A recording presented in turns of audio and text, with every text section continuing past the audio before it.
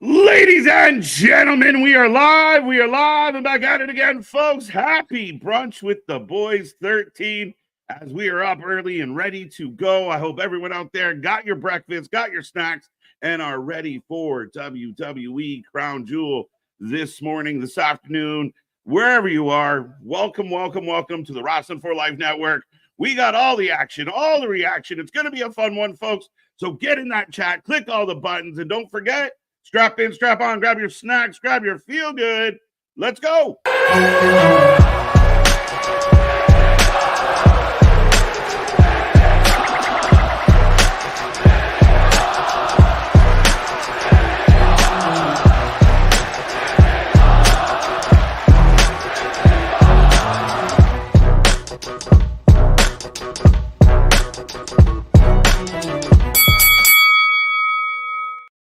Ding, ding, ding. We are live and back at it again, folks. Like I said, we are the Wrestling for Life Network. This is Brunch with the Boys, and we bring you WWE Crown Jewel today. It's going to be a fun one, a card that kind of blew up and got a little more robust as the week went on, but lots to talk about, lots to get into, lots of intrigue, and a lot of Survivor Series implications today from Saudi Arabia. Welcome, welcome, welcome to the chat. Welcome to the channel. Make sure you click all those buttons, like, share, subscribe. We want to blow this one up today. We want to have a big show as we are about 58 minutes away from the start of the main card.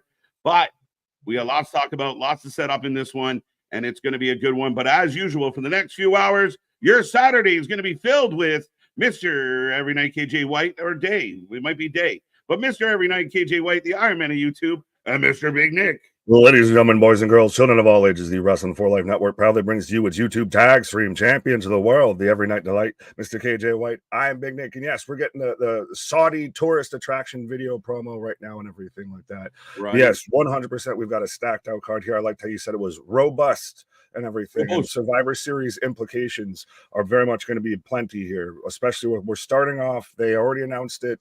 Everybody can get your groans and gripes out of the way of the Bloodline versus Bloodline 2.0 is kicking off the show.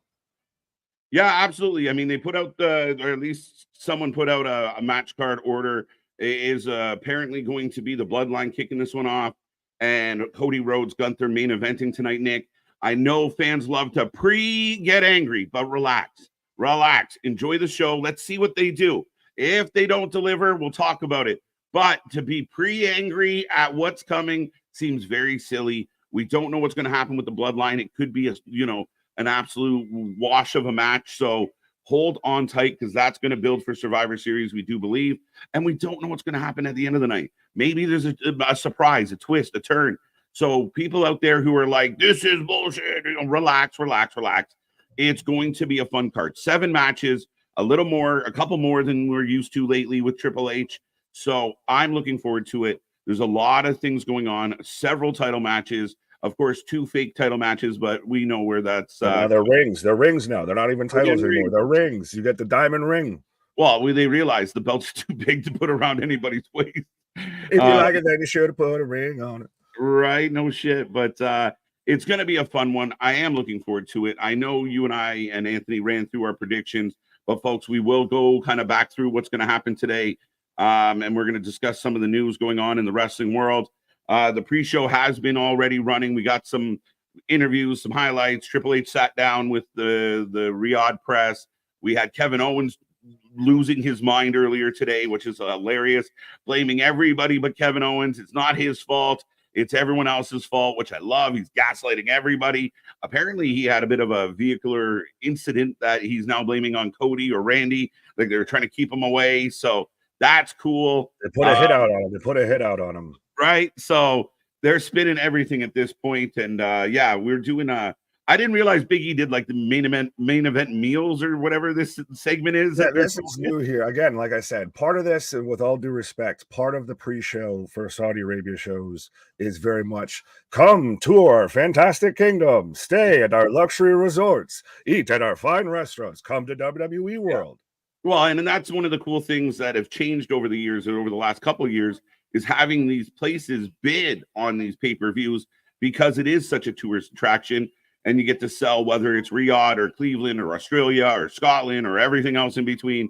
It's a really kind of cool vibe, because they get to they get to sell their city, and they know the influx of people that the WWE can bring. 2-night events coming up as far as SummerSlam and Mania. So yeah, I mean that's exactly what it is. Isn't this wonderful? Come join us. But the Saudi has been very committed to WWE, and it's like their partnership, as controversial as it may be, has very much helped out both sides. They built a whole WWE world, like we were talking about it before we went live, of it's basically like Universal Studios wrestling.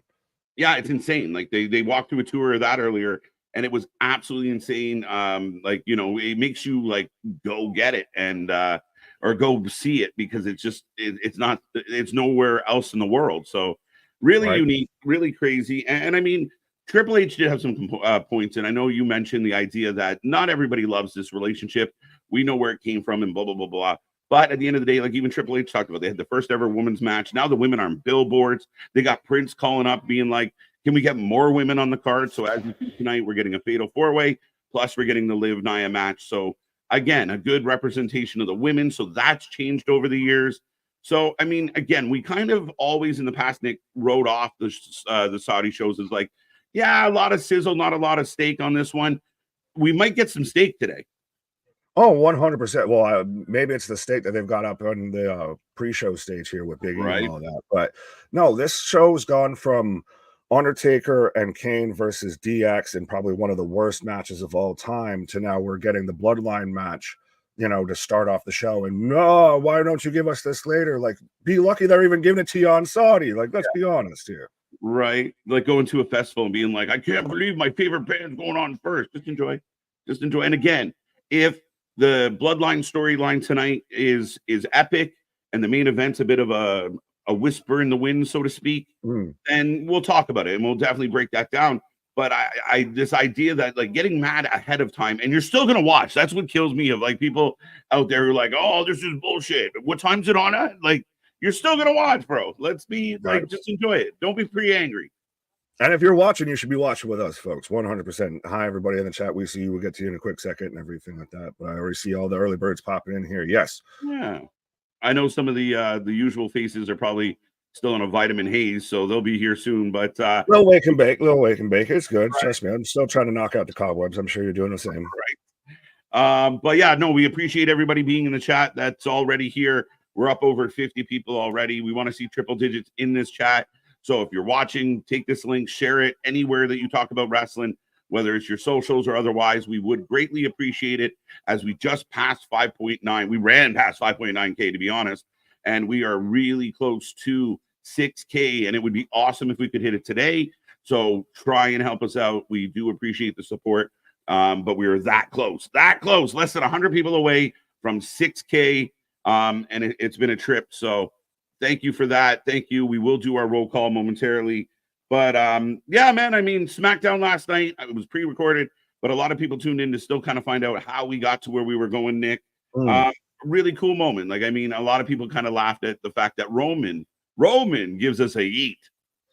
But I think that's, though, his way of acknowledging Jay, what have you, a little bit of the bend the knee, a little curtsy at least, and everything of, I need you to be my cousin, not my tribal chief. Yeah. And I mean, I think it was really good from the standpoint of Jay didn't just run in the ring and hug Roman and be like, everything's fine. Jay, very apprehensive, very much like, I'll help you, but I'm not your bitch. I'm not your second fiddle. We are the Usos. We are a family. I am not beneath you. You are the tribal chief, but you will treat me with respect. And because we have this common enemy, we will work together, but don't dare run back the way you used to be. Oh, yeah, and especially because Jay was the day one. Literally, he was the one that was the right-hand man initially. So, yeah, full circle, good storytelling. Cinema, as the young folk out there like to say, and it definitely felt like cinema last night.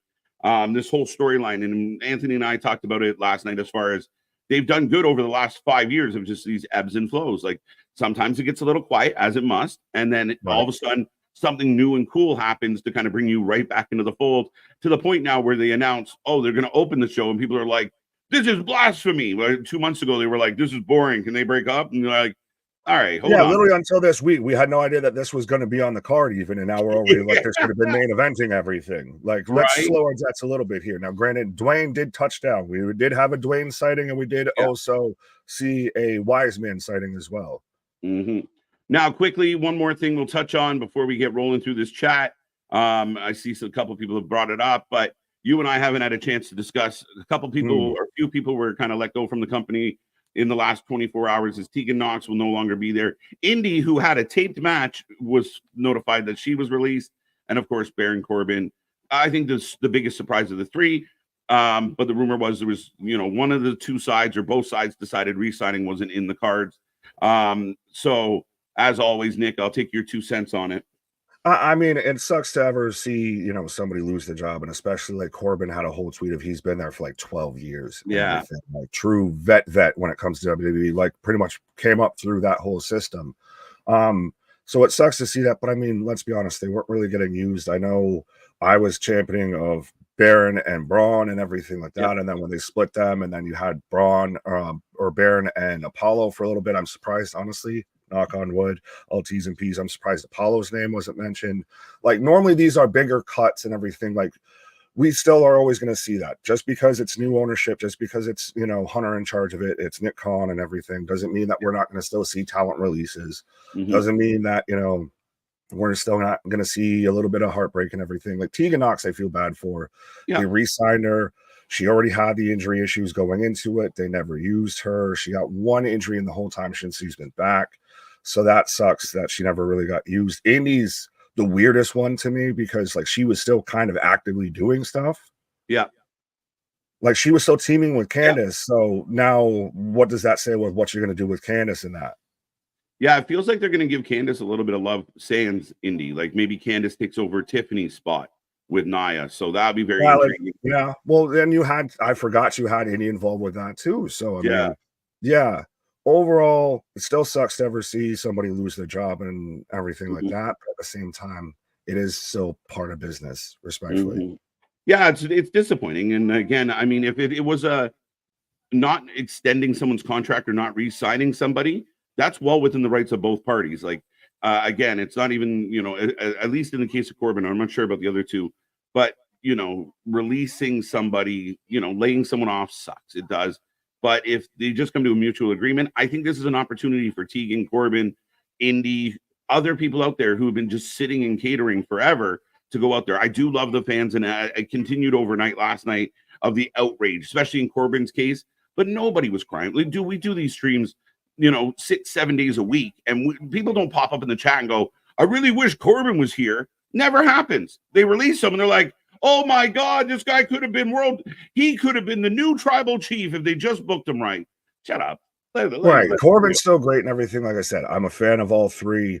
But still, the outcry and the outpour and everything never comes until they've already been released and everything. And I think also, I think Corbin's already could show up anywhere at any point now at this point of, the contract's pretty much done, or if not, it'll be done by the end of 2024.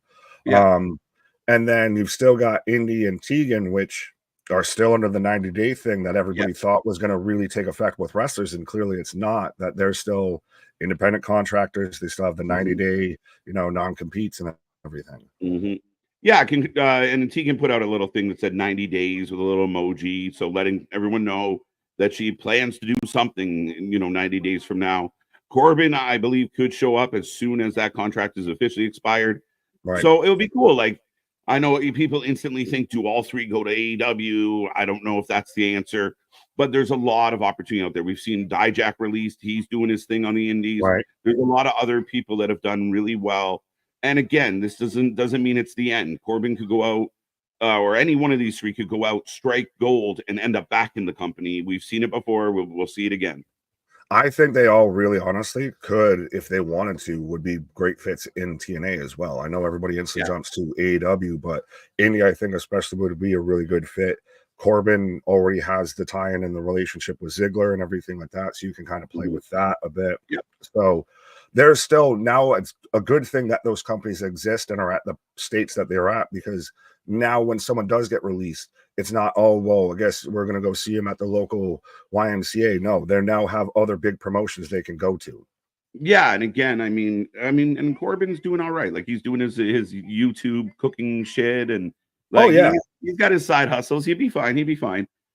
So we wish him all the best, and maybe we'll see him again. And for the channel that watches so much wrestling, we'll probably bump into them again. We've seen other people that were formerly WWE talent. We've watched adamantly, like, you know, an Ali or a Dijak or others. So, Right. yeah, good luck. I hope they do well. And yeah, people got to stop being mad on behalf of other people. They'll be okay. Yeah, it's a bad look. It's a bad look.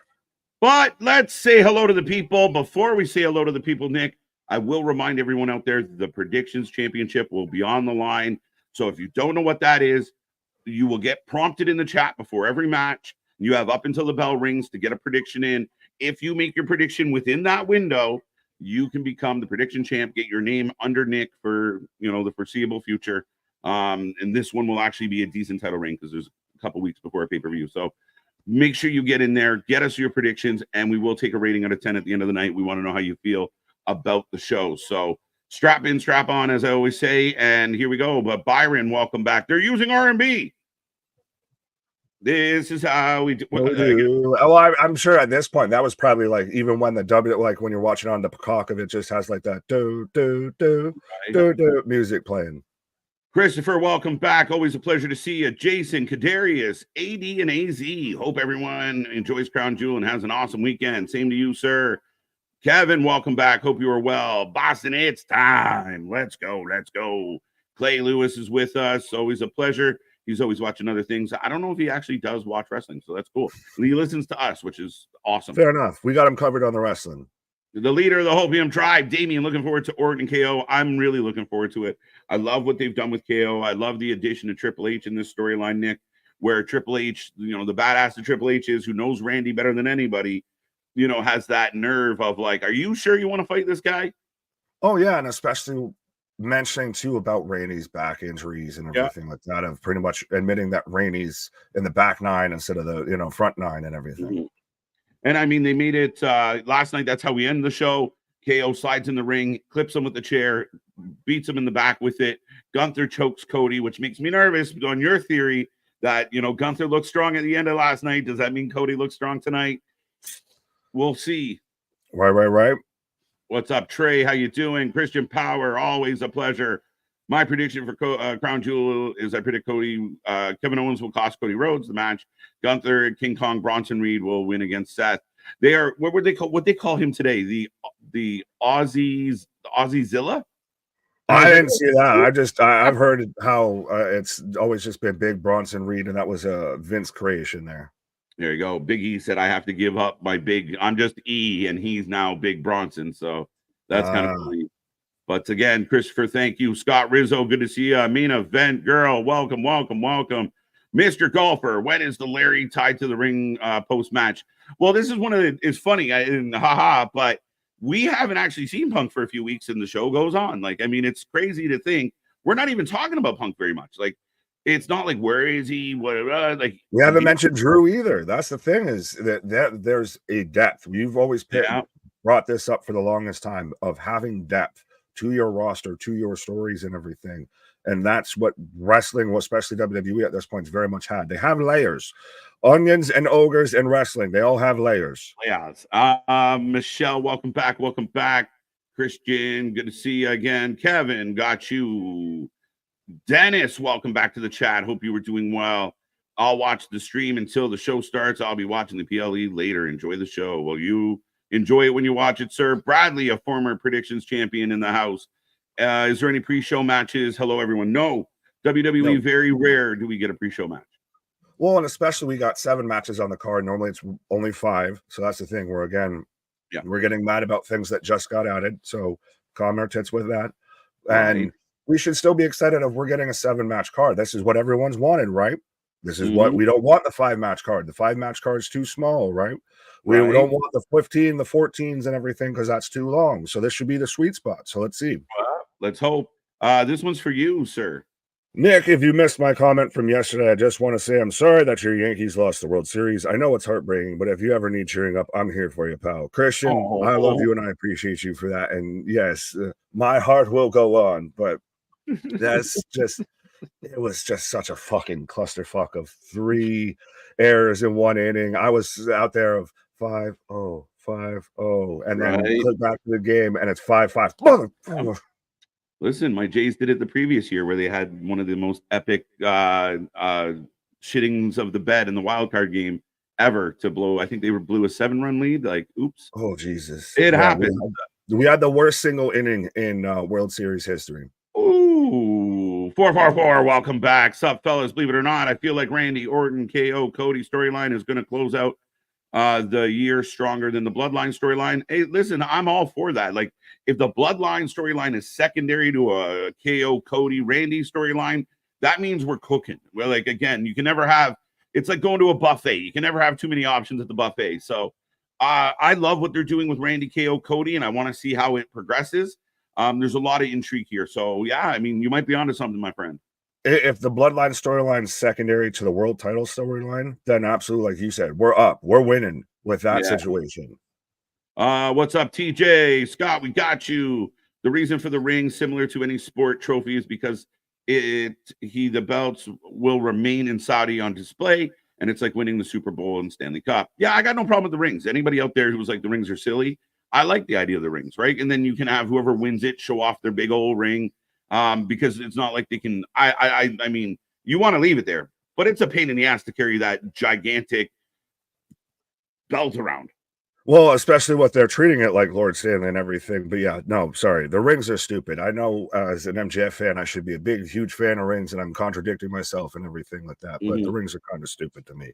Oh, really? Well, even if you get the Stanley Cup, if you win the Stanley Cup, you win the Super Bowl trophy. Yes, you do get that, but you also get a fucking parade around the trophy for a little bit and everything like that. So at least give them a day with it. Have them come out and say, yes, I did it. Well, they got the weekend in Saudi, and then they leave the belt and they get a ring.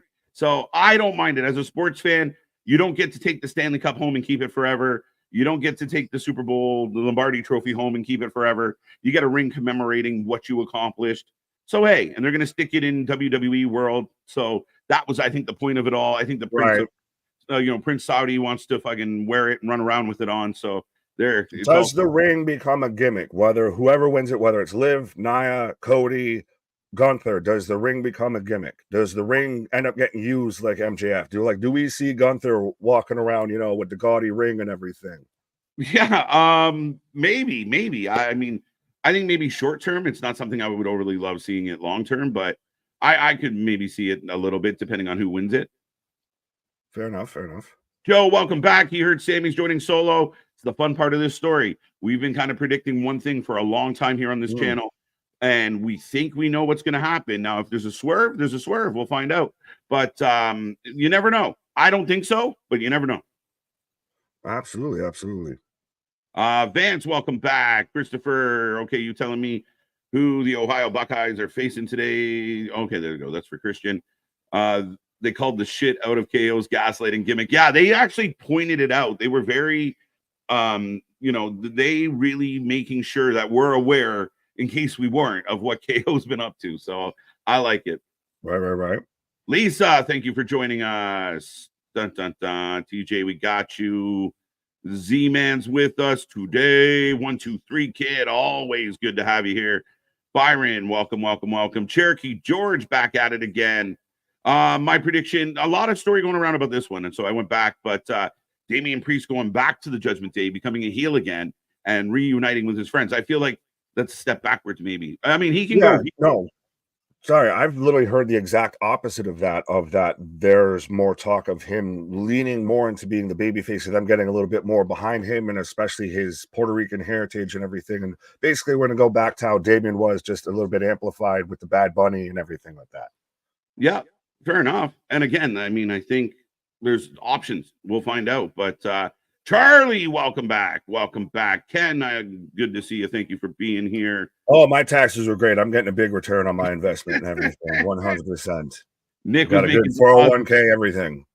Right. Nick was up all night. The only question was, how many times do we consummate the marriage? Ronnie, good to see you. Welcome back. 316 champion, Team Live. Let's go.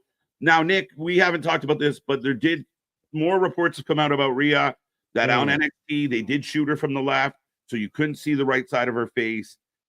I don't know. I say nay with that, because I still saw pictures of her floating around. If she's in the center of it, it's Jordan Grace, Rhea, and Delta Zarya and everything, and she's looking straight on. She's the center of the camera, so I don't think it's anything that was actual legit thing, because I'm not a doctor. I didn't stay at a Holiday Inn Express or anything. But even those X-rays, I mean, I didn't see any sort of like. Normally, you see at least a crack or something if you see a fracture or what have you. That just looked like here's an X-ray. No one knows what X-rays look like except for doctors, so you believe it, right? Right. Now, do you think that they're going to really pull this story all the way out to WrestleMania? Because I've heard some people thought about that they pull this. Now, this is the way you extend it. That is, it would be very interesting. I mean, the tricky part that we kind of discussed last night is, okay, if Rhea's going to be on the shelf till Rumble, who fills in that gap between now and Rumble? That's right. A tough one. Like, I mean, do you bring Becky back in? You know, does Alexa come back to have that? But then what happens to them? I don't know. Right. Could you get a Charlotte or anything like that? It could be.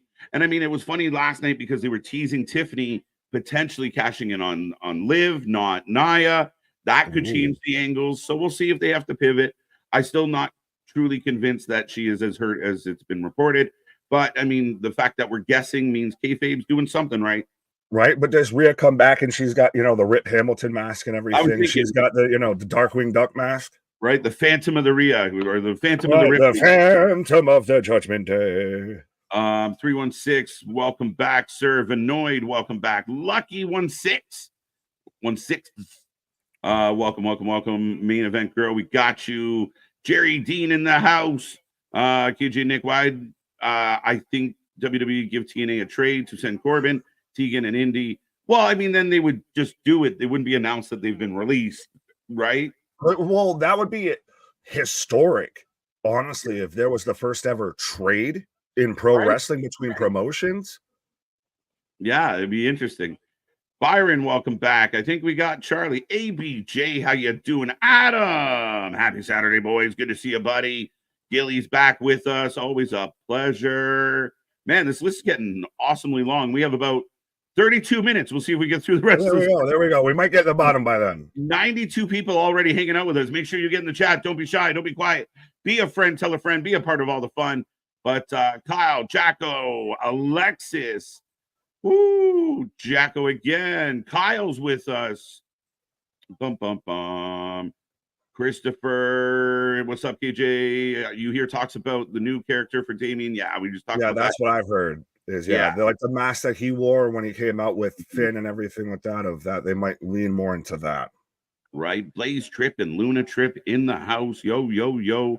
After his dune buggy, it was a dune buggy accident. So I said it was a vehicular incident, but yeah, it's dune buggy to be specific. Kevin Owens out there just riding dune buggies through the fucking desert of Saudi Arabia. Everyone, if you can't picture that, just picture KJ riding a dune buggy and you're good. Right? You cannot put a Canadian in the desert and expect it to go well. No. It's, it hit 0 degrees in my neck of the woods today. So that's like it's like snow. No, it's not. No, not quite. Jordan, good to see you. Chris, Chair Relax, rings 8, dumb along with the Andre Hiroshi. He's definitely on the vitamins this morning. Who ate what? Where? Right. Bear, it's been a minute, yo. How you doing, bro? Our favorite New Hampshire. Our favorite Mainer. Yo, KJ, Big Nick. Greetings and salutation. Been a hot minute. Been dealing with some personal shit and keep me down for quite some time and nearly through it. Hope everyone is good. Well, T's and P's, my guy. Hope you bounce back stronger than ever. We know you will. You can't take a bear down. But thank you for being here. It's good to see you, and know that we're thinking about you. Yeah, if we can help you out, even just for 2 hours, 3 hours, 4 hours, however long this Saudi show is, we got you, my guy. The rings will never be brought up again. I'm okay with that. I really am. I don't give a shit. Fair. Yes. I think on Monday and Friday, they'll be like, look what I won. But I think then they move on pretty quick from it. Maybe if Gunther wins, I mean, maybe he does something of, he imagine he chops somebody instead of like punching somebody with the ring, he chops them with the ring, he flips it around. Oh, you just brand them. I could see Nia kind of making a thing of it, like to add to this queen moniker. Oh, yeah. I could see her running with it a little. Liv, I don't know. She'd have to wear the ring as an anklet or some shit. You walk around like it's a ring pop on her finger and everything. RBC Television Center. Welcome. Scott Steen. Oh, hey, Scott. Just saw the Bloodline 6-man tag as opener. Yes, it is. That's the rumor that's going around. I think PWI put it out. So we'll find out. And again, for me, I got no real gripe with it until I see how it plays out. But Right. if you can start a show with the Bloodline, you're confident enough that the rest of the show's going to carry, that's ballsy. And let's see if they can pull it off. Bold strategy, Cotton. Bold strategy. But yeah, family member of yours there, good old Scott there. Mm-hmm. Yeah, right. How many times will Nick be? No. He's on the ball. Come on. Let's see the over under, folks. We haven't seen Curtis yet. We're on commercial breaks. We don't have commercial breaks on Peacock. So let's see over under how many times I'll be wrong today. I'll set the line at 5. 5? Nice even number. Matches. Daniel, what's up? How you doing? You enjoy Rampage? Yeah, always enjoy Rampage. Barn burner of a main event between Commander and Lio Rush last night. Lio goes under. Nick, I know you weren't here. It was top flight night on Rampage. It went Layla Gray, top flight as a trios, and then Lio Rush in the main event. So it was a top flight Rampage. They were taking off. They were flying through the friendly skies here. Right. Adam gives us a super chat. Remember, folks, super chat, super stickers as we go past triple digits in the chat here today already. If you want to make sure we click on your comment, super chat's the only way to do it. So we appreciate the support, the love, help us pay for some of these pay-per-views and all these subscriptions we have to, take on to keep these shows going. We found it out. We found it out Nick was a physiologist during the whole thing. I'm laughing at Warriors, so he should have been able to read the X-ray, right? Yes, 100%. I'm a physiologist. I got my degree out of a candy wrapper. I like it. We found it. We found it out. Don't trust me. That sounded like perfect grammar to me. Ringsider Anthony. I'm surprised he's awake. We kept him up late last night. So good to see you. Good to see you, sir. C Money, welcome back. There's no way TNA would be able to afford even one of those contracts. I don't know if that's true. If it was a trade, I see what you're saying. If there was a trade, it might be harder. So you terminate them, let them renegotiate. Maybe that's the plan. I do think that somebody like Corbin could do well with the storytelling that exists, and there's some good matchups for Corbin in that company. But the Knockouts division needs some love. Tegan and Indy could really help. Absolutely. And Corbin versus Moose might feed families. You never know. And you throw him in there with Ziggler and, JBL and kind of make that a little mini faction, everything. It's not a bad show. Right. Jose, how you doing? What if they bring in Jordan Grace to take on Rhea's place like SmackDown for Motor City Machine Guns? That's interesting. I don't think anybody's going to complain if Jordan Grace steps into a more prominent role. Yeah, but it all depends on when she would be able to do such a thing. Right, the super chat. There you go. No, it's all fun and games, my guy. We appreciate the super chat. Love in the chance. Let's go. As folks, we are now 25 minutes away as we click through. I don't know if you see any names that I might have missed, but Christopher Rhodes, I think that's a new name. Hey, guys, I hope you all enjoyed WWE Crown Jewel today. Do you think Sammy gets involved today in the opening match? I think it's a highly possible, but also we still have a few weeks to go. So I don't know if we wait till Friday or Monday to continue the Sammy saga. I will say this, and this could be starting, I guess, to us running through the matches and everything like that. But I think Sammy gets involved and ends up costing the OG Bloodline. I think Bloodline 2.0 wins this match because clearly I think it's going to go a different way come Survivor Series. But I think Sammy gets involved and is trying to I think overall Sammy's just trying to keep the peace. He's more trying to look out for Jay and trying to, keep him away from Roman, keep him from getting hurt type of thing. So I think he tries to play the peacekeeper and ends up costing them the match. That's interesting. That will be very interesting. MDB, welcome back, sir. The knee pad patrol on the loose in an afternoon. Hope you're doing well, sir. Savaji. I hope I didn't completely butcher that, but welcome. Civ. We'll call you Civ. You should be used to cheering that for fucking hockey goalies. Civ.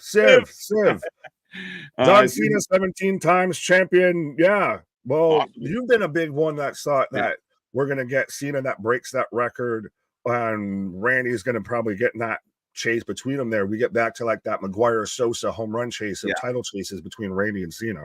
Yeah, I truly believe they've talked a lot about greatest of all time.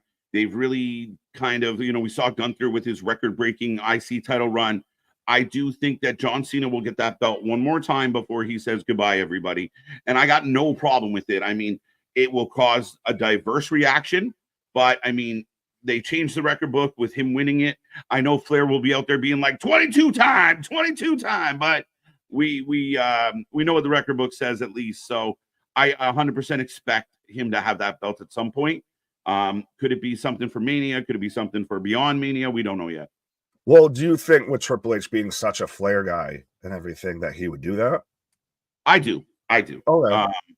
And again, as much as he's a Flair guy, Flair's also been, I think it's, kind of the newer generation giving them a tip. And again, Triple H is the one that consistently publicly says John is the greatest of all time. So I think that's highly possible. Right. What up, odds? How you doing, Valen? Good afternoon. Ready for WWE Crown Jewel and some predictions for tonight are as follows. I want Roman Reigns, Jey Uso, and Jimmy Uso to win. I want Liv to win and Tiffy time tonight. Nick, we haven't talked about this. The Money in the Bank got heavily involved last night. I don't know if they do it at Crown Jewel. I think they save it for Survivor Series. Yeah, or something. It might even be beyond that, because I've still said this. They need to big up more and show the tension between Nia and Tiffany and make it to where it's not going from like a heel to a heel. It's going from a heel to a baby face. You have to get Tiffany over as a baby face, and they haven't done enough yet. Right. That's still gotta cook in the oven here a little bit. I know you really want to eat the pizza here, but it's still got to cook a little bit more. Right. What does Drew do when he returns November 11th? That's a great question. A lot of people wondered, would he turn his attention to like a Gunther at this point? But I don't see Gunther losing the belt, so that might be not a great place for him to land. I don't know. I mean, again, we kind of have this big wealth of talent. I'm not sure what they do with all of it. Yeah, well, that's the thing, is he's another heel that you add into the mix. So who does he go after? You figure Seth's probably going to go after Punk. I think, would get that for WrestleMania, so we need to get closer to that. Yeah. Maybe Drew versus Gunther. It'd be interesting because you'd have to make one of them a babyface. I mean, they've done heels, but then it becomes who do you cheer for, what have you. But yeah.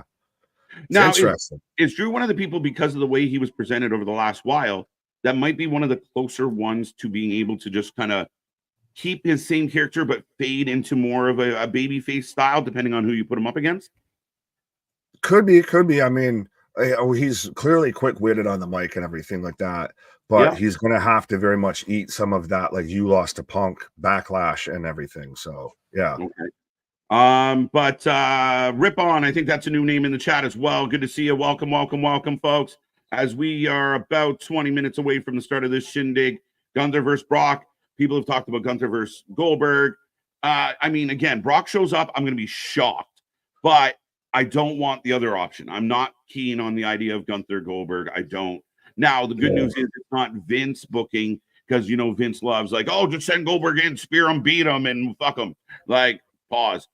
Right. Well, the guy barely got over the fucking barricade, could barely get into the ring. The last thing I want to see is him trying to get Gunther up for a fucking jackhammer. Right. Well, ladies and gentlemen, we got LA Knight on the pre-show right now, setting up his triple threat match tonight. We got more to come. We will be here live all day long. Take this link, share it with all the people you know, share it on all the socials. Let's see if we can get 200 in the chat today. Let's see if we can get close to 6K subscribers today. But it's going to be a fun one, and I will be right back, sir. Right. There we go. So KJ's taking a pause for the cause. It's like he said, I got LA Knight now walking off on my screen here, but KJ and Tony Rings, we totally missed Layla Gray's wig coming off of the match with Amanada last night. Fair enough. I mean, blunders are going to happen, I guess. The Bloodline 6-man tag is the opener. Yes, it is. And I still think I don't want to say it's purely the right call, because I don't know what's going to happen throughout the rest of the show. But I mean, the match just got added this week, so I don't think it's too terrible that it's starting it off. And again, you started off super hot, and again, the same people that are mad that that the 2 world champions are going on last are the same people that always feel that your world champion should main event every show. So that's the issue a little bit I take with it. Jerry, what up? Odds in Gunther to keep kicking ass and taking names, cracking farts and taking blames. What the pause? Hey, who better than Canyon? Nobody. Easy Bake, what up? What up? What up? Are heels extra heely? Maybe. Do they just ride Heelys down the hill? Is that why they're, so quick to slide in the ring and everything? But yeah, absolutely. We do have, like we've talked about, the 6-man tag match starting off the show. We do also still have the fatal 4-way for the women's tag team titles. So you in the chat can let me know who you got for this match. I'm taking Lash Legend and Jakara Jackson. I know it's highly unlikely to an extent that they end up winning it and everything. This is probably going to end up being Bianca and Jade retain, or maybe you see a Chelsea and a Piper sneak it here. I mean, they've been starting to get pretty over. They were doing, the Deadpool and Wolverine costumes. They sat there and dressed up as Nick Aldis and Adam Pearce and everything.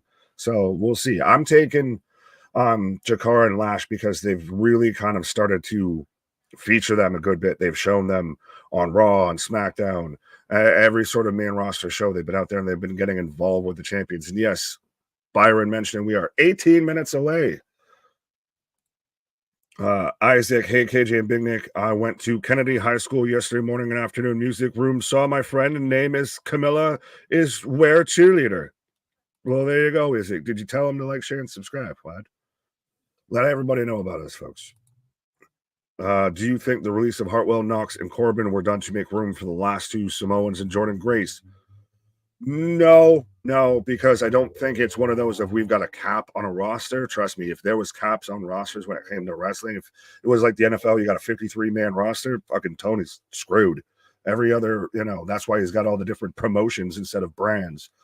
So you can have, 157 roster or talent on his roster. I don't think it's ever a situation like that. I mean, there's always going to be business moves of, well, we need to, free up some funds, what have you, to spend this way of, they might more have a cap on what they're going to spend on talent. But I mean, Hikaleo's already pretty much been signed.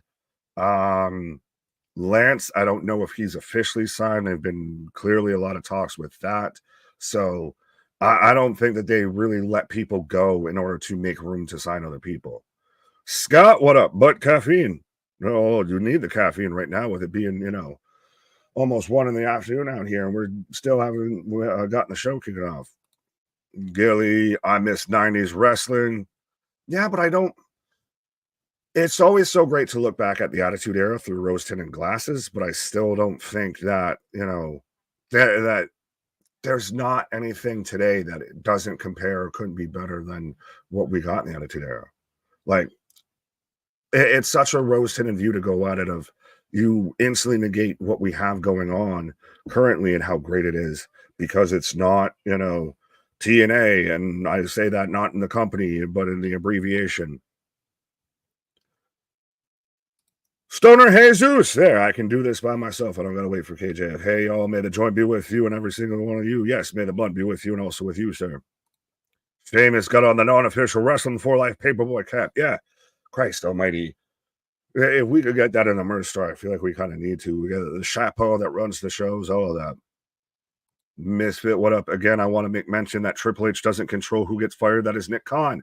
Yeah, I know. It's still, well, it's the whole board as a whole, realistically.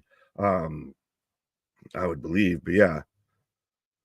Oh, Scott saying Zilla. Well, I mean, Zilla, I feel Zilla's such an interesting case because he's rubbed some people the wrong way when it comes to the independent scene. Of he almost feels like he knows he's fast tracked to go to WWE. I mean, he might be the first unofficial WWE ID, athlete or superstar, what have you.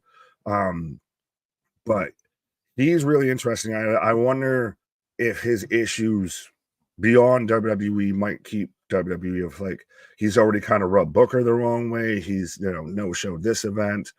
He almost feels like he's writing checks before he knows they're cashable. Christian got you. Yeah, got you. Isaac. Byron, yes, we got 15 minutes. Is there still, they were talking about the women's tag match like I was just talking about.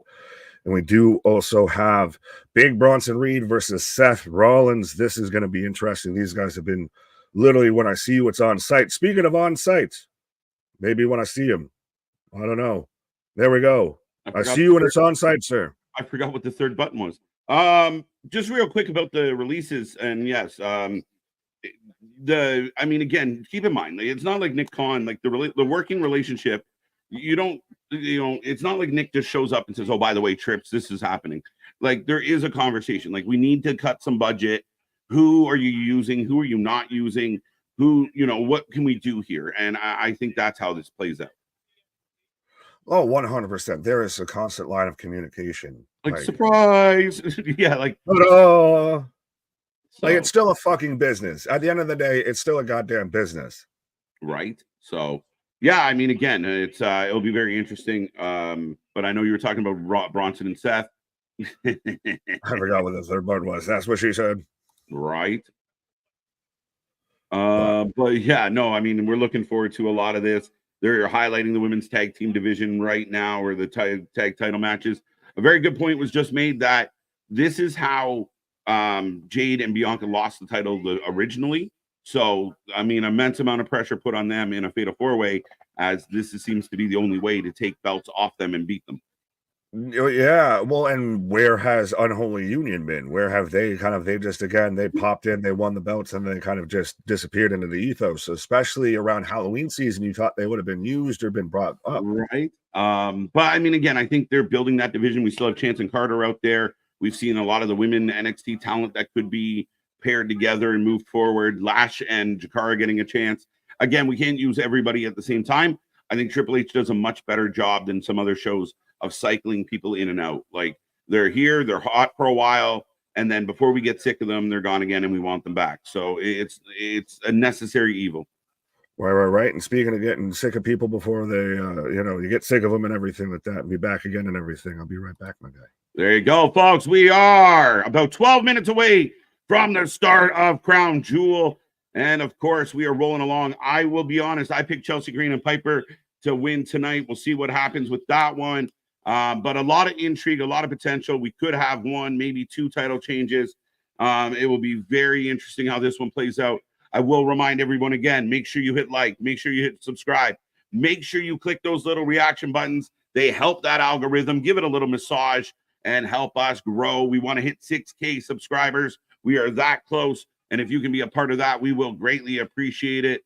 But what else do we got? I can confirm Charles Mason is WWE ID. That's really cool. And we've seen what he's done. If you haven't seen what he's done, he's been a staple in the indies. Works a lot with GCW, works a lot with House of Glory, Wrestling Revolver as well, and done really good things. A really good heel character. I think we're going to see more and more and more of this.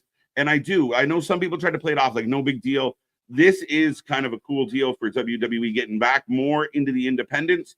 I think there used to be the public perception at minimum was that the independent stars kind of funnel towards AEW. This may change that. Paulina, how you doing? How you doing? Welcome. Drew is going to cry again. We'll find out who else is in the chat today that I haven't said hello to yet. Isaac, welcome. We did read that one, so I will move on. Tony, welcome. I have Bianca and Jade losing their titles, and that's the only title change. Rhodes and Seth win. Nia wins.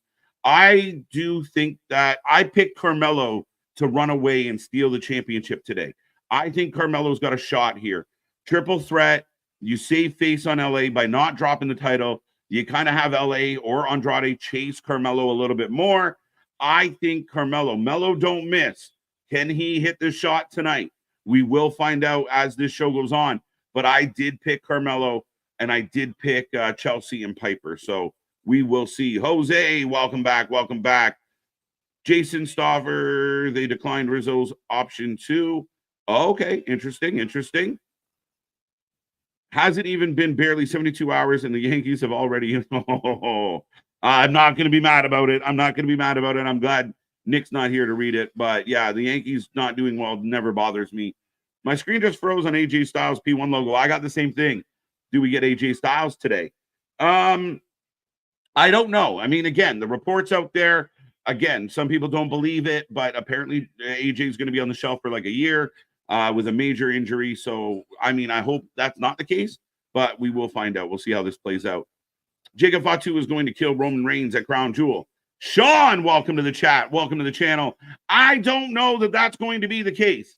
I mean, we're going to have huge moments. Jacob's on another level. His intensity is off the chart. He is going to be a big factor in this match today, but Roman is still Roman. So hold on tight. I think a lot of people are anticipating matches like Jacob Roman, Jacob Braun, Jacob KO. I want Jacob KO one day. Jacob's got a bright future in this company, and we've seen the work he's put in so far. He is going to be a major, major factor as not only with this, but with War Games. And again, I do predict that the Bloodline 2.0 needs this win. They need to get over and help build the angst amongst the OGs. If the OGs just dominate, it's hard to tell that story if the heroes win early. Uchina, I hope I said that correctly. Welcome, welcome, welcome.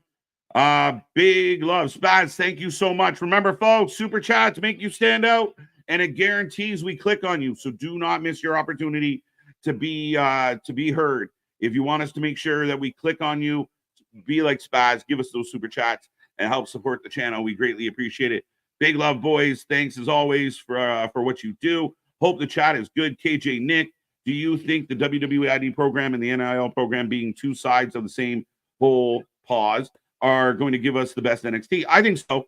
I do like, I mean, again, you get good athletes from the NIL program. We've seen it pay off in Oba and Tiffany and others. I think that's a great way to go, to take those athletes and then mold them into your stars. But the independent stars that already kind of have their own thing going on, have their own popularity, and with so many people having access to independent wrestling, this is a big deal for WWE, because the Vince era, the independent wrestlers didn't really mean much. So the idea that certain people like a Charles Mason, or, you know, a lot of names, maybe a Mance Warner, a bunch of people out there that have now an opportunity or a pipeline where a lot of times it was a very much an AEW would get their hands on those independents. We saw them with Nick Wayne and so many others that they sign early. Now it's going to be a little more of a competition. And if you're on the indies, you might not have to go through the same steps and processes that you did in the past. I think it's good. I think it's going to be crazy. So again, it's another step. Triple H trying to take over with Nick Khan globally. They're not just being this island unto himself. They acknowledge things like TNA, the MCMG coming in is a big deal. So it's all these moving parts that just help this machine continue to run. Jacob versus Gunther. Yeah, down. Let's go. Jacko, how are you doing? How you doing? How you doing? Do you see a faction with AJ and the Machine Guns? Maybe. People rumored it. I mean, the Good Brothers are still out there somewhere. I mean, if they still are, you never know. And again, I don't know what the status of AJ is. I don't think any of us do. I think they had a plan for AJ, and then it got augmented due to, you know, the injury, if the injury is legit, as they say. Dun, dun, dun. I hope the ID program signs great women's wrestlers from Reality Wrestling. Promise Braxton. Yeah, there's a lot of names out there. Even like Megan Bain. There's a lot of independent wrestlers, female and male. As you see right now with NXT, there is no shortage of solid women wrestling for this company. I think a lot of us in this chat have talked about the idea that they need to bring in some men. They actually, NXT's men's, especially their main event division, it's not super strong. It's not super deep anymore. So I do think they need to bring in some quality dudes to help build this up. But here comes Michael Cole. It's Cole time. 5 minutes away. Let's go. Let's go. Orton will RKO KO tonight. Jouak, I think I said that right. I apologize if I didn't. But yes, this is very intriguing. Will it be the RKO? Will it be the stunner? I got my money on KO for obvious reasons, but I do think that KO picks up this win, continues to gaslight his friends, And I think that's kind of the story that's more prominent right now. It's going to be a good fight. I can't wait for this match. Call up Oba. The rumor is he's close. We'll find out.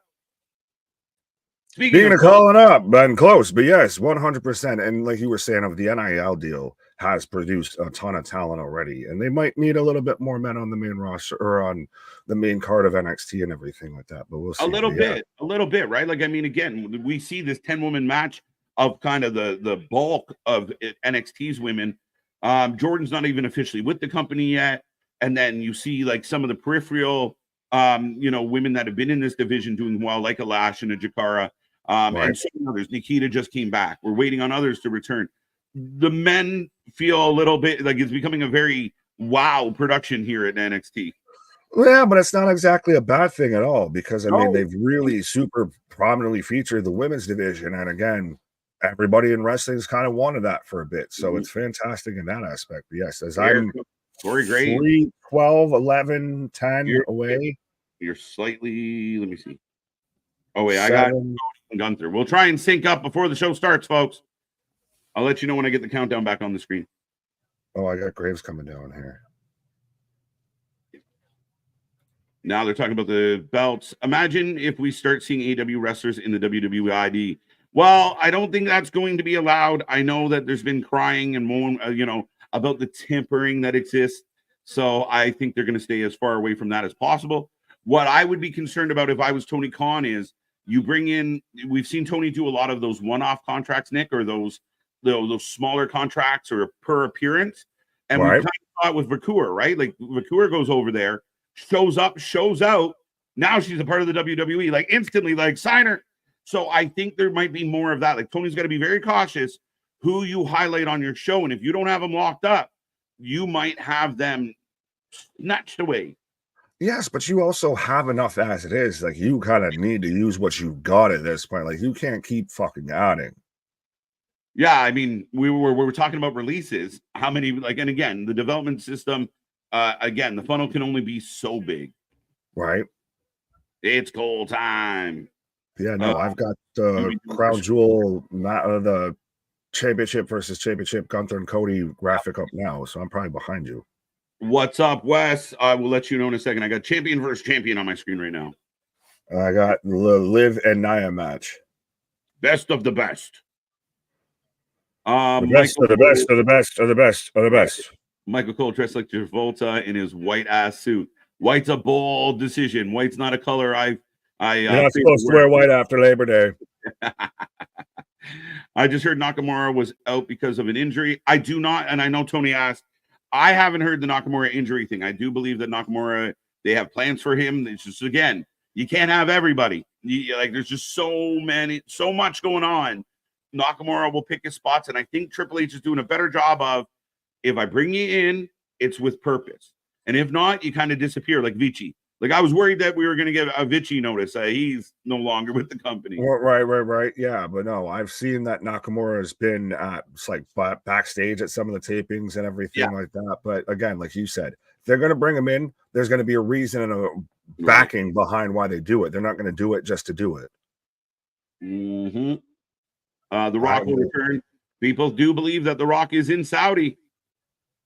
I feel like if they were going to do the Dwayne moment, wouldn't that have ended the show? I think so. I think but again, we don't know what they have planned for the end of this match. Like, I almost have visions of Gunther beating Cody thanks to KO, Gunther in the ring celebrating, and music hits of some kind, whether it's a Brock or a Goldberg. We don't know though, right? Like, we'll find out. Right. Again, I think the idea that the Bloodline going first and they're potentially the Rocks in town, to me, like, they must know what else they got up their sleeve if they're gonna go big early. Right. Tony, it's the Bloodline 6-man. Could WWE bring back Timothy Thatcher? Maybe. Again, where would you slot him? What would you do with them? I don't know, guys. That's a tough one. Right, but it do be that time, as I've got the U.S. title graphic right now up on my screen. My head behind. I have the city of Riyadh on my screen. I do not. I'll let you know in a second if I'm where I'm at. Fair enough. 3 minutes. Did someone say 3 minutes? Why? Yo, real quick, 3 minutes. Eric Bischoff's gonna do a one night only with MLW. I'm here for it. I don't think it's a bad idea, especially if you're MLW. Fucking get some buzz, get some attention. Right. As I got Cody with Kathy Kelly right now. I have the Bloodline 2.0 walking out, as Sean Ellis said. The Lucha Bros are coming to WWE. Well, no, they got held up. Now I've got the C, so I'm behind you. Oh, you are behind me. I got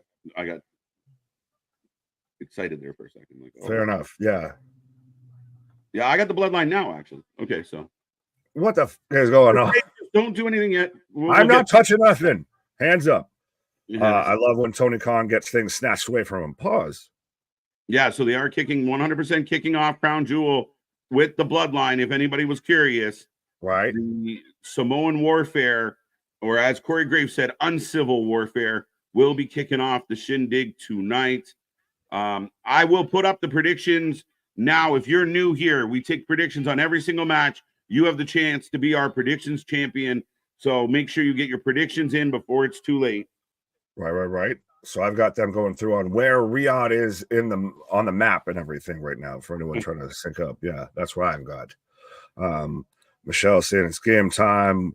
Bloodline starting the show. This is delish. There you go. It's time to rock it at Crown Jewel.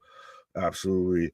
Polo, what up? Happy Saturday, KJ and Nick. Let's go. And I'm so happy they are leaving those dumbass big belts out there. Those rings better look like Dodger World Series. Oh, to hell with you. Right.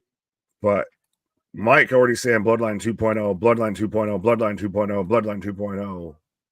As I've got Lord Stanley's title coming out right now. You are slightly ahead of me at this point, I do believe. Fair enough. I will pause at them. They're opening the thing. They're opening the case for the fucking title. Okay. I got them pulling it off the back of the truck. Ladies and gentlemen, Nick and I are going to sync up and be dialed in. You can do the same out there as I got the case opened and the crowd cheering.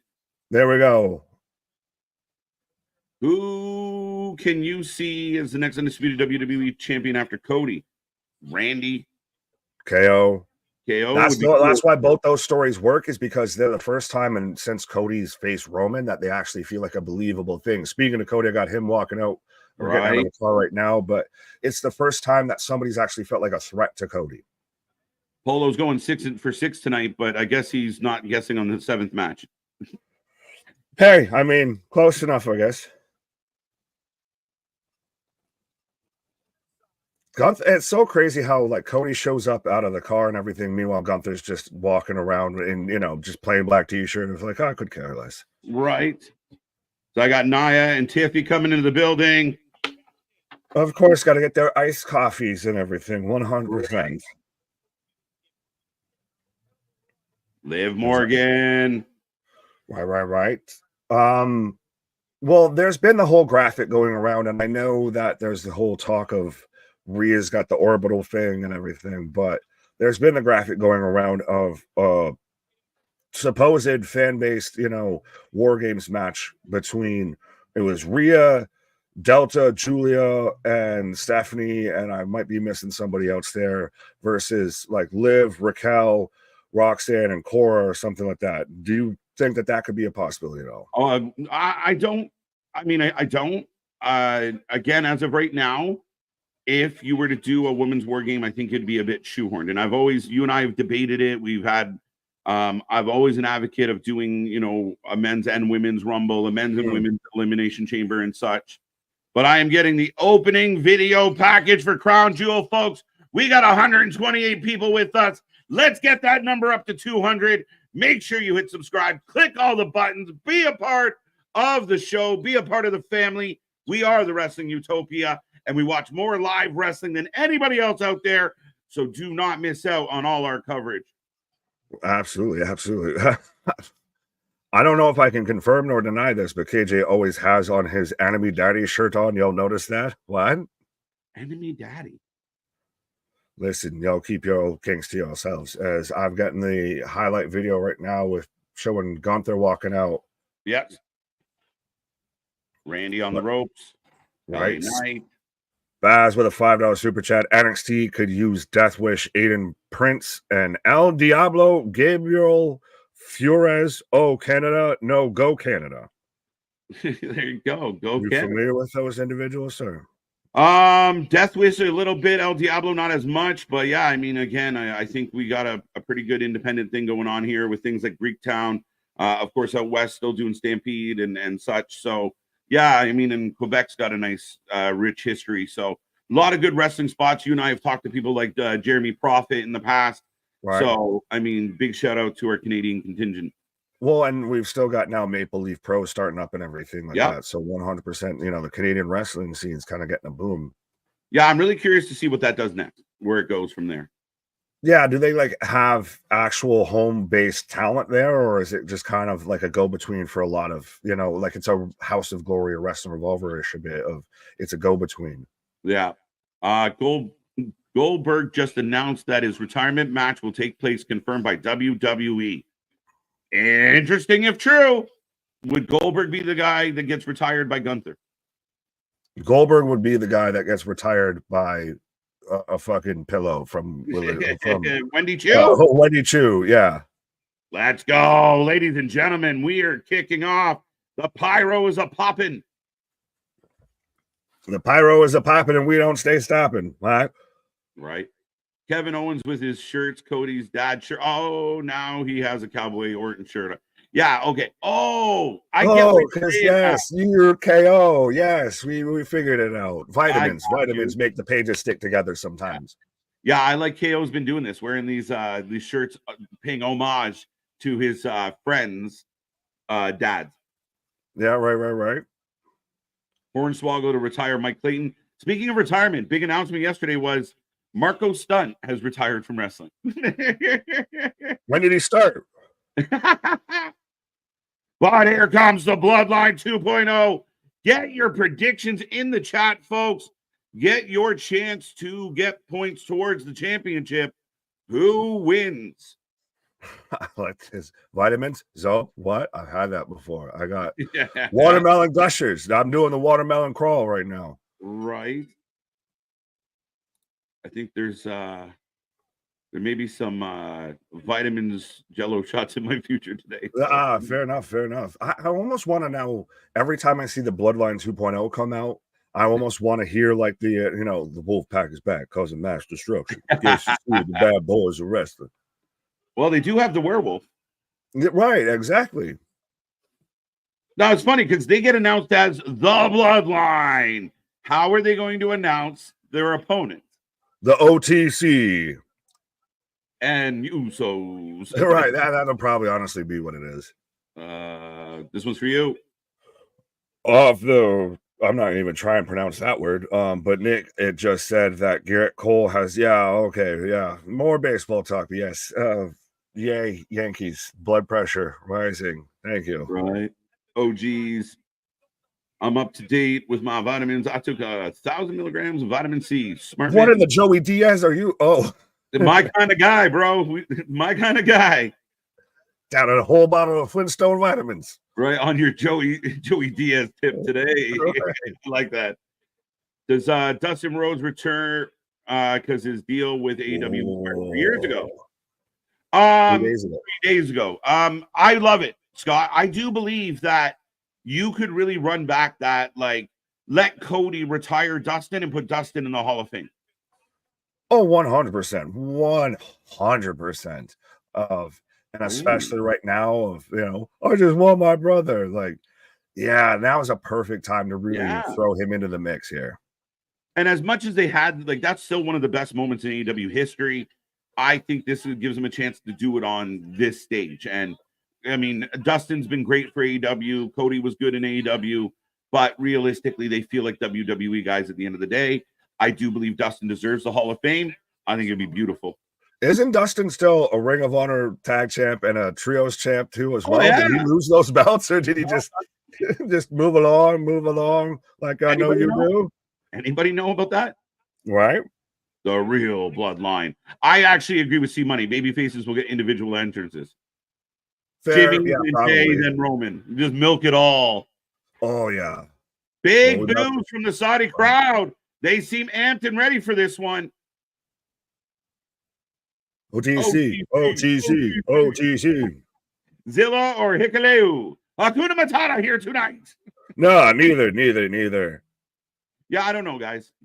I'm still going with that Sammy gets involved if he's trying to play the peacekeeper. As Roman's the one coming out first. Okay, so maybe this is again a little curtsy, a little showing that I've got a little humility of Jade probably is going to be the last one to come out. The whole Saudi crowd, yeet, yeet, yeet. Vance, the Bucks re-signed. How? Where else could they go? I thought the Bucks were on a long-term deal. They're EVPs of the fucking company. Like, where else are they going to fucking go? Which I said on Wednesday, I give them kudos for the storyline where they're going to step away till at least January. I think that's good for business. They're doing it. No, they're doing it to come back as baby faces. Well, oh yeah, they're coming back as the hero. At some point. Yeah, we need a hero. But you're a zero. Wow. Oh, so Jimmy coming out with Roman. So we're getting slightly individual. Jimmy and Roman together, and now Jay's going to get his own. Jay gets his own. That's interesting. Like I said, a little curtsy, a little how do you do? If OG Bloodline loses, it makes Roman look weak. Wrong. This is so pathetic, solo Bloodline. So how long are they going to keep the story going? The wheels are starting to fall off. Gilly, I don't know if you're paying attention. The wheels are bolted on strong, and this train is fucking running down the track. So you might feel that way, but I hate to tell you, you're completely wrong. They will not win tonight because it doesn't make sense for storytelling purposes. And this story is cooking, my guy. So you either get on board or you're going to get run over by the train.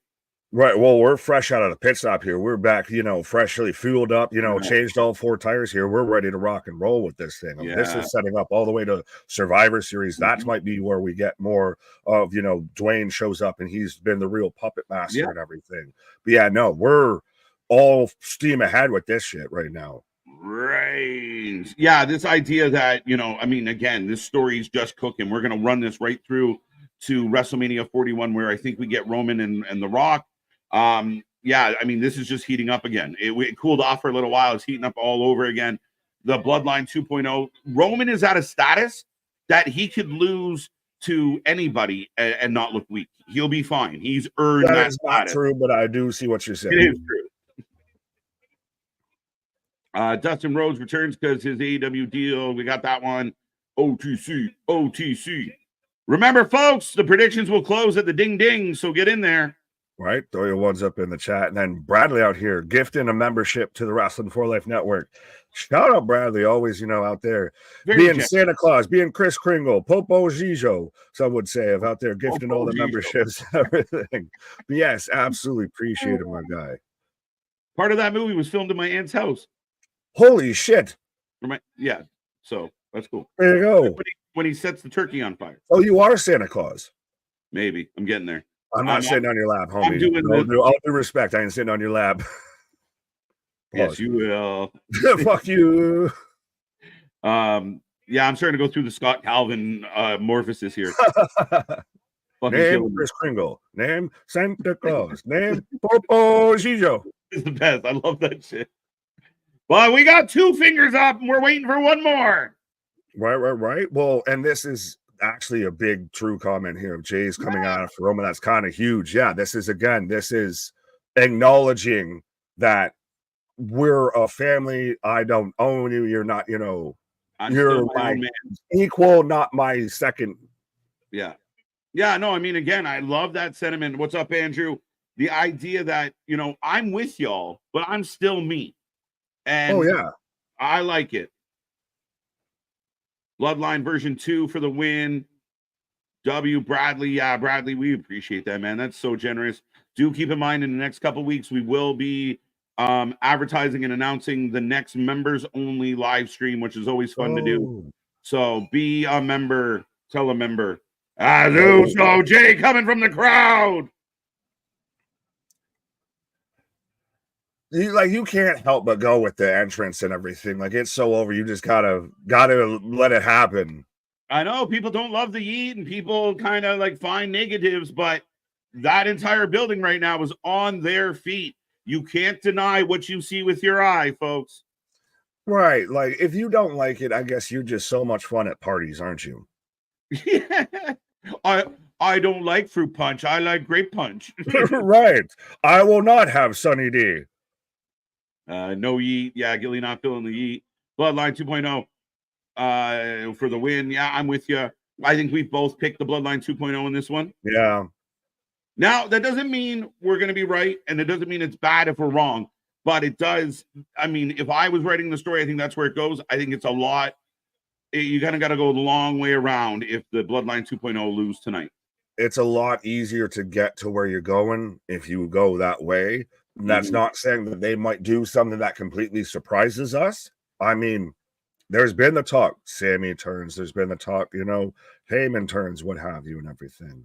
But, it'll get, like you said, it's the convoluted, it's the long path that you don't need to take if they go that way. Right. I want that purple stuff. Yeah.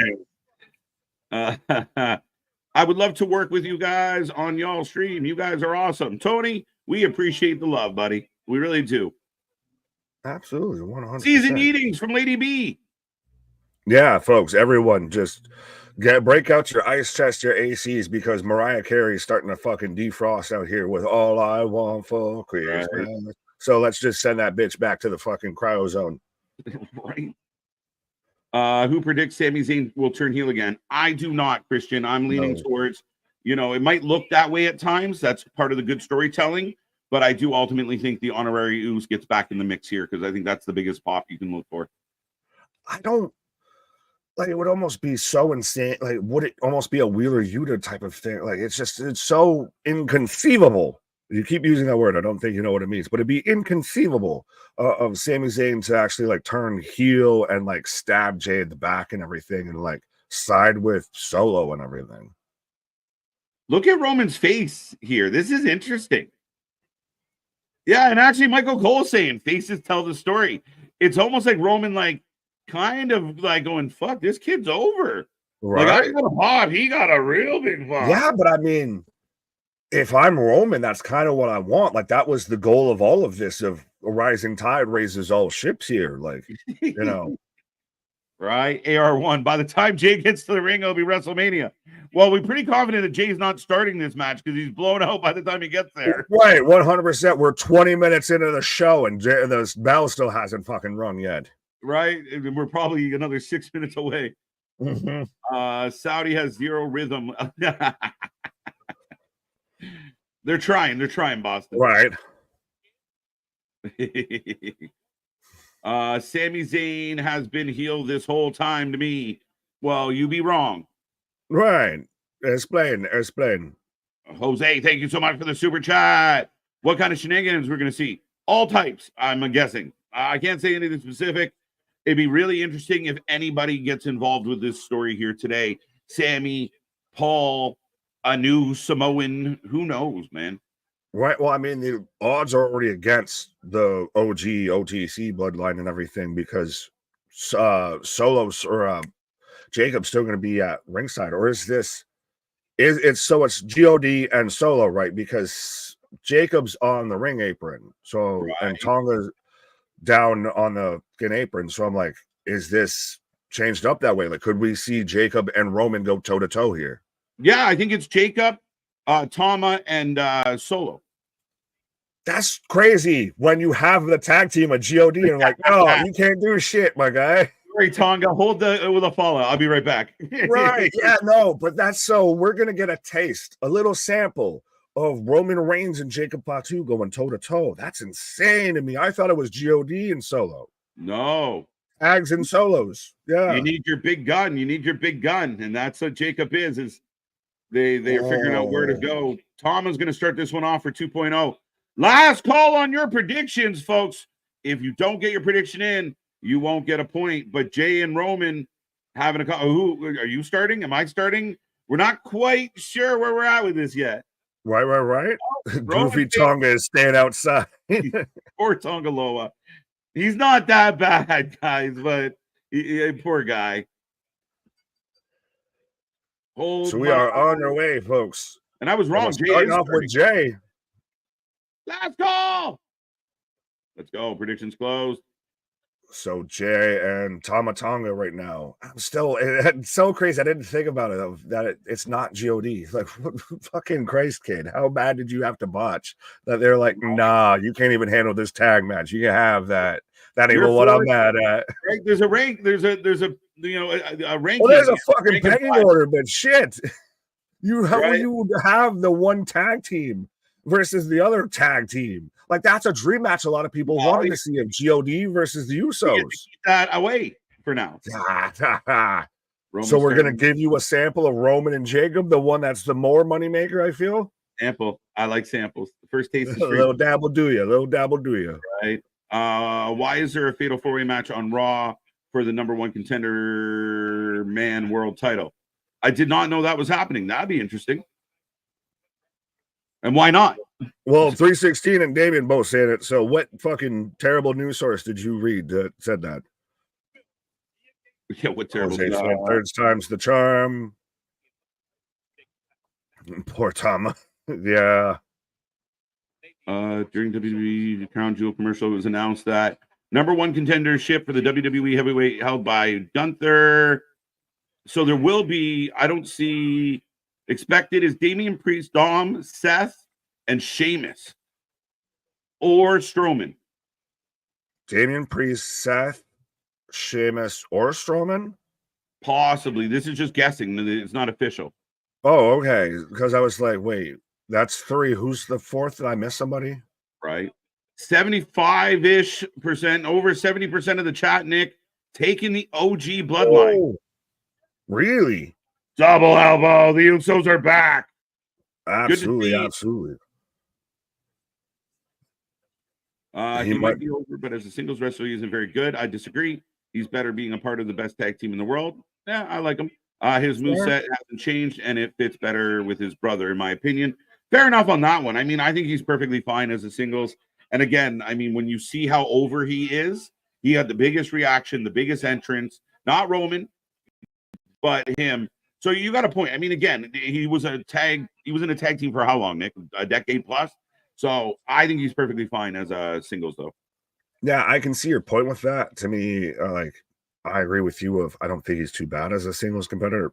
He's obviously the better out of the two brothers, but I can see the point of he's probably ultimately best as a tag team wrestler. Perhaps. Jacob stuck in the I love you solo pose. I mean, I asked last night, do you think his hands go sleepy at times? No, you're in your head, concentrate. He's just out there meditating. The Usos are on absolute fire, folks. This is fun to see. Solo signing out. What a way to start this one off, ladies and gentlemen. And I like that Roman's just walking across the apron, just talking to the crowd and everything. Yeah. Oh, did you see that? That's crazy. Oh, that's amazing. And there's like almost seems like there's still a part of Roman who's like kind of making faces like, y'all aren't that cool. Relax. Yeah. Well, I mean, he's still got to be the big dog. He's still got to be the top, tribal chief in a way. Right. We haven't seen an Uso tag match in such a long time. My God, I love it. It's amazing. And again, maybe to Gilly's point of that is them at their best. Like they both did the drop down uppercut. They both, the double super kicks. The Usos are, in my opinion, one of, if not the best WWE tag team of all time. So it's nice to see it. Oh, absolutely. Like, that's the thing. It's like Jeff Hardy's still a really great singles wrestler, but I think it's still peak both Matt and Jeff when they're a tag team. Yeah. As the entire crowd goes, we want Roman now. Oh, with the face of, you know what you need to do. You know what you need to do. And this is where you get that absolute magic, Nick, of Roman is still Roman. It's the crowd reacting to him that's changed, not him. Oh, and then Jay won't tag him in. He tags in Jimmy, and now you get Roman with the little side eye. So there's still a little bit of that discontent here. A little bit of heat. Right, but then still people would have gotten, it was always the joke for the longest time. And then Jimmy's giving him guff. Why did you tag him in? So Jimmy, you tag him, you dumbass. But I like that they're at least selling of like there is still that discontent. Yeah. There is that little tension there.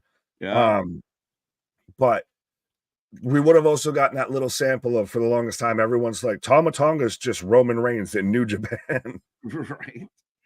Was Solo a little banged up? Now that could be part of the. I know we talked about him with the ankle, with the soft boot there, coming off the table spot with Cody. Right. Maybe that is a little bit of like he's okay to go, but not perfect. Oh my God! Never mind. He seems pretty good. Oh yeah, that man. Well, he was asking about Solo. You were talking about Jacob, and yeah, I think Jimmy's orbital bone is out there trying to, touch. Or Rhea Ripley's out there just out in fucking orbit here. I think it might just be wedged into Jacob's cheek. Yeah, posterior. Right, as Solo gets the tag in. Do we get the Undertaker? It would be a surprise. I mean, he's usually at every Saudi show. I don't know. Depends on how much he needs the payday. Yeah, no shit, right? Dun, dun, Again, dun. Right? The Usos are awesome. What if Paul Heyman returned with The Rock? It would blow our mind. Again, you never trust Heyman. We never trust Heyman. We never know. That's the crazy part. But did you break out some exhibit? Did you drop some exhibit? Yes. Concentrate. Yeah. Attaboy. I like that. We back. Hola, we stay. We multiply. Yeah. Paul returns. We'll see. Every time I see Tonga Loa, it reminds me of the "I did my part" meme where the and everyone screams. I didn't do fucking shit. I held the Ulafala. Right. TV. Good to see ya. That's exactly what it is, Nick. Jeff Hardy is great on his own. Matt is great on his own. But yeah, 100%. Yeah. I know I touched on this earlier, but it's understandable that the WWE wanted Saudi to experience Jay's entrance, but the decision having him come out last is really big. I agree. Like, I mean, yeah, and again, that is valid. To see the level of response, yeah, I don't think anybody could find a reason why that was a bad idea. I think it was great. Well, and it is a statement like of he's coming out after Roman. Yeah. And that's Roman's right now, literally the GOAT and everything. And that's why we're seeing the little disconnect and, almost like, really, I let you come out after me and you won't tag me in? What the fuck are we doing out here? Right. Down goes Tama, the OG bloodline looking strong to kick this one off. Right. Step up Enziguri. Then we're going to get the Uso hip spot in the corner. Mm-hmm. Jay still refusing to tag Roman. As Jay backs it up, not quite the same as a Jacob. No. Well, I mean, he's got a little bit more posterior. He doesn't have his daddy's quiche there, Right. Wedge in his cheek is great. Sorry, is that your eyeball in my ass? Speaking of that, as now Tama's raking the eyes of Jay here. Big back elbow. Right. As Damien, the Rock's travel agent, letting us know that he's not in Saudi. Yeah, well, yeah, we did see him touchdown. We saw Roman touchdown with Heyman as well as big Samoan drop from Jacob. And then, right. Pimp My Wrestling with Big Nick and Exhibit. Yes, we'll make it happen. Now, what you have here is a AEW Rampage. Now, we're going to trick it out. We're going to put screens over here. We're going to put 34-inch rims on it and everything. Right. We're going to put a fish tank in the back. Do you know what 100%. This man needs? He needs a toaster oven in his back trunk. I like it. Now, Tony, I heard you like orange juice and everything. So what I got you was your own orange tree. We got orange tree. Now, I also know you like the lunar tree, so I put you a library around that tree. Jacob reminds me of a young Umaga. Makes sense. Again, I get the comparison for on that one for sure. Yeah, you know who reminds me of a young Umaga? Zilla, his son. Right. OG Yee too. Welcome back. Good to see the fish tank in the trunk was a good one. The ping pong table that came out. Like they were just, what else can we put in here? We got put you 72 speakers in a fucking Ford Fiesta. Right. Your car is now officially a speaker with wheels. Right. You now are a Rolling Rocks concert. Right. I try. It's been a minute. Solo, we love you. Who? Yeah, it's What? Jacob. Did you just acknowledge the not tribal chief? Yeah, it was Solo. I was giving you a little Jacob there. He was right on it. Solo, we love you. Get on your That's so knees good and of tell me the you love thing me. that you have this monster. Like you have the fucking Kraken, you have the Leviathan, and he's just, thank you, my lord. I worship you. I worship the ground you walk on and everything. Right? Like Again, to it's have perfect. Yeah. a fucking monster and he's just on your beck and call. That's insane. Well, and again, I think it really does well preventing that whole overshadowing concern, right? Is he Right. so subservient to Solo? It tames that a little. Yeah. I love it. Michael Cole. He's got something wrong with him too, talking about Tama. Well, yeah. What are you eating? You picture Well, and that then with the mohawk and everything too, like the rooster haircut, it just sells it extra more. Like yeah. Tama, how was your night with your wife? Yeah. I did my taxes. Yeah. Erwin R. Shyster over here. Always a shyster and a swindler, I'll say.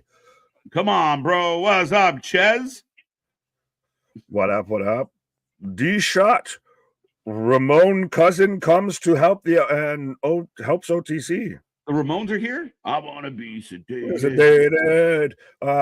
But I mean, could you see a Hikaleo? Could you see a Lance? Could you see anything like that? I could see any of it. I could see all of it. Like that's the fun part of this. And I know, a couple people are like, we're so sick of this bloodline, but there's so many things that could possibly happen.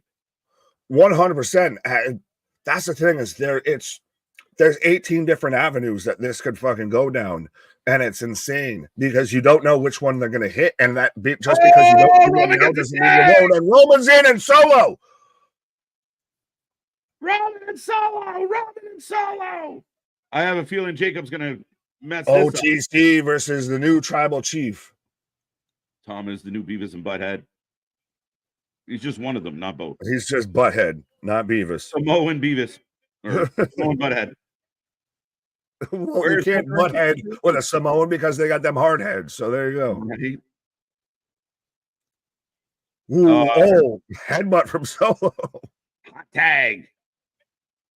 Big clothesline by Roman. Ooh. Roman's in. OG, we the ones. We're all smiles in the chat. There we go. That's what we do, folks. Right? Bullshit that we get Nia Jax versus Liv Morgan 15 minutes. Like, just watch the fucking show. How do you even know the fucking time that the match is going to go? Calm your tits, my guy. Right? But it is the third match of the night. So I think it'll be further. It'll probably be a half an hour from now, if that makes you feel better. Allegedly. Roman cocking the fist. Pause. OTC. We set up for the Superman punch. Maybe true. It could also be a swerve. That's it. Oh!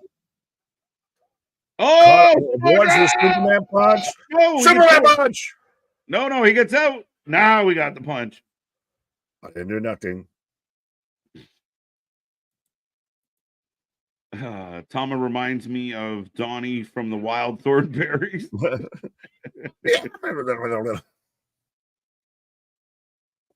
Roman firing up in the corner. Ooh, are you there, Danny Diego? The crowd is fucking loud. Oh, Spike! Two. Wow. Two. Nick, I got two after you. All hell's broken loose here now. I almost halfway thought that was in the three, and then found out it was a two because of you. Jacob no sells a super kick. DDT. Neckbreaker. The Samoan werewolf on the loose, says Michael Kors. Now we got Jacob and Jade eye to eye, toe to toe, super kick. Yeet. Another super kick. Yeah. Botch count from Roman fucked up. I didn't think that was a botch count at all. No. Yeah, it's broken down. Oh, no. Big headbutt. Oh. Roman's concerned. Right. Oh, Superman punch. The crowd goes wild. Roman, like, at this point, like, how does this not end this match here? Roman full Tama. Oh, wait a minute. Oh, onto the ref. Superman punch to coming. Yeah. Jacob says not today. Jacob having none of it, Nick. Oh, this is my sample right now of Jacob and Roman. God damn it. Oh. Prettiest Samoan moonsault. Huge. Instantly transitions into a tope Samoa. A Samoa Joe. Roman down and the rest down. Solo's gotten to his feet, so is the ref. Pick a Lululemon on the way. Hold on tight. Spike. I think something just happened. Okay. Another spike. 1, 2, 3. Wow. Amazing. Let's go. Wow. That's a big. That's why that went first. And pretty now clean. I see why I went first. That's still a huge moment. Not the craziest moment they could have done, but it's a huge moment as Solo picks up the win for Bloodline 2.0 after not one, but two Samoan spikes after Jacob just destroys everything. Major botch. Like, honestly, ABJ, like, be real, man. How much did that fuck up the match? What really happened? But that is solid. That's exactly what needed to happen. And again, you need the little cheat, the little distraction, but Roman gets beat by Solo. This is beautiful. Oh, wait, Roman's still trying to fire up, and now this is a mugging. Now what happens? Yeah, this is now all, and Jimmy's trying to show up, and this is where you could get Sammy. I might have been wrong on how we get Sammy, but we could get Sammy here. I don't know. But it's a goddamn mugging right now. It is definitely a mugging. Listen, guys, the baby faces have to lose to build the story. That is perfect. And the fact that it's a little controversial, the fact that, Jacob's the one that just lays out Roman on a silver platter for Solo is just beautiful fucking storytelling. Like, I'm sorry it didn't go the way you wanted it to. That doesn't mean it's bad. Mugging. Someone debuts. Maybe. Again, we're all kind of, this could just be the fact of they kick the living shit out of Roman and send a strong message going into your Survivor Series build. Oh, Jade now breaking up them going for the Shield powerbomb onto Roman through the table. This is some good shit. I added shit. Sorry, Anthony. He's a good church-going boy, and he sat there and added the devil's words to his comment. Right, I translate for Anthony into his anger translator. We got a chair. Jay's incapacitated. Or are they going to try and humanize Jay? Yeah, because this is now they're going to put the chair around him, and so they're going to try and let's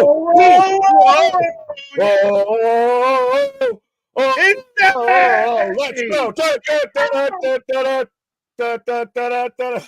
Let's go. Sammy walking down though. Like run, bitch. Sexy Sammy showing off them goods though too. No, let's go. You imagine right now if he turns and he hits a haluva kick on the Jay. How we came out. If he turns and hits a haluva kick on Jay, I swear to fucking Christ. Dude, he didn't like this is a weird standoff. Yeah, and Solo's like giving him the whole what are we gonna do here? He's gonna hit Jay. No way. Is this really gonna go down? No, Solo wants a hug. Hey, Sammy just started going to Saudi. You can't turn him heel in Saudi this fast here. He'll never come back again. The whole crowd's calming them down. Oh, but I love, though, even though it seems like the most unbelievable option, they've got us. They've got us hook, line, and sinker. We're thinking it could happen. And it was in Saudi where no way. Oh, yes, let's go. Say, there's good in the world, folks. Sami Zayn does not turn on the line. But he's getting whooped. But Jimmy and Jay up. Roman sliding back in. We got a You guys had my back. This is going to be them together. We got the OG, triple OG. They're all together. All in together now, folks. And look at Solo. Oh, this Solo is so trouble. Mucho better, mucho better. They got me in the first half. They got me in the second half. So look at this. This is your ain't got shit on me. Yeah. Ole, ole, ole, ole, mucho better. War Games. Where's William Regal? Regal. Oh! Solo Dawson, Sammy Halua's romance. He was going for the Superman. Yeah. The crowd went dead, Nick. Like, instantly, the whole crowd went, oh.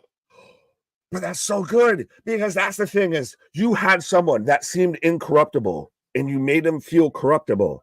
Yeah. And you sat there and had us on the edge of our seats, and now you've got them all of, man, what the fuck are you trying to do? Like, is this, I was here, but I did it unintentionally. Yeah.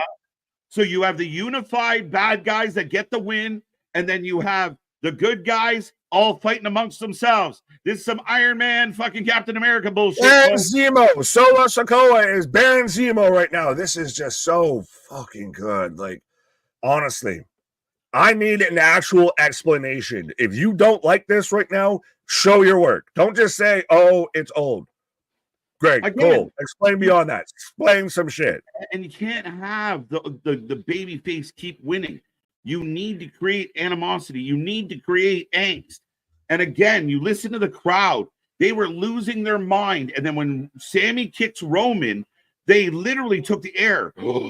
Like, dude, they are writing the perfect story. And the right guy got the win today.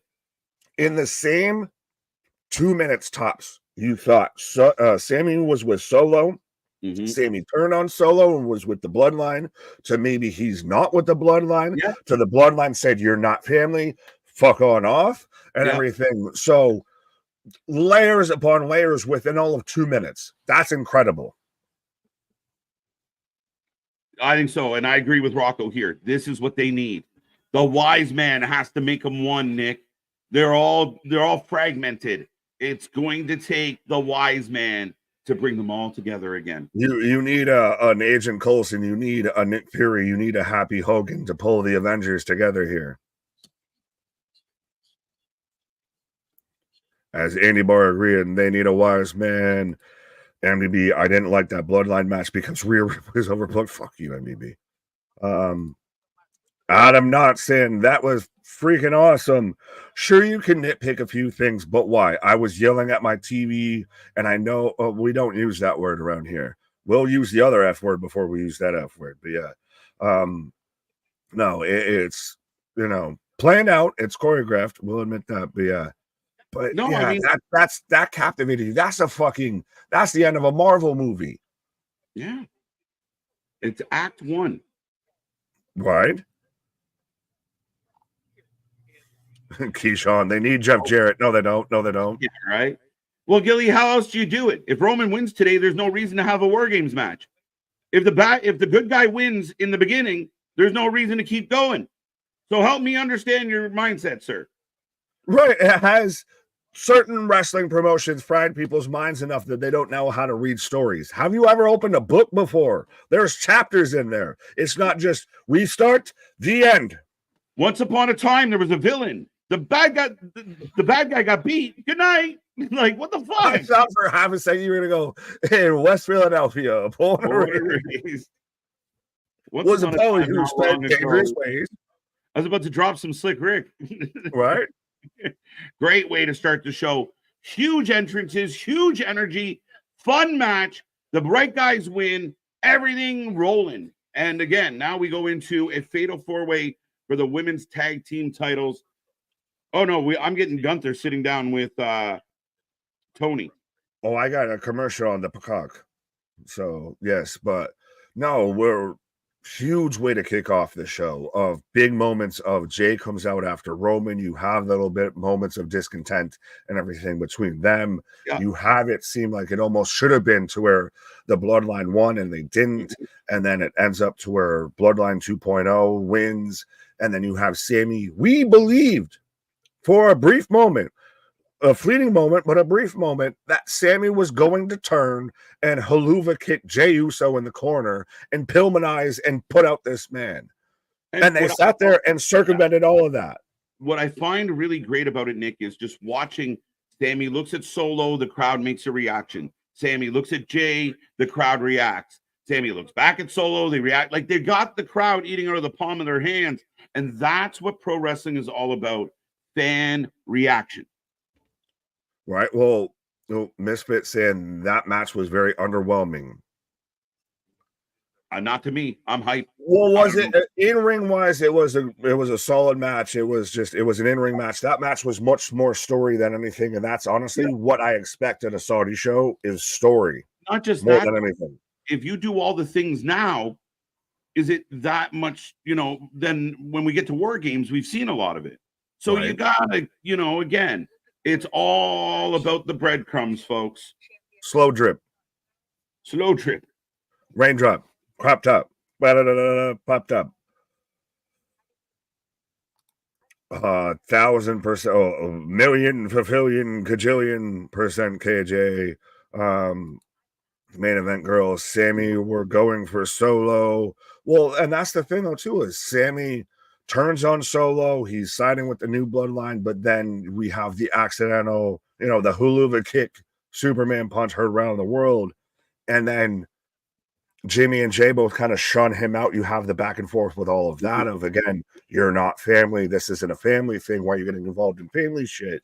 So it's still, you don't know where everything lays. You don't know where all the pieces lay on the chessboard right now.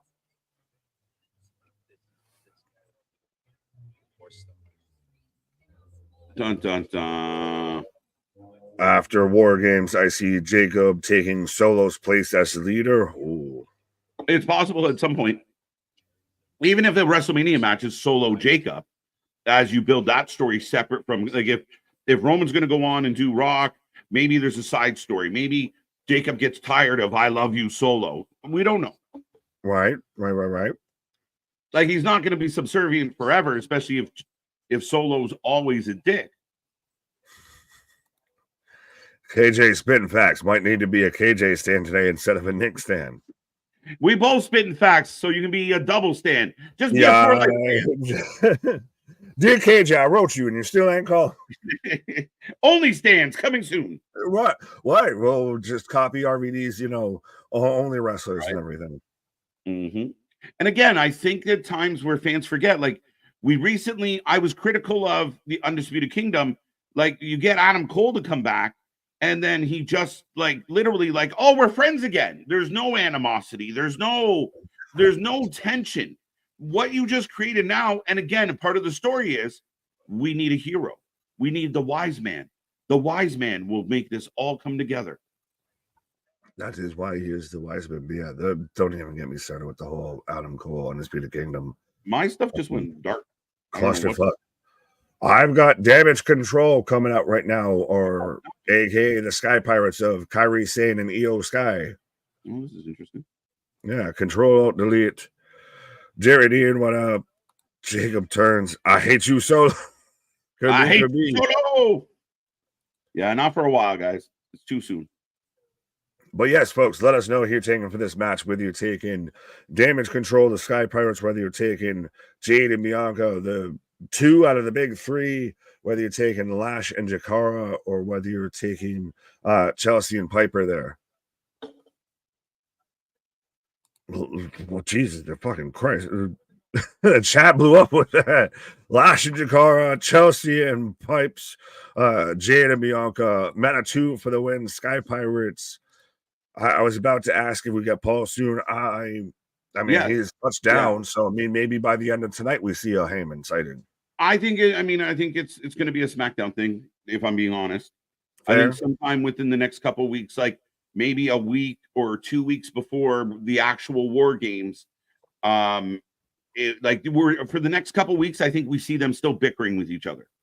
Yo, fucking shout out Mystique, I guess, with these attires and everything. Right? As they've got painted. the giant lollipop. My lollipop. Lollipop. Can't hide all that sickness under a onesie. Facts. Tricks a lucky man. Chelsea and Piper for the win. Miss Jackson. I'm sorry, Miss Jackson. I am for real.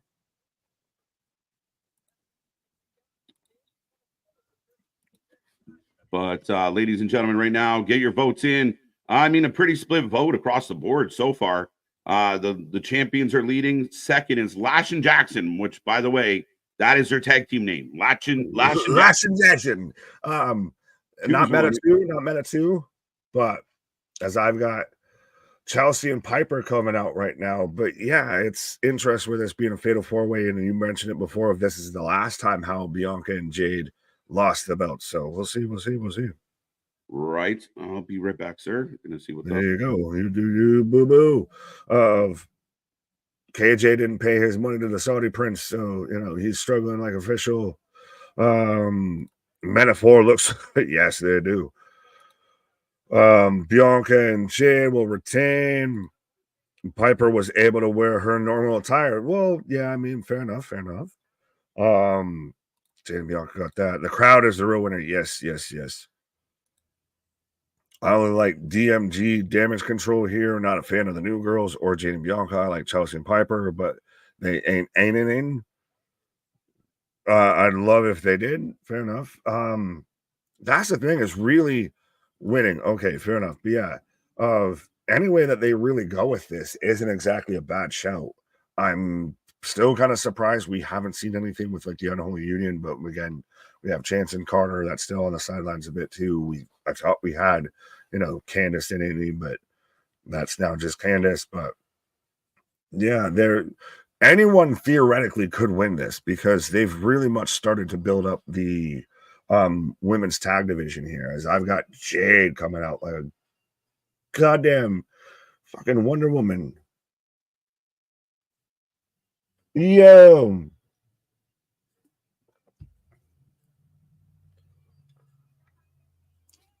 She is still, I've said this before, and I will still stand 10 toes down on business on this. Lash Legend is a better wrestler.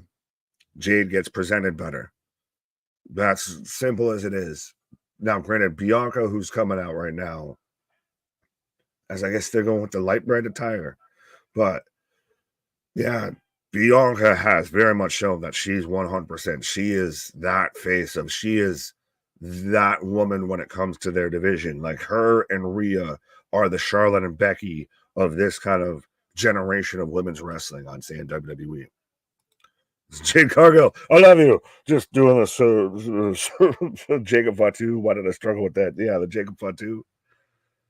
Yeah, Bianca's a motherfucking star. Absolutely. So we've got Light Bright versus Mystique versus Damage Control versus Chelsea and Piper are the only ones that don't seem to have a theme with their attire here. The layers of storytelling and wrestling match goes beyond what's done physically. It's about timing the spots correctly to generate fans' reactions, psychology. The first match did all of that. Absolutely, Cal, and everything.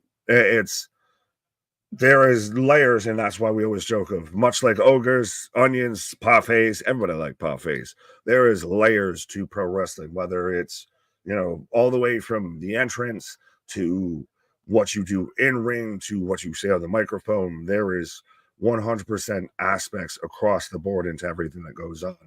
And yeah, that had just a depth of flavor of may have not been, the prettiest girl you bring to the dance, but had real depth to it. I'll put it that way. LJ from BK, I'm not a Jade fan. I don't see the big deal, honestly.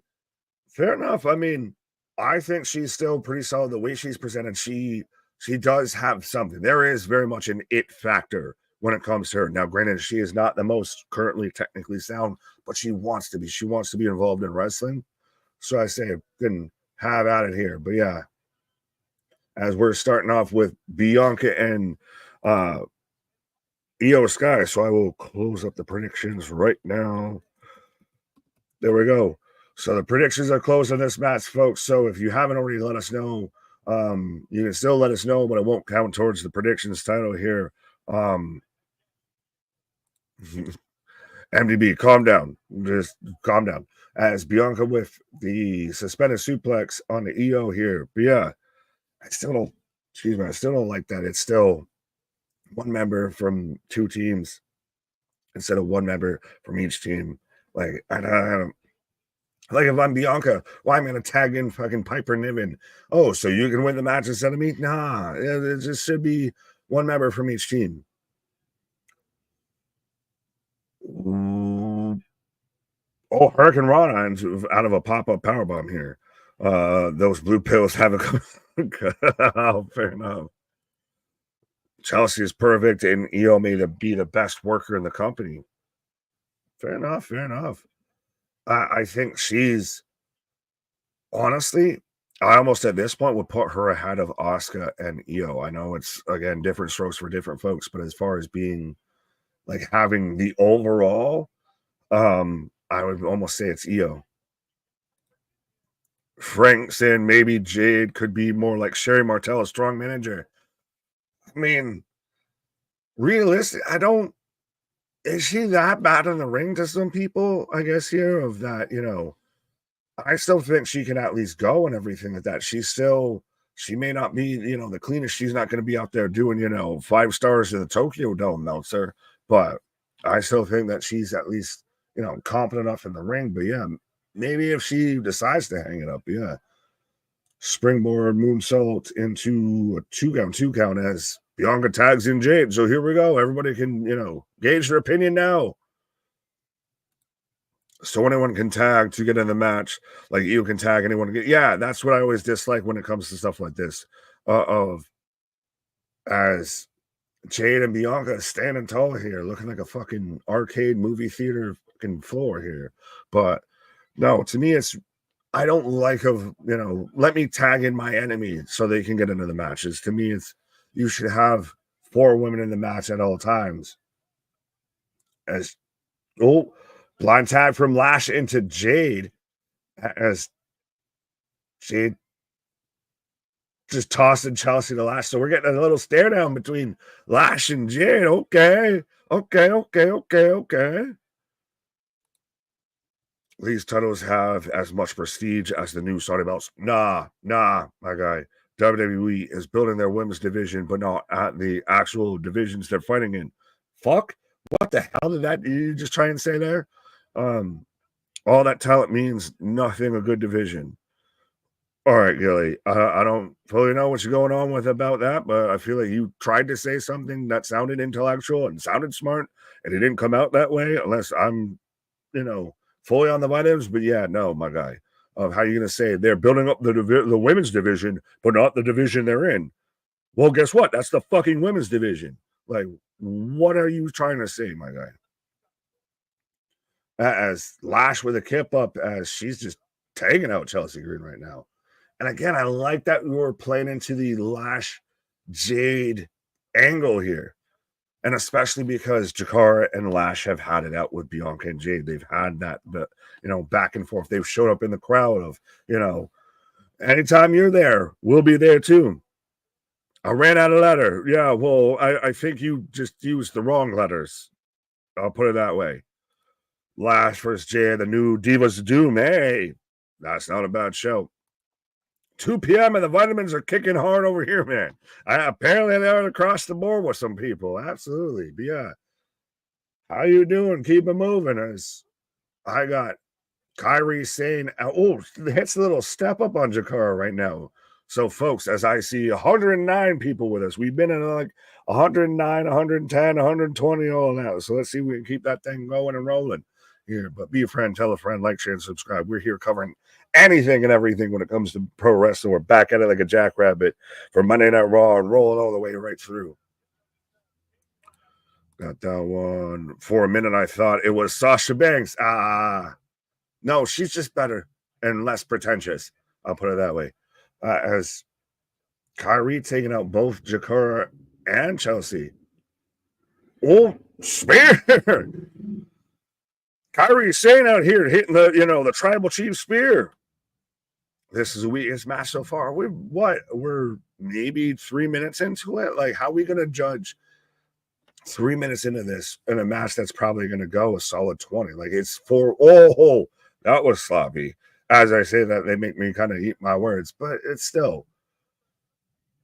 Say something like that when it's the end of the match, not when it's in the start of the match here. I love the hazing. I'm a jabroni. No, it's not hazing, my guy. It's honesty. At this point, it's not. Trust me. It's not some getting hazing or, oh, you got to be with us to agree with us, all of that shit. This ain't no, we'll time you out, this, that, or whatever, because you don't agree with what we're saying. I agree with the difference of opinion, but sometimes when you see him so far off base, it's a little hard to get behind, my guy. But you mean, yeah, we'll see. Whoa, we've been on there, but yeah. Low key, I kind of like the woman's gear in this match. Leave some things to the match. There you go.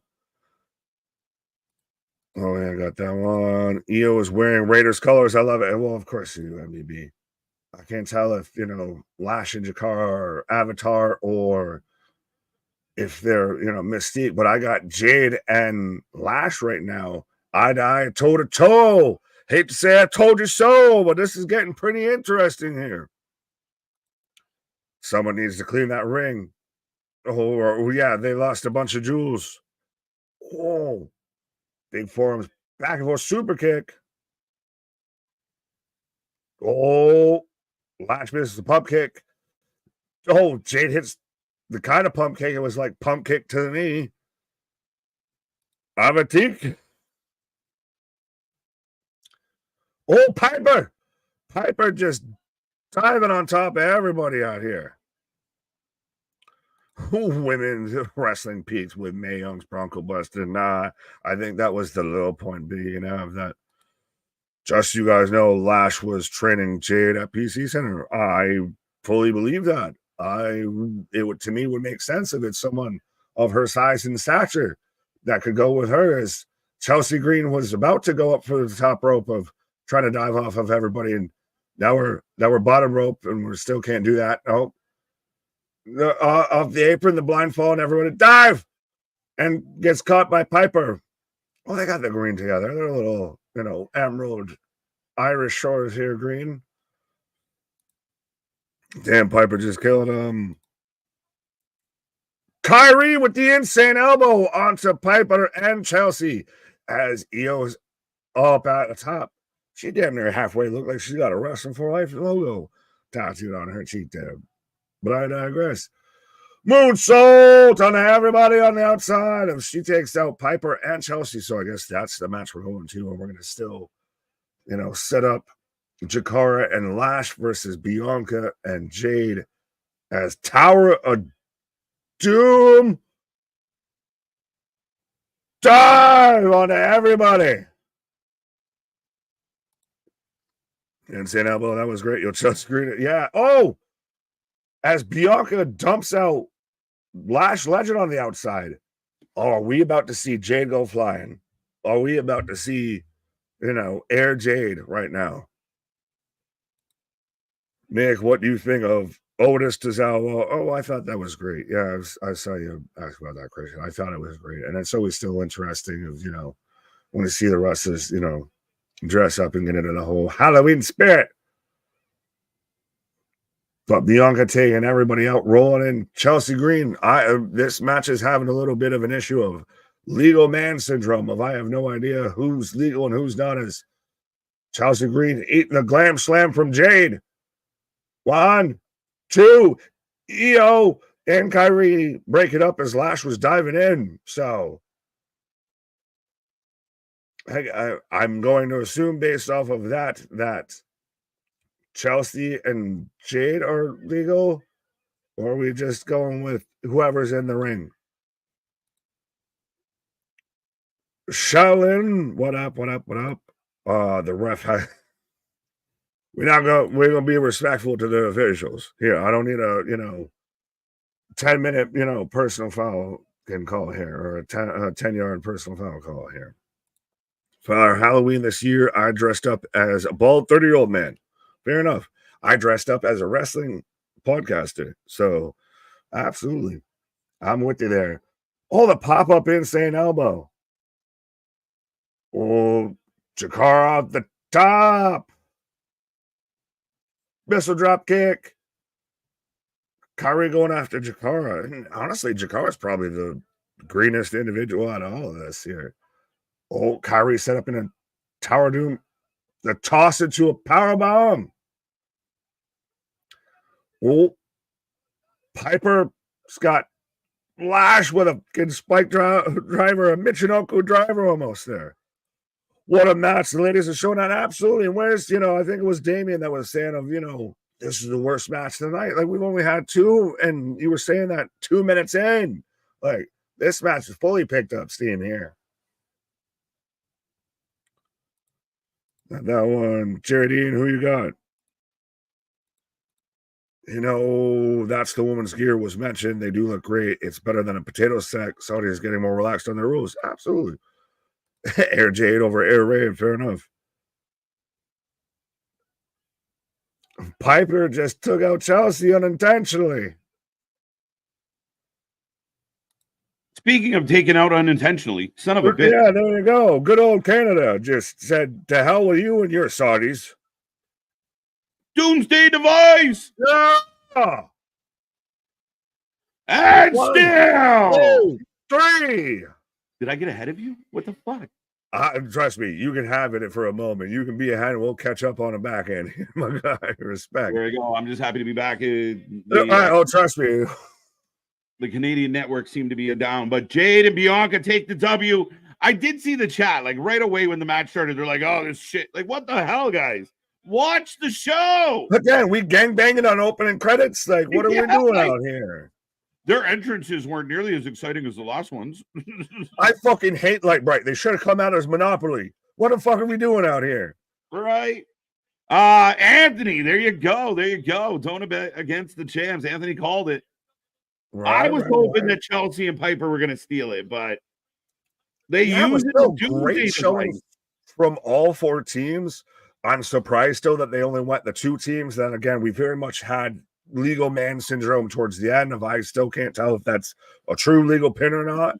But yeah, Lash and Jakara very much show that they probably now more than ever need to be featured in this main women's tag team division here.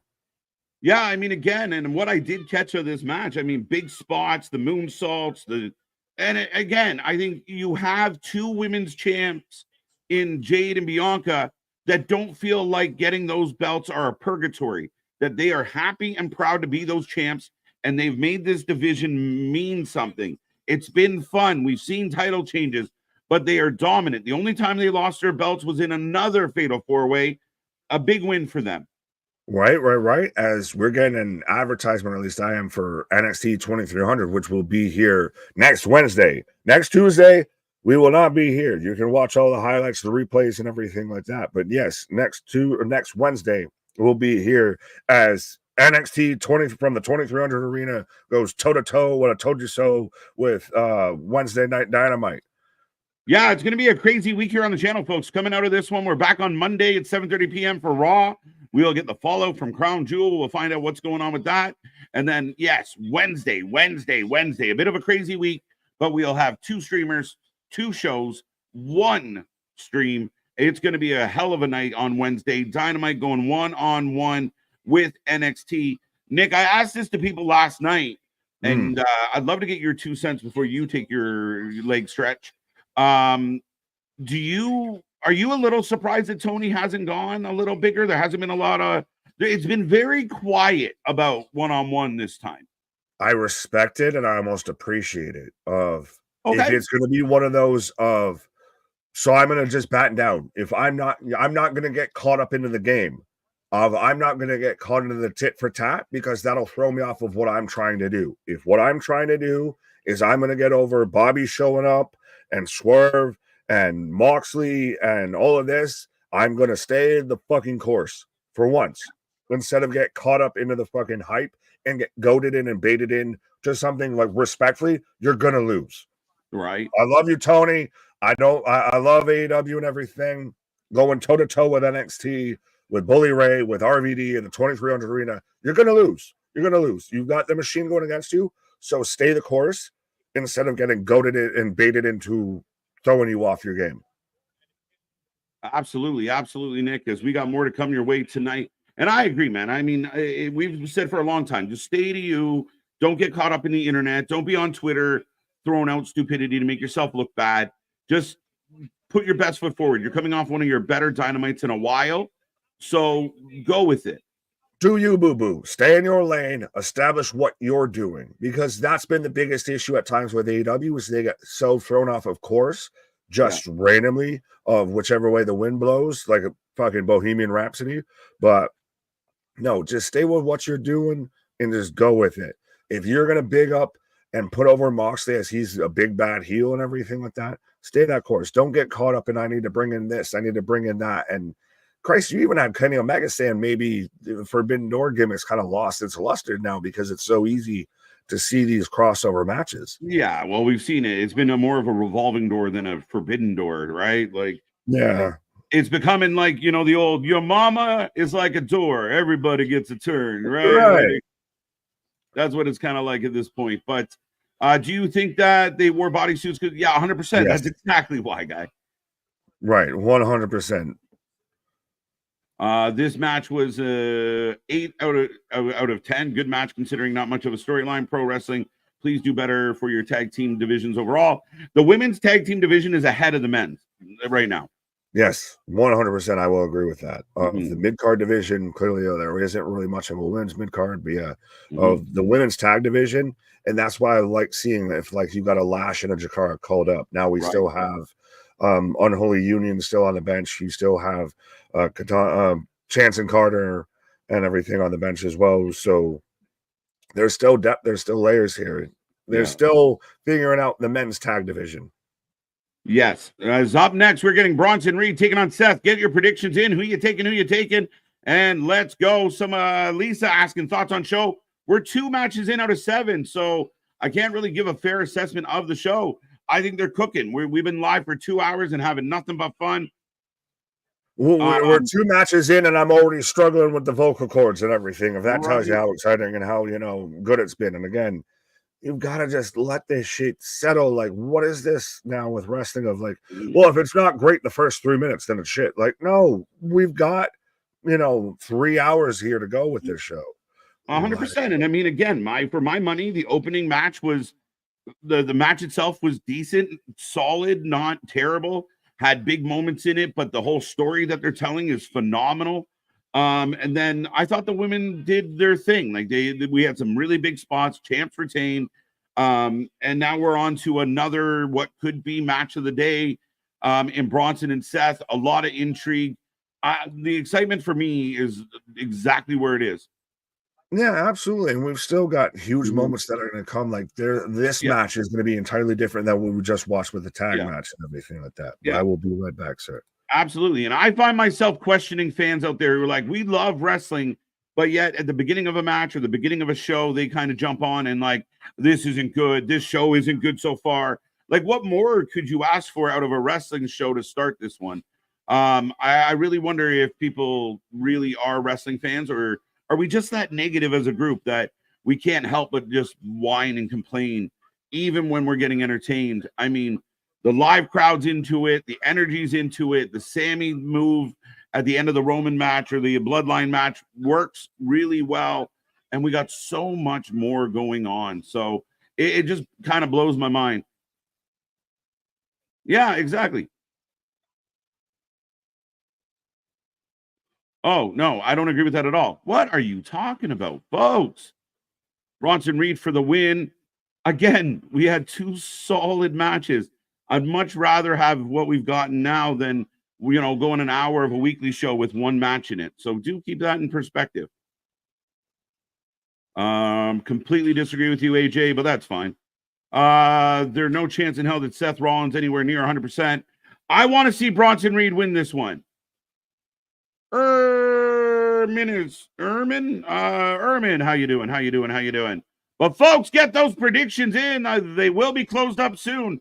Make sure you get your swing at our predictions title. As the crowd sings along with Seth.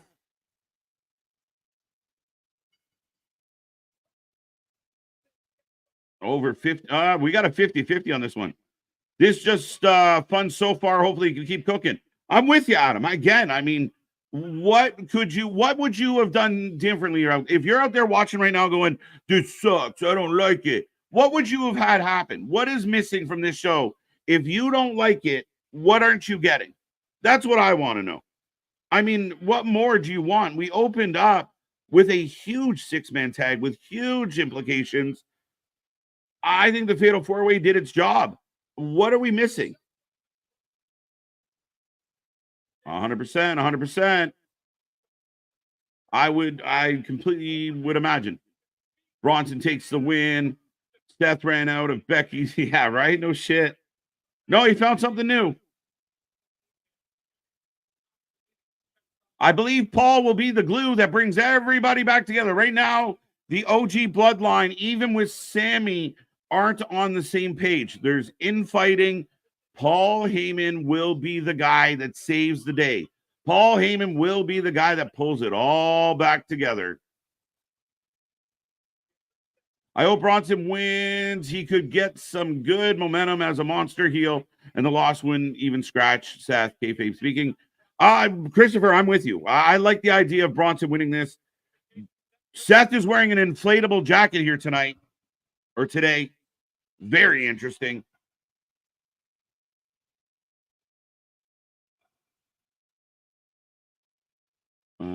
Jade's been fine. There's certain people that will never get behind Jade, but Jade's been absolutely fine. I can't lie. I got that one. Yeah, Seth Rollins in the ring waiting for Bronson. Seth is over like a bottle of vodka and a backpack on prom. Absolutely. And again, that's what, I mean, we're seeing a lot of talent completely over. Before, I think we get Paul Heyman before. You need Paul Heyman to step in and save the day. Get them ready for War Games. You might get the announcement of War Games and the crew still all mad at each other. Paul Heyman stepping in and we're fighting already. Seth Rollins jump-starting us, and we are on the ramp, folks. So I will close up these predictions. J1, how you doing? It's been a solid show so far, and I feel that people will be searching hard. That's what becomes very apparent. And again, I completely agree with this, is people are trying to find reasons not to like it. It blows my mind. Like, I wonder if people do this at concerts. Do they do it at movies? When you watch a TV show, are you watching it trying to find things you don't like about it? Or are you sitting back with your popcorn enjoying the show? I don't get how 2 matches in, people are like, this is bullshit. This is ridiculous. We've had nothing but energy in this building tonight. I'm sorry. Say what you will, but it is what it is. Bronson with a nice outfit on tonight.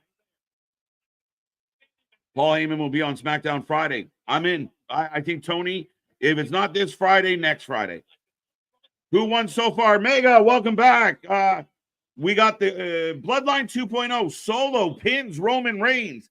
That unto itself is huge. And then Bianca and Jade retain their women's tag titles. So far, so good. I wanted a 6-man table ladder match on fire with syringes hanging from the roof, glass shards hanging off a cage and flaming boots. Exactly, Paul. Exactly. I mean, are we that desensitized as a fan base that unless something is on fire or people are jumping through buildings, we're not impressed. Really can't put Seth on a losing streak, but wins and losses don't matter into WWE. He already lost to Drew and Priest. I know. I mean, this is why this one's so tight to call, as it's a pretty much 50-50, a slight edge for Bronson, guys. So the chat has spoken 50-50 essentially. So we'll see. Bronson Reed is the next King Kong Bundy. Bundy! I finally got my vitamins. The chat's going to give me reasons to smoke more. No attempted murders in the first hour, 0 to 10. Exactly, Adam.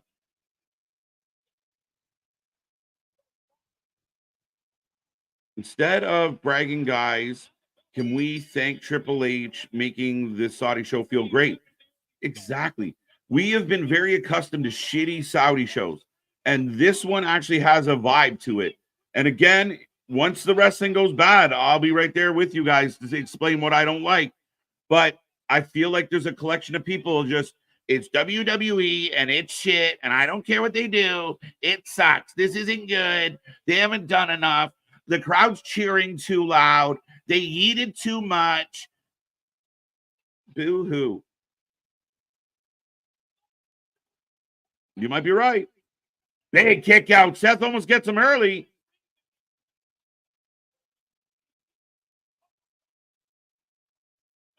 Dun, dun, dun. Hey, what's up, Philip? What's up? People like to nitpick a lot of shit and has been. Look, I see this with every match Jade is in. Jade could stand on the apron the entire match, and people will say she didn't stand on the apron properly. Again, you have to give credit where it's due. I think the lady is an absolute star. I'm not related to her. We're not friends. I've never met her. I just see what star potential this woman has. Has her wrestling skills fully developed into what I think they could? Probably not. But she's training. She's learning. She's growing. Her and Bianca as tag champs has been phenomenal. So, again, even on the Roman match, oh, what a bullshit botch. No, again, it didn't change anything, guys. Right? I think it's bullshit that the women have to wear bodysuits, but the men don't. Everybody wear bodysuits or nobody. I wish John Cena can come to WWE. Hold tight. He will be back. He will be back. Go home, Sammy. You don't belong with the OGs. That's it. The bloodline's not happy right now. As the crowd is on fire, chanting, "You suck" at Bronson Reed. I finally got my vitamins, got that one. Dr. Doom, Seth Rollins' macho attitude will be his downfall by taking down Bronson Reed. We'll find out. Did he bite off more than he can chew? Yes, we do, because our expectations are raised high.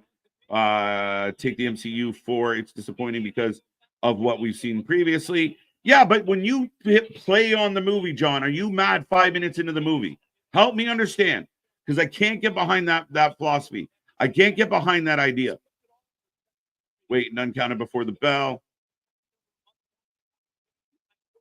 Big "you suck" chance. A Joe Henry sign all the way in Saudi. There you go. Let's go. And no, they didn't fumble. Pay attention. Never gonna win shit. Let's go. OFC. To what? Damian Priest versus Gunther is going to have a great storyline and build. I'm with you, Tony. If they go that route, I've liked Damian Priest. I love Gunther. I think there's a lot of potential there. WWE and Saudi, people are upset. You're right. Again, just because it's WWE and Saudi, let's find all the reasons that are the issue.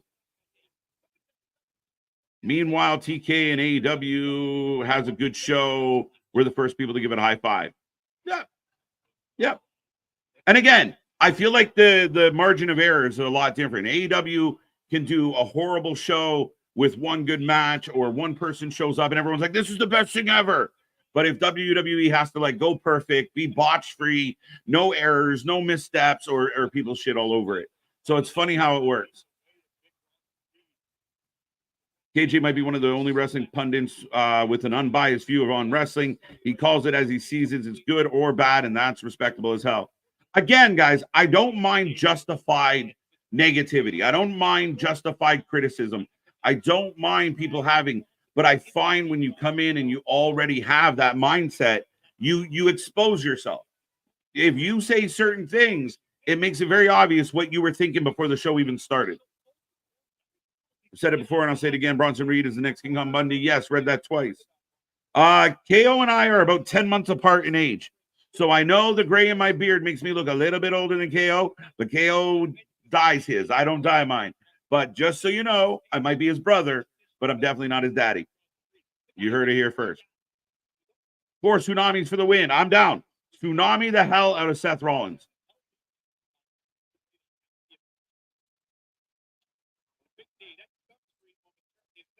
Understand if Seth Rollins loses, does absolutely nothing to his current spot whatsoever. He'll be completely fine. Same with Roman. 100%. 100%. And sometimes the good guy has to lose to further the bad guy. Sometimes, like Roman losing today, anybody that you see online that is saying, oh, Roman losing kills Roman, they buried Roman, just unfollow that person.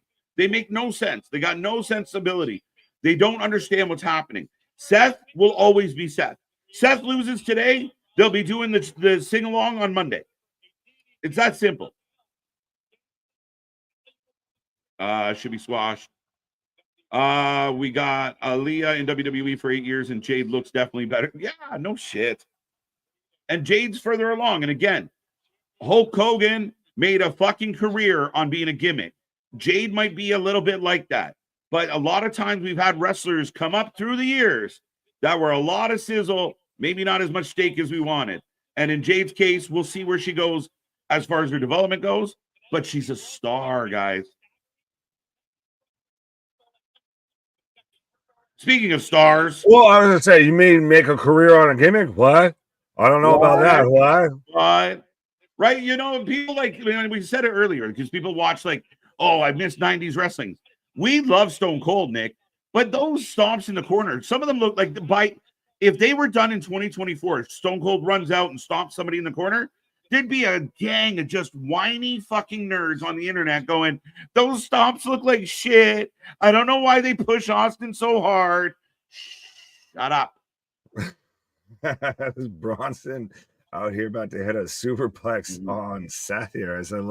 I like how people are even pointing out the Jordans Seth is wearing and everything. Yeah. People point out they're the Space Jam 11s. Right. And I like how I think there's an Instagram page that I've seen that does, I know there's one for the women's wrestlers and everything of their outfits and everything.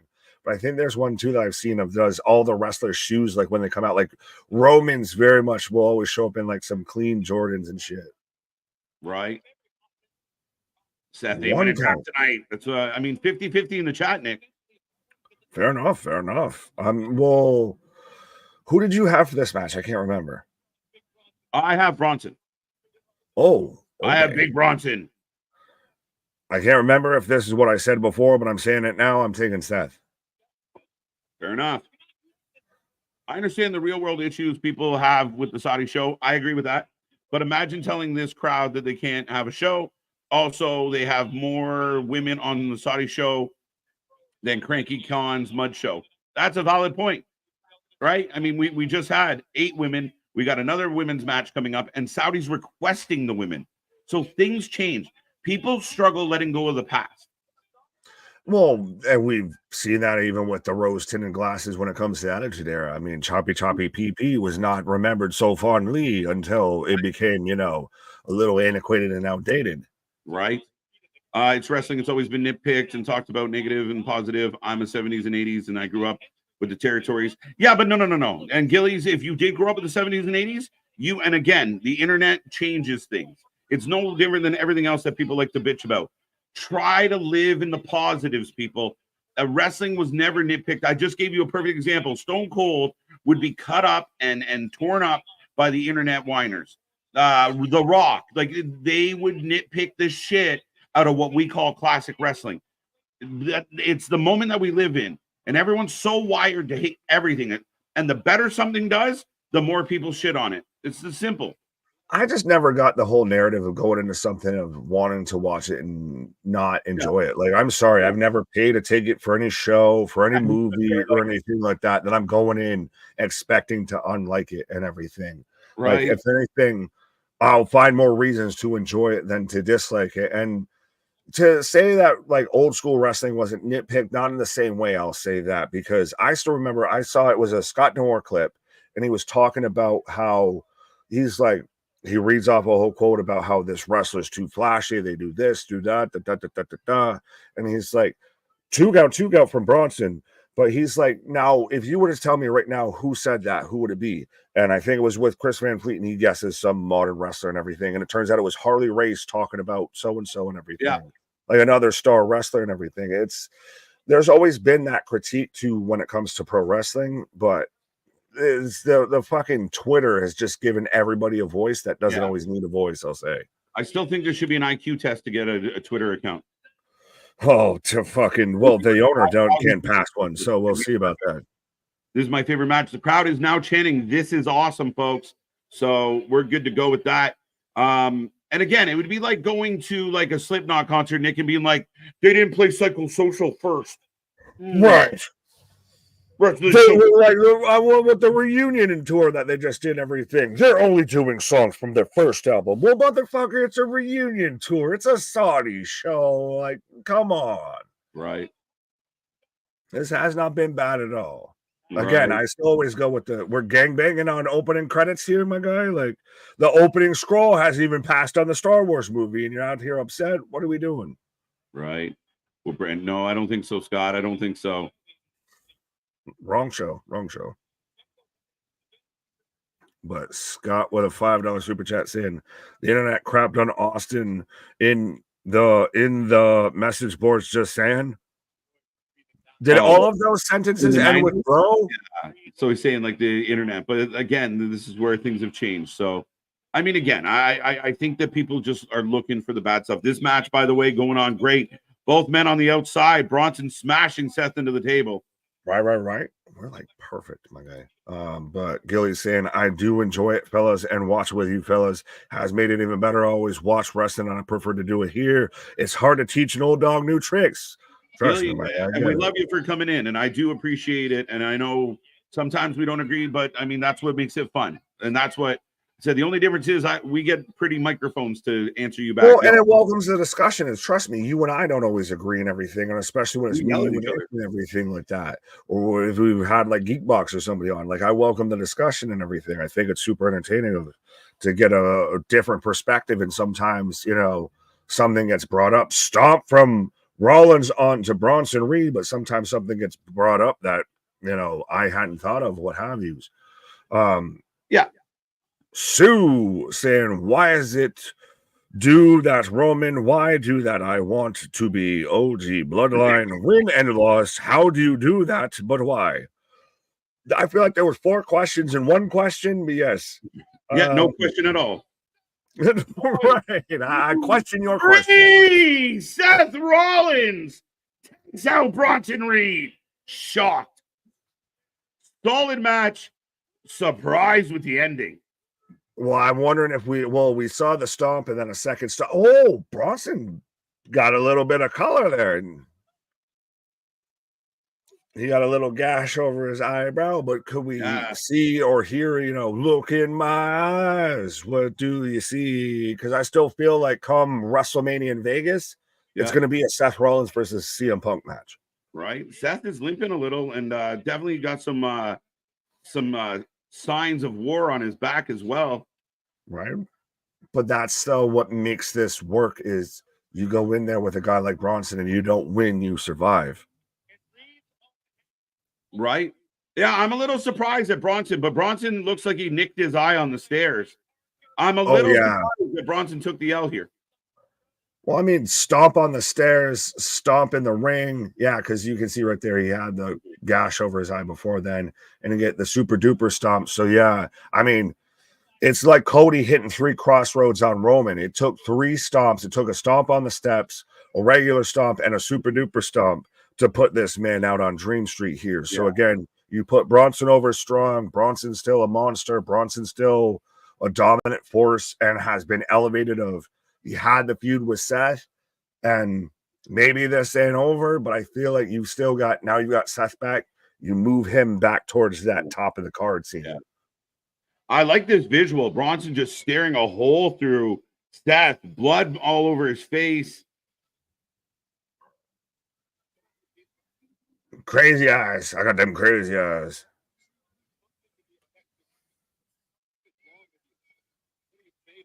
What is wrong with you? Bronson telling him, come back here. I'm not done with you. Right.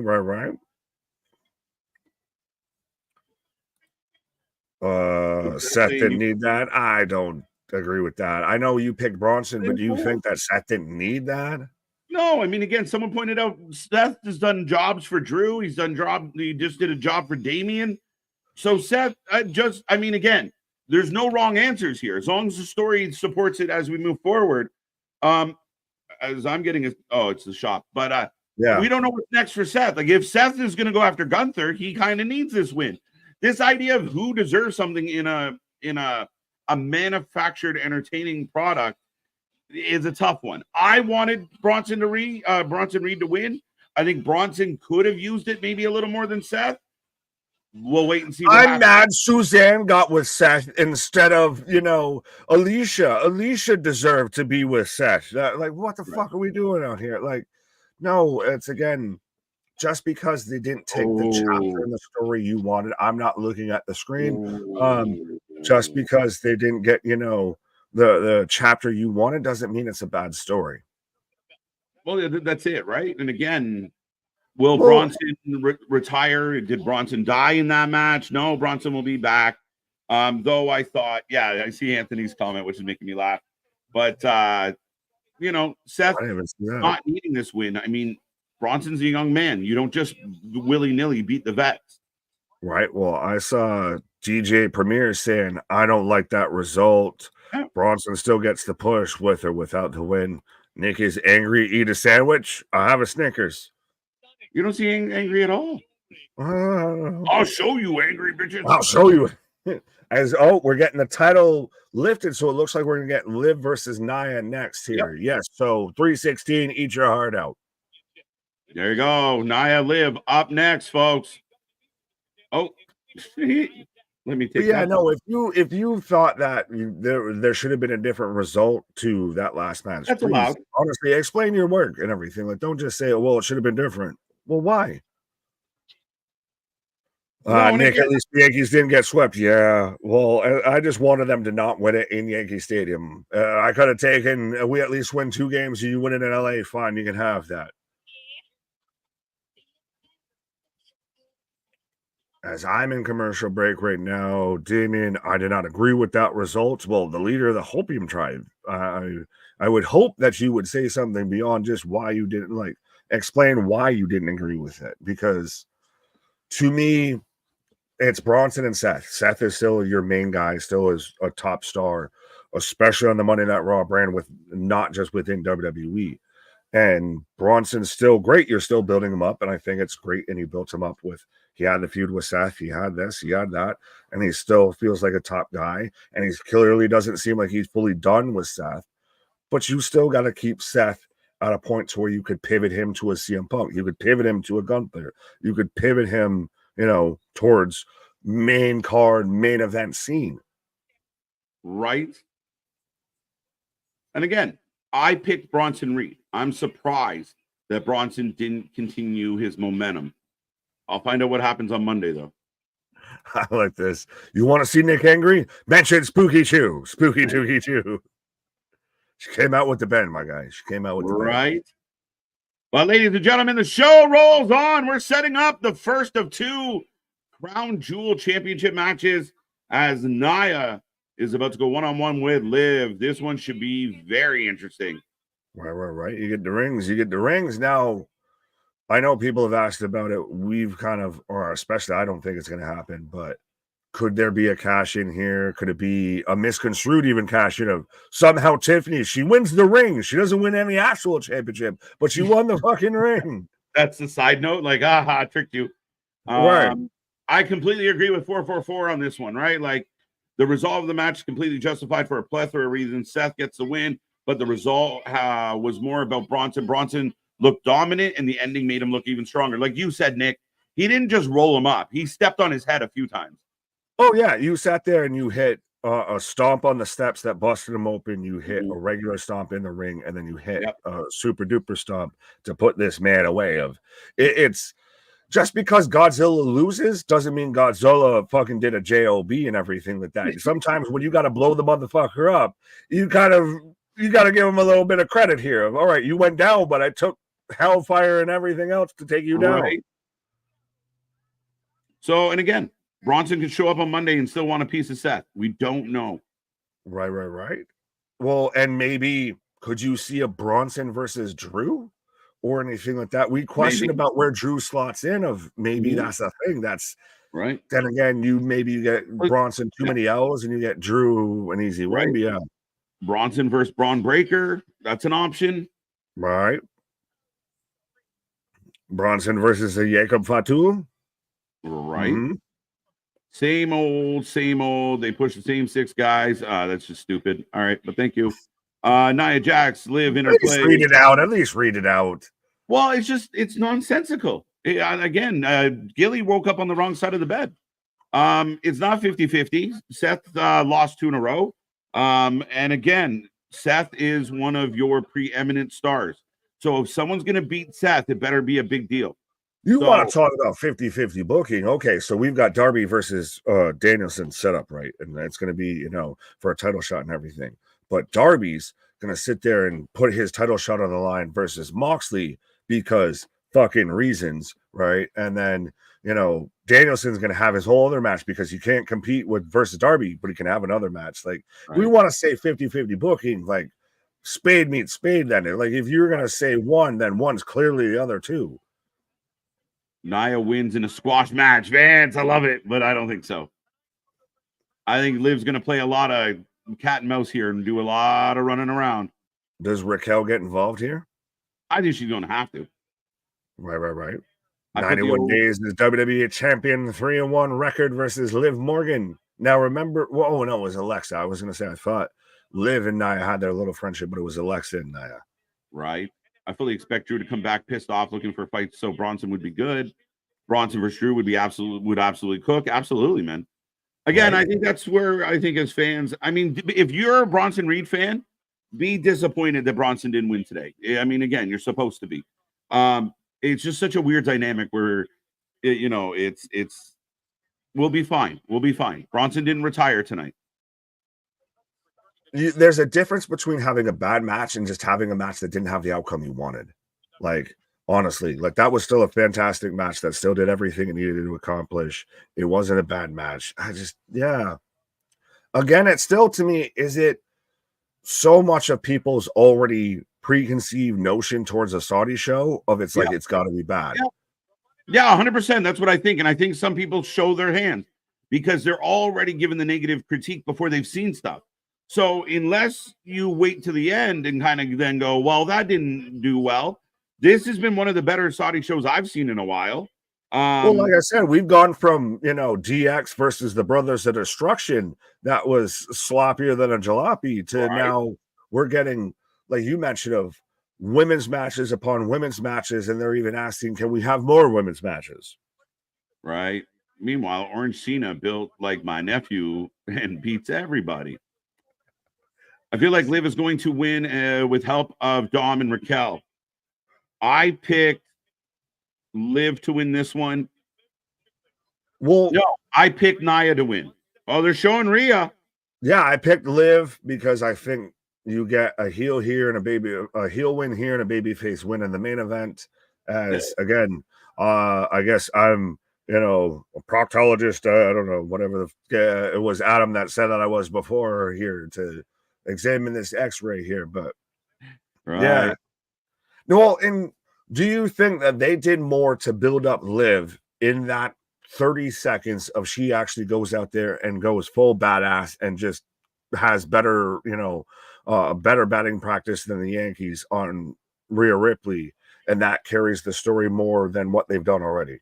It continues what has been one of the better storylines in all of wrestling in 2024. Like, I know people are, get impatient. I know the Microwave Society doesn't like long-term storytelling, but realistically, when you talk about like long-standing rivalries of 2024, Liv and Rhea has been a fun one from Mania on. So or since before Mania. They built towards it really well. Yeah, I mean, if her getting clipped extends the story without boring us, I'm intrigued to see where it goes. Fair enough, fair enough. I thought it was surprising that they actually like that feels like the most aggressive step in far as prologue, like building that story that they've done. Yeah, and up the violence, up the intensity. I'm good with that. Let's go. You clicked on the man. Big cheer for Liv. Well, big cheers from 316 saying the Liv outfit is cook. Yeah. I like how I'm seeing other people saying if Liv loses, 316's like just destroying his whole house. Well, 316 coming to us live from the end of her driveway. Don't say that. Don't say that. Someone's opinion is nonsensical. That's how I truly feel. Triple H doesn't. Yeah, but I mean, again, people use this all the time. I'm allowed to have opinion, but the opinion has to have some facts behind it. And again, I'm glad that you feel that way, but I don't think the facts support your theory. You got to test your opinion. I'm entitled to try and explain how your opinion is wrong. Yep. And I'm also, and we're allowed to have our counter opinion. Right. Physiologist. There we go. Thank you, Adam. Physiologist. I have to Google the name. Right. The spelling every time you said it, not me, just reminding you. Thank you. Well, I need constant reminding of what I do. You might be, there you go. But we are off and running, folks. Predictions are now closed. Let's see how the chat 50-50. Again, for people who have a lot, for the people that haven't had a lot of good to say, a lot of these matches are split down the middle, Nick. Yeah, like honestly, like this is still a good show. Whether you like, I get the whole feeling when it comes to it being a Saudi show. That is still a confliction I deal with and everything because of Saudi Arabia. But at the same time, it's still a good premium live event. It's still a good show. Like, I'm sorry, but I can at least halfway put that aside of I'm still enjoying the wrestling. Not looking like a queen tonight. Nia looking like a queen tonight. I said not. I was like, wait a minute. There you go. 4 for 4 on it. Thank you, MDB. Ooh, little chop there from Liv on Nia here. Why hasn't Liv beat her already? KJ Big Nick, you guys are funny. Chris, we appreciate it being reminded. Right, we try. Yeah, Liv getting Nia in the corner here, stretching that knee, and again, I gotta take you out of the knees. I gotta chop this tree down here. Right. My favorite color is green because of Nia. There you go. Good reason. Wouldn't it be green because of Jade? Sorry. Very good. I was saying, wouldn't it be green because of Jade? I mean, Jade, green, same thing. Right. And you know what, man? I agree with this one. I mean, I just feel like Liv is another example where people can't follow. Like, she used to be something, but now she's improved. Growth, evolution, guys. People get better. Things change. And I think a lot of wrestling fans are still stuck in, like, Vince McMahon era, late, 2022, 2021 wrestling. And they just don't change their opinions. And things move past you. Liv has done a lot of work. Liv ordered her own ring to get better at her craft. She sells very well. She sells by the seashore. Crown jewels are never good. That's going with a narrative already written. If you come into anything that you're watching with a narrative you've already written, you're going to look for reasons to fully close that off here. Right. Versus if you go in with an open mind of, hey, initially before they added the bloodline, win on a ring post. Nia eating that ring post. But before they added some things and everything to it, like we've still got Randy and Kevin Owens we at one point talked about how the non-title matches might be better than the title matches on the show and everything. But we never thought it was a terrible card. Yeah, I'm kind of with you. I'm still going Nia Gunther, but I do get a little nervous after what happened to Cody last night to end the show. He who goes over must go under. Pause. Super Samoan drop. Wow. Liv with a kick out. The crowd's into it. I miss Becky Lynch. Oh, I can't wait for the Becky haters to come on when she returns. I miss the Becky haters. But yeah, Becky's been missed. I mean, a lot to talk about. Would she step in place of Rhea for the time being if Rhea is truly hurt? Would it not be a Charlotte? Could be. At least Charlotte's still currently, I believe, active or is about to be active and everything like that. I feel Becky's happy being a mom and just let her be a mom. We'll see. I mean, I still like the idea of the queen versus the princess, or the queen versus the queen. Oh yeah, 100%. I know that's where we've kind of thought it was going to go with, but if the Rhea thing's legit and you need a stand-in, Charlotte Flair's not a bad stand-in to have. I don't like a woman half. Oh wait, I missed it. I don't like a woman half the size of her opponent selling. Wait, John, I think you missed out something there. The little hey, it's Tiffy time. Oh, does she cash in? She's running down holding a briefcase. And both women are down. Whoa, what in the fucking Care Bear outfit is this? She looking all types of lemonade. Fucking huggy wuggy, motherfucker. Wait. Naya's what are you doing? Tiffy. Nothing. I was doing nothing. Well, why would Nia stop her from cashing in on Liv at this time? She wasn't cashing in on Liv, keeping a buck. She was not cashing in on Liv in that moment. Oh, we're about to get a tope of some kind or a drop kick. Well, yeah, but I hate the cash in that is definitely probably not going to be a cash in of I want the cash in to feel like I'm sick of your shit, not just like, I guess this is my shot. Yeah, I guess Tiffany's like, all right, she told me to leave. Goodbye. Right. Thanks for coming. Tiffany, stay. You can stay at ringside, be a guest commentator, something. Oh my God. Oh, we fixed it. Yeah.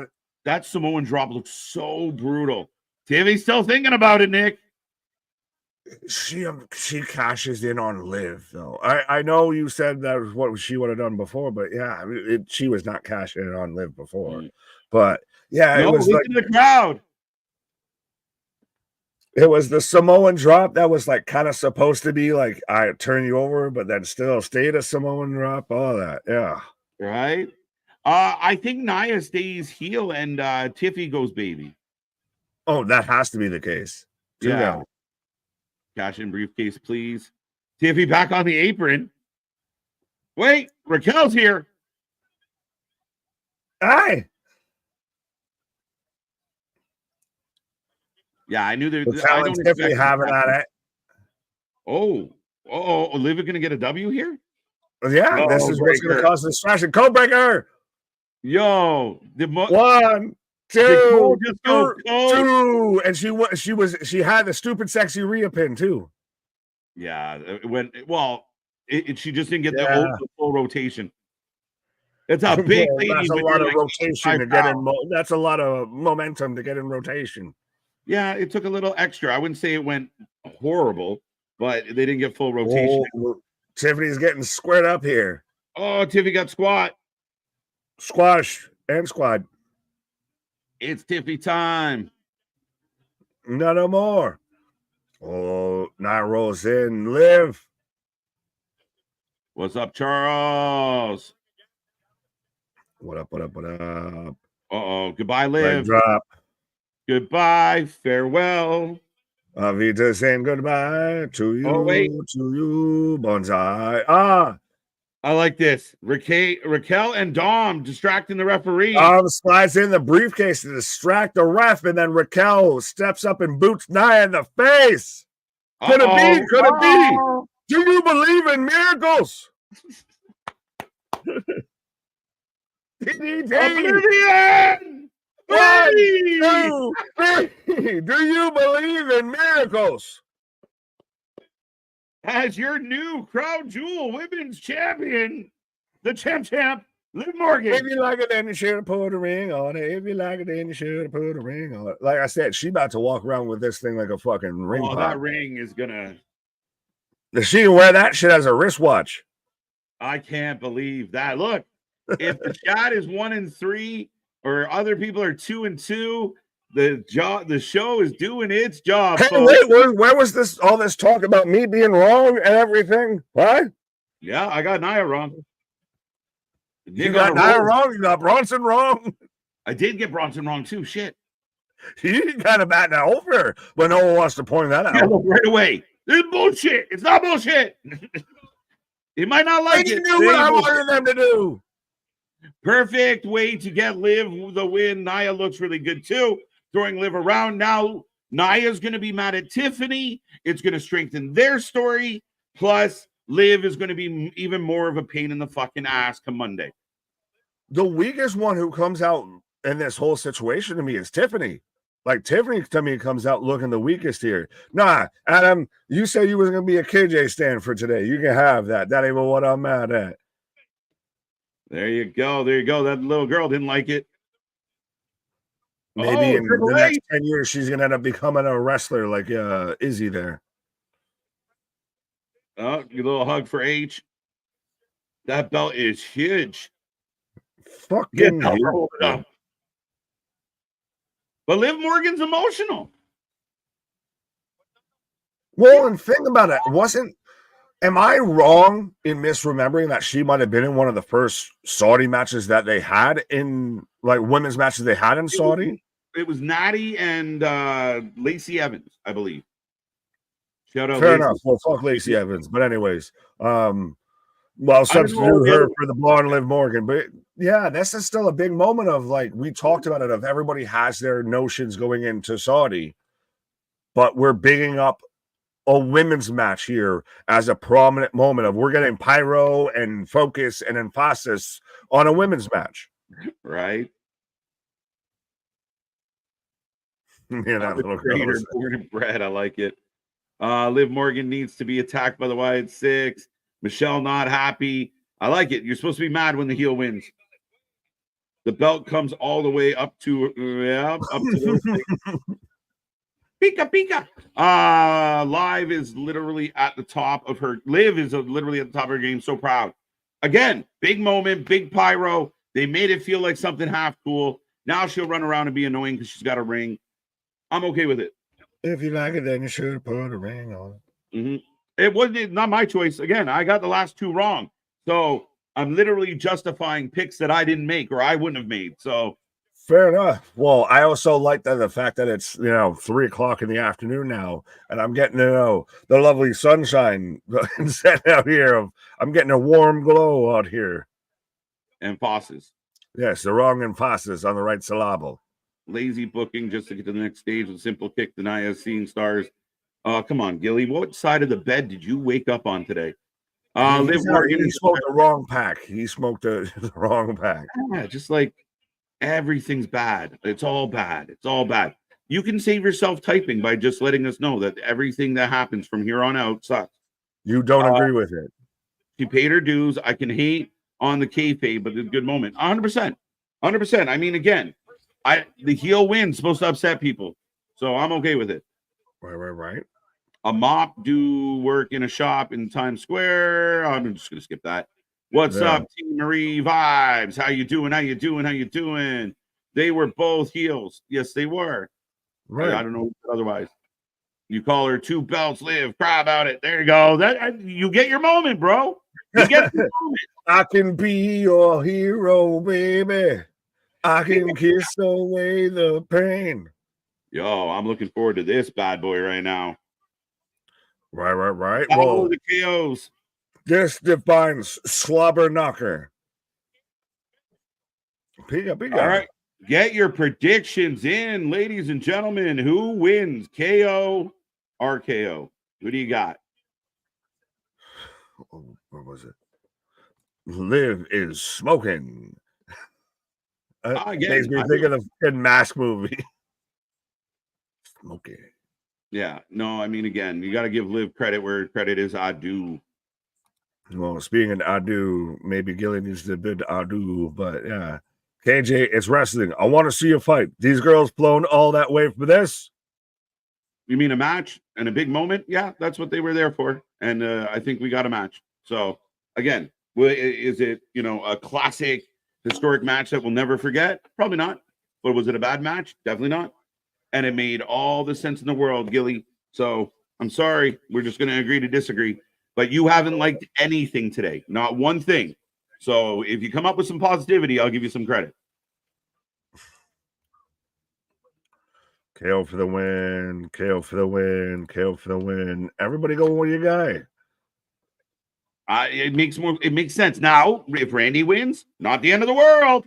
But KO feels like he's going to win this one.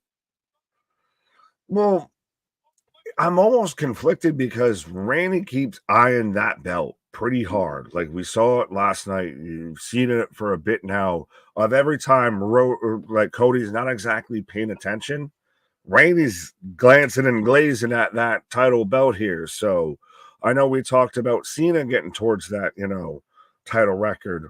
Randy's still got a stake to that claim too. This might be more Maguire Sosa than, Barry Bonds. Yeah, fair enough. KJ for the win. KO. Be right back, Mr. Nick. Fair enough. Fair enough. Yeah, that match was okay, but at least it all made sense when they did it. Yeah, again, like I don't even, well, I mean, you can't tell when it's going to be midway in a match, but let a match go for a bit before you sit there and say, maybe this ain't doing it. But yeah, Randy by DQ. Ooh, interessante. Marcolo. Yeah, this to me is a little bit of a split of KO wins and he's the next guy in line for Cody. Randy wins and he's the next guy in line for Cody. KO wins and maybe he kind of just becomes more or loses and becomes more unhinged. It's interessante of how this could end up and the implications, I guess I'll say, to quote Dennis. Bradley, me and you both MDB. What did MDB say? I feel weird picking against Randy Orton, but I gotta suspend my beliefs right now. Yeah, it could go really any other way. We've had that with almost every match. As I've got Kevin Owens coming out right now. That's why KJ had to take a pause for the cause. He had to make sure he could get to fucking gorilla position right now. I didn't like the finishes of many of the matches. I don't just like the show. I'm watching it with you fellas. They're making everything about story progression and not giving us a good wrestling. Gilly, I'll say this. I can hear a bit of what you're saying. The Saudi shows are always going to be more about storytelling. That's just the way it is. Hate to tell you, hate to break it to you, my guy. Saudi shows you're not going to get a 5-star classic. You're not going to get Meltzer 7 stars in the Tokyo Dome match in Saudi. What you are going to get is a match that's going to carry storyline for the next 2-3 years and everything. Well, that might be a bit more, but next 2-3 months and everything. Yes, facts. KJ thinks he's slick. Absolutely. Game recognized game. Sometimes, I put you on it. I let the veil slip and everything he just had to slip into his cowboy Bob Orton shirt and everything to pop out here to take on, Mr. One, Randall Keith. No cap on God, especially there. Oh, fair enough. I'm broken. What up? Johns. I wish we could see Ring of Honor KO. That's the best Kevin Owens. I think we're seeing about the closest equivalent we've seen to that, to a Kevin Steen since you had him in NXT and you had him versus, Sami Zayn and everything. Tony, are you guys streaming Collision tonight? I'm going to be honest with you. No. We're here noon o'clock in the afternoon and everything. I'm going to keep it a buck with you. It's been about 14 days straight of doing streams and everything. So we go respectfully watch Collision from the comfort of our own homes and bedrooms and everything like that. But yeah, we'll be back at it like a jackrabbit for Monday Night Raw here. But yeah, Collision is sometimes it's a tough pull at times. But I got Randy Orton coming out right now. He teleported power like a Power Ranger. Absolutely. Yeah, he got a quick flight. Well, you never know. We got the screens behind us and everything. You never know. He's got to just walk through that curtain over there, and he's, out there willing to take on Randall Keith. Yes, the Viper. And still always interesting of hearing the crowd just scream saying, I hear voices calling.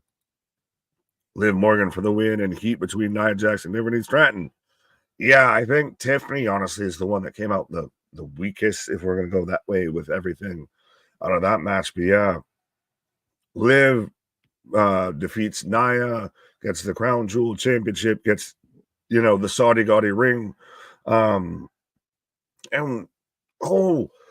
we've got the decibel meter. We've got it again. It's been a minute. How I Missed You of the Live and Loud of 106, as we've got 107. So we're right around the decibel meter when it comes to how loud the Saudi crowd is for Randall Keith coming out right now. Let's see if we can get above that.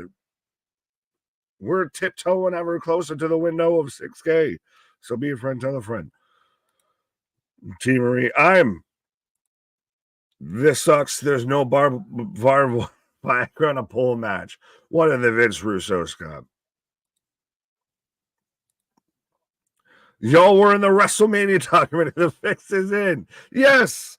And that's so funny you brought that up. Yeah, the fix is in, folks. 100%. Yeah.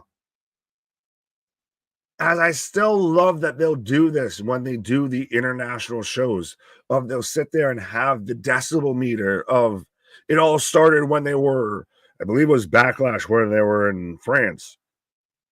And they were, literally getting noise complaints and everything because of how loud they were around the whole city. So now we're going to play into it and we're going to have a decibel meter to show how loud the crowd is. Yes, absolutely. Like the stream, be a friend, tell a friend. That match wasn't all that great. Fair enough. Well, the women's match, okay. I mean, I would appreciate, some expounding upon that, but there you go. Got that one. The crowd is showing out for Randy Orton, baby. Absolutely. It's so Randy to me always feels like he's going to be those guys that's not going to do the retirement tour or the send off package or anything. Of it's just one of those of when I'm done, I'm done. Of you won't know it until I'm done. Like he is the OG, triple OG. I've always said of if there was a blueprint of a prototype of a WWE wrestler, his name is Randy Orton. And his variant is John Cena. But yeah, this guy is the blueprint. I know he's the apex predator, but he's the fucking apex WWE performer here. Show your work. Absolutely. He's not even wearing jorts. And his name is on the back of his trunks. Ho, ho, ho. Oh, as KO's jumping him. Instantly steel chair, but the bell hasn't rang. I'm going to still call right now. So, folks, the predictions are closed. If you haven't gotten your predictions in already for who you're taking in this match, I'm sorry about your damn luck. But, yes, you got to the count of 5 to let me know who you're taking for this match, whether you're taking Kevin Owens or Randall Orton. There we go. The predictions are closed. KO is going down to the RKO. Could be, but we could also get a stunner. You never know. Could Kevin Owens get involved with Sami Zayn? Of, Sammy's dejected from, or Cody, or Kevin's dejected from Cody and everything like that. He's bitter about that. Sammy's dejected from the bloodline and all of that. Maybe, birds of a Canada flock together. Charles, you know why? Because Orton still works, holds, and takes 0 dives. Oh, God, remembering the old Twitter post of ... dive from Randy Orton. Randy about to set up a back body drop on the KO. Ooh, KO fighting out. And KO's got the elbow pad and everything. So Kevin's out here ready for a street fight. Randy's out here ready for a regular match.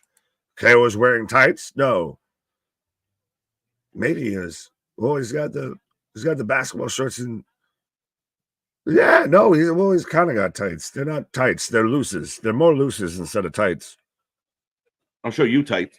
I'm so glad you could take time from your match, Kevin, to sit here and join us live on stream to let us know how it's going right now. I didn't even realize that this was no DQ. I didn't either. This is another chair. Oh, he stuns the ref. The match is all but over. But if there's no DQ. I'm with Jerry. Jerry just said exactly what I said. I love this. All right, so we're going to close the poll. And predictions are closed, by the way. This one may be a default.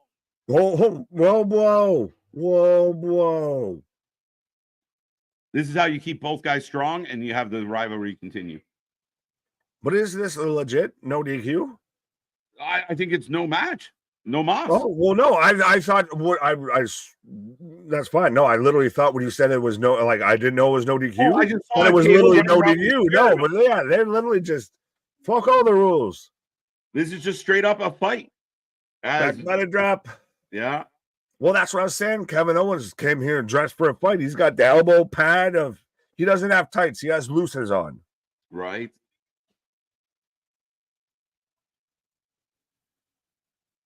That's going to be a shout out Navari. That's going to be a fine. Everybody trying to put a stop to this, Nick, and it doesn't look like it's going to stop anytime soon. Yeah, everyone's standing at ringside trying to put a stop. RKO! No. I thought he was going to get RKO. He hit the ball instead.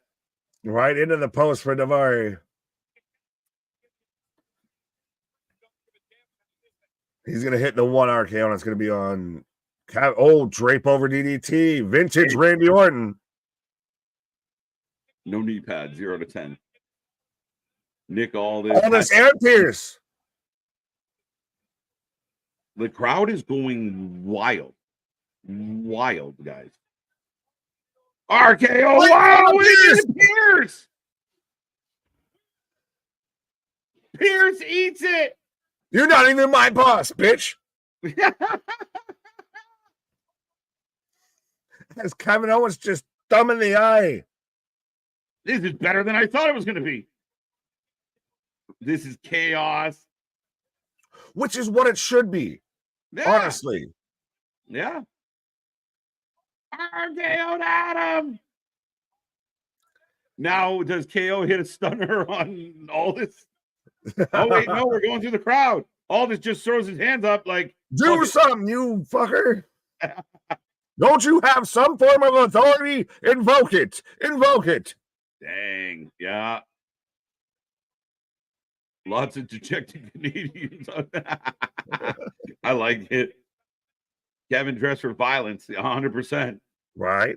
This is not a match. No, this will not be a match. This is a no contest. Fucking case to the face all over the place. Yeah. So everybody in the chat will get a bonus win. Everybody gets credit for a win on this one. See, you're lucky he said that because I wasn't going to give you no credit, but he said it, so you get credit. Nobody gets shit. You ain't getting shit. That's wild. Let's go. Yeah, you might have actually, bro. Oh. Let's go. Randy chants echoing out. I'm waiting for we're around a barricade. Oh, he's gonna go up. I'm waiting for a cannonball through this table. I saw the second he's on the table and I see the little barricade. I'm waiting for it. He's gone up. He's going up. Kevin Owens. Elbow drop. Oh, elbow.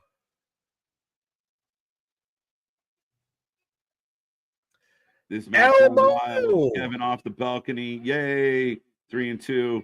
This is what lights out match is supposed to be, Tony. Yeah, no shit. Poutine elbow off the fucking stash of the barricade out there. Yes, right. No soup for you. This is a street fight. This is just a melee. The match, what is awesome about this is the match means shit to these two guys. Eventually it might, but right now it's more about inflicting pain on each other And that is how we end that. Wow. Right. We go to commercial as we've got Sister Megan Thee Stallion, Cardi B. Sorry. Yeah, be careful. Yeah. How dare I crisscross my, female rappers?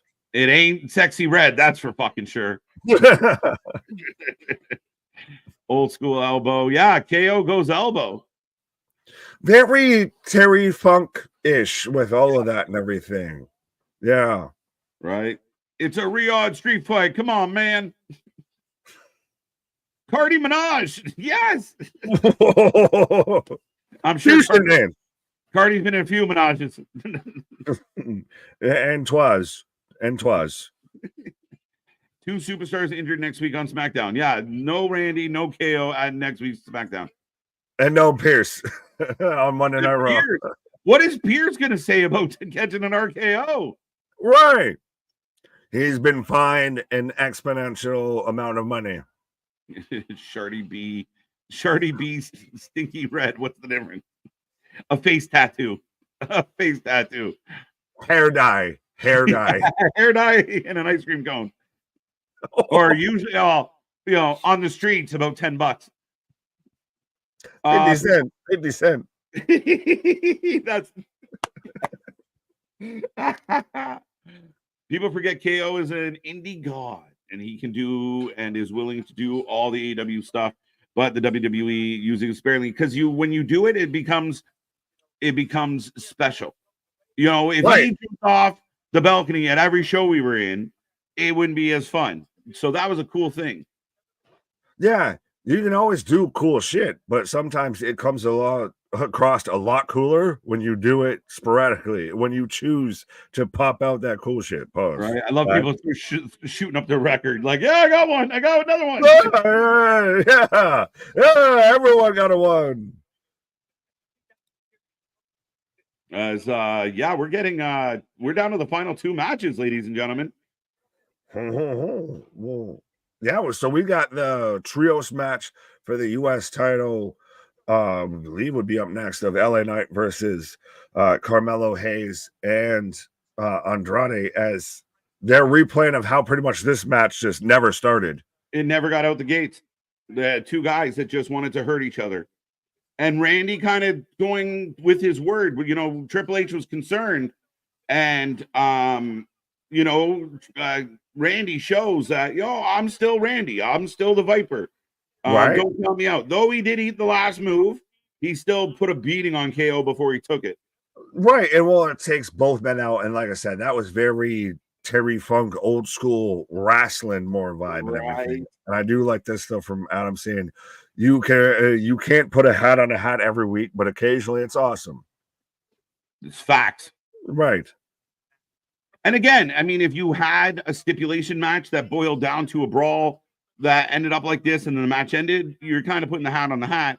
This way, it's like you walked in bald and you put a hat on. Well, right. Well, thank you, MDB. Trios match. Sure, this is triple threat. Sorry, I mispronunciated. There goes that emphasis again. Yeah, I put the emphasis on the wrong syllables. Yeah. Got LA Knight for the win. Who you got for this match, sir? I took Carmelo Hayes. Oh, bold strategy. Bold strategy. I want to see at the end of this how many times you've been wrong versus how many times I've been wrong. Yeah, I mean, I'm not having a hot Saudi show, that's for sure. And again, I want to show the fan base like I've been wrong about what I think should or could happen, but by no means am I upset that I wasn't bang on with every prediction. That's the thing is, though, with all of these, if you can still be wrong and it can still be good, just because it doesn't do what you want it to do doesn't mean that it's the one like that is wrong in what they did do. No. But yeah, I mean, again, I take Carmelo. Mello don't miss right there. I can't remember if I took LA, but to just be contrarian, be different than you and everything a bit, I'll take Andrade with this. Andrade is really, to me, kind of sold with getting over now in this second run back within WWE. Hello from Panama. I don't know if we've ever had an official hello from Panama. What up, Bermuda, Bahama, come on, pretty mama. LA Knight, yeah. LA Knight to win. I think they threw up the X before they cut to commercial. I didn't catch that. Maybe. I mean, that would be great selling. But to me, it's still, you didn't even need to throw up the X that all the 10 people that pay attention that much to the X are going to remember. And I mean, the app, not the fucking signal. Are we setting records for like the most references to X tonight?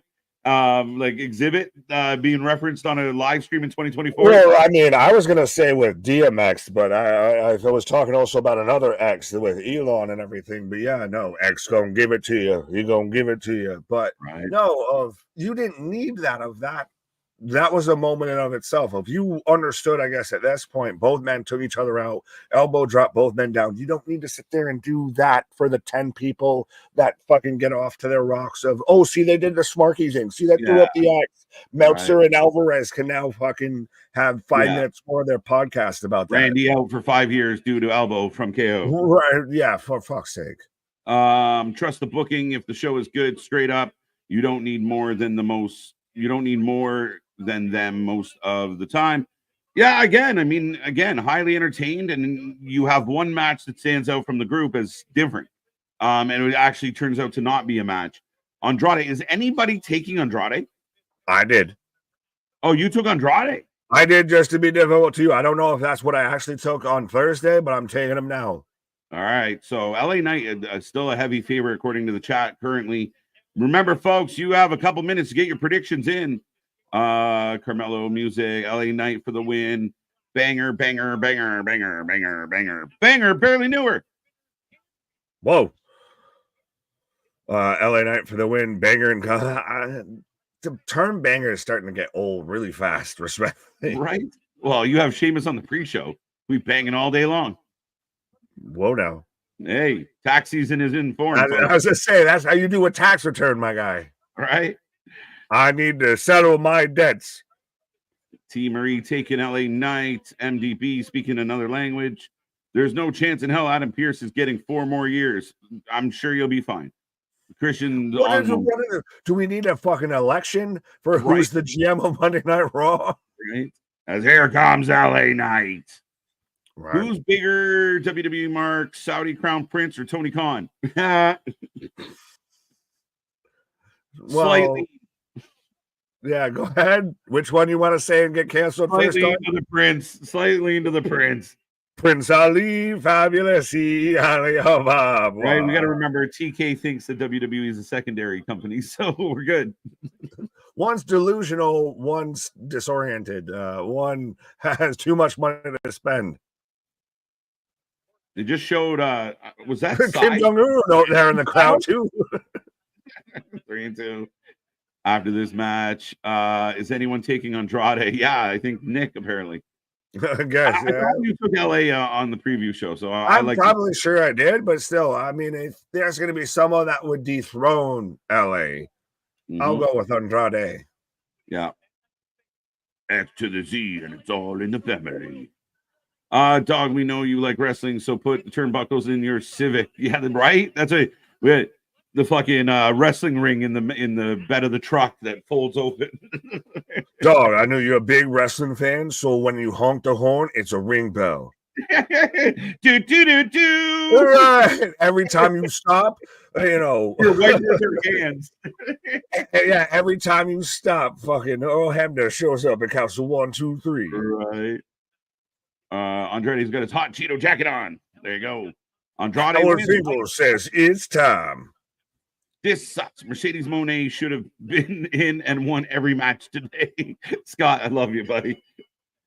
LA Knight for the win. Official. Underway. Yes. Monday, we will have a fatal 4-way for the number 1 contendership. Yes, sir. Buckeyes are beating Penn State. There you go. I'd love a GM election. Ava would get booted. Yes! But he can't run for office. He's not from this country. He can't run. We are off and running, folks. Predictions close in LA. Getting the crowd going right away with the punches for everybody. Well, the little Stone Cold like punch drums here. Right. I want Taker's gong as my car horn. Dong. Dong. I don't know if that works as well. Dong, A little bit. dong, dong, dong. Yeah. LA or Louisiana? Louisiana night instead of LA night. Right. 1 of 10 of my chats are really funny. That's good odds for me. That's good. That's kind of how I feel about our jokes too. Right. We're not sure what a less than average. Yeah, 100%. AJ Lee is GM as Raw GM. Ooh. NXT GM. We need a new one. Yeah. All right, enough. Fair enough. Well, I'll click on this and I will bid you adieu for a moment or two here, sir. Yeah. Hey, this show's been fun. Tough break. I remember race car beds. I suspect Nick still has one. A fucking sweet race car. His roommates got it for him. Louisiana night would go hard. There you go. Wow, nice. Big DDT. Good action out of this one, folks. As these three men are not disappointing out of the gate, make sure you get in that chat.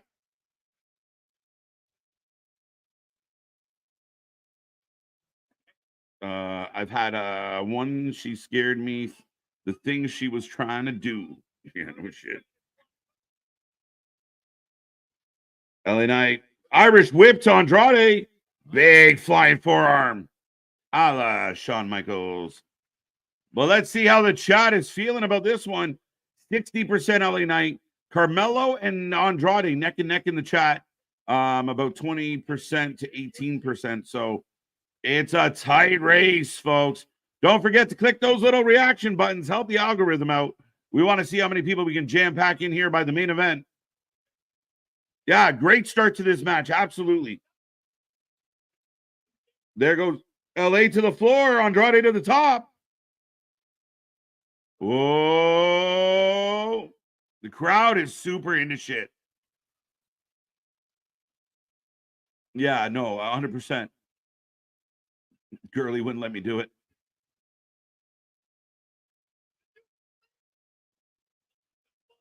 Logan too busy with Lunchables. That's adorable.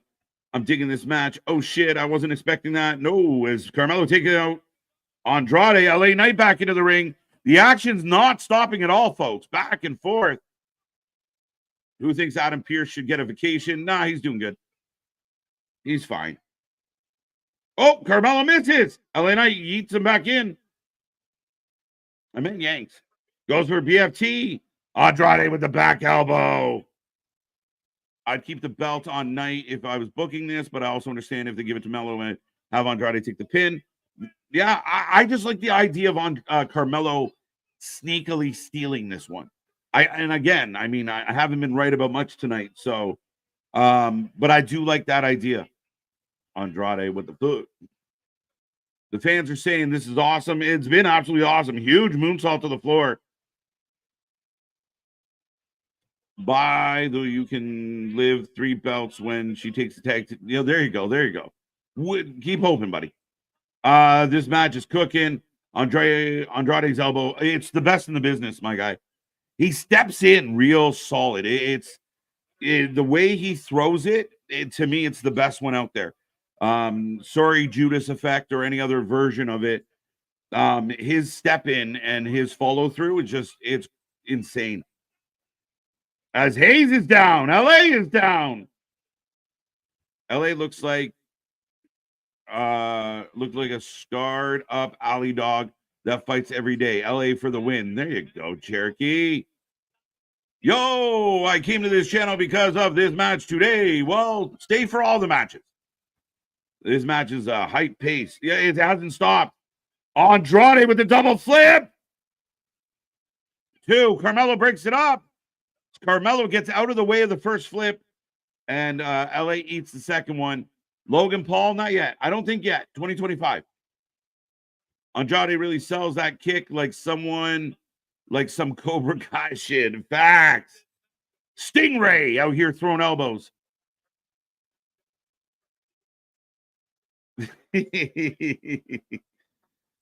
First Canadian destroyer I've seen that didn't look totally coordinated.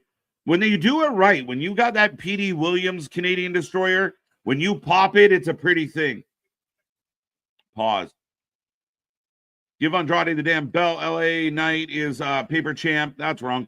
They give him the promo time and fire up the crowd. Give Andrade the win and please his wife.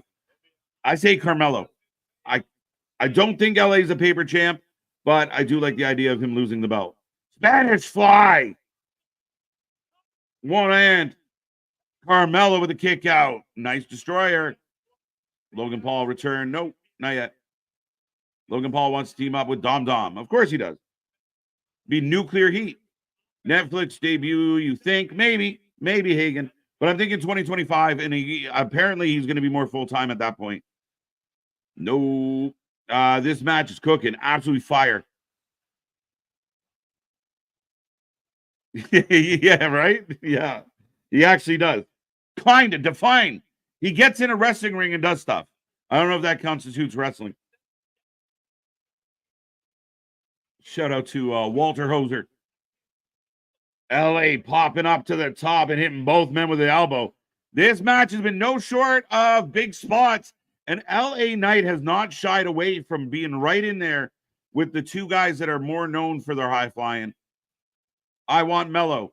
Well, Hagen, send him some letters. Andrade back in WWE is a beautiful thing. Funny to see people flounder in other promotions, come back and flourish, almost like booking matters or something, right? Amazing how that works out, Adam. And again, I was a big Andrade fan. I was excited to see him in AEW, disappointed that it went nowhere. He was in the stairwell more than he was in the ring. But to see him come back and get love, a nice entrance, good energy. What's happening with him and Mello has been excellent. Wow. Suplex from the top. Carmelo looks around like, what happened? They're trying to get a double pin. Nothing but net. Here it is. Andrade saves the day. Wow. If I know Triple H, he will go 48 hours within all this and how to handle the Kevin Owens, Randy. Yeah, we'll see, Christian. I know you're very concerned about the management situation in WWE. If this isn't a 5-star match, I don't know what is. It's cooking. It's really making a case for match of the night. Logan Paul in daddy mode. Is he? Shit. Great show, Andy. I agree with you, buddy. I'm enjoying this one. I want Mello to win. I want Mello to win as well. That sounds better. That's a full sentence. God damn. Oh, shit. I'm ahead of y'all. Theater, I'm magical. Oh, Mello hitting the back of his head. I can't wait for this, Tony. I'm with you completely. I want to see this happen. Triple H booked him so well in NXT. LA Knight is still your U.S. champion. Wow. So it's actually LA that kind of steals it. No title changes in Saudi. Yeah. KJ and Nick, I wonder with Randy and KO, think Pierce gets replaced or Aldis to become a wrestler. Or, I don't know, does Aldis have to run Raw for a couple weeks? That'd be interesting. 4-1. Yeah. I don't know if I would call it a 5-star match. No. But it doesn't matter. Good match, fun match, and I don't need numbers or for everything. I'm with you, Adam. It was a very entertaining match. Big win for LA Knight. I know somebody earlier said he's a paper champ. Well, he just picked up a huge win where he put in the work to get the win. So credit where credit is due, my friends. LA Knight wasn't my pick.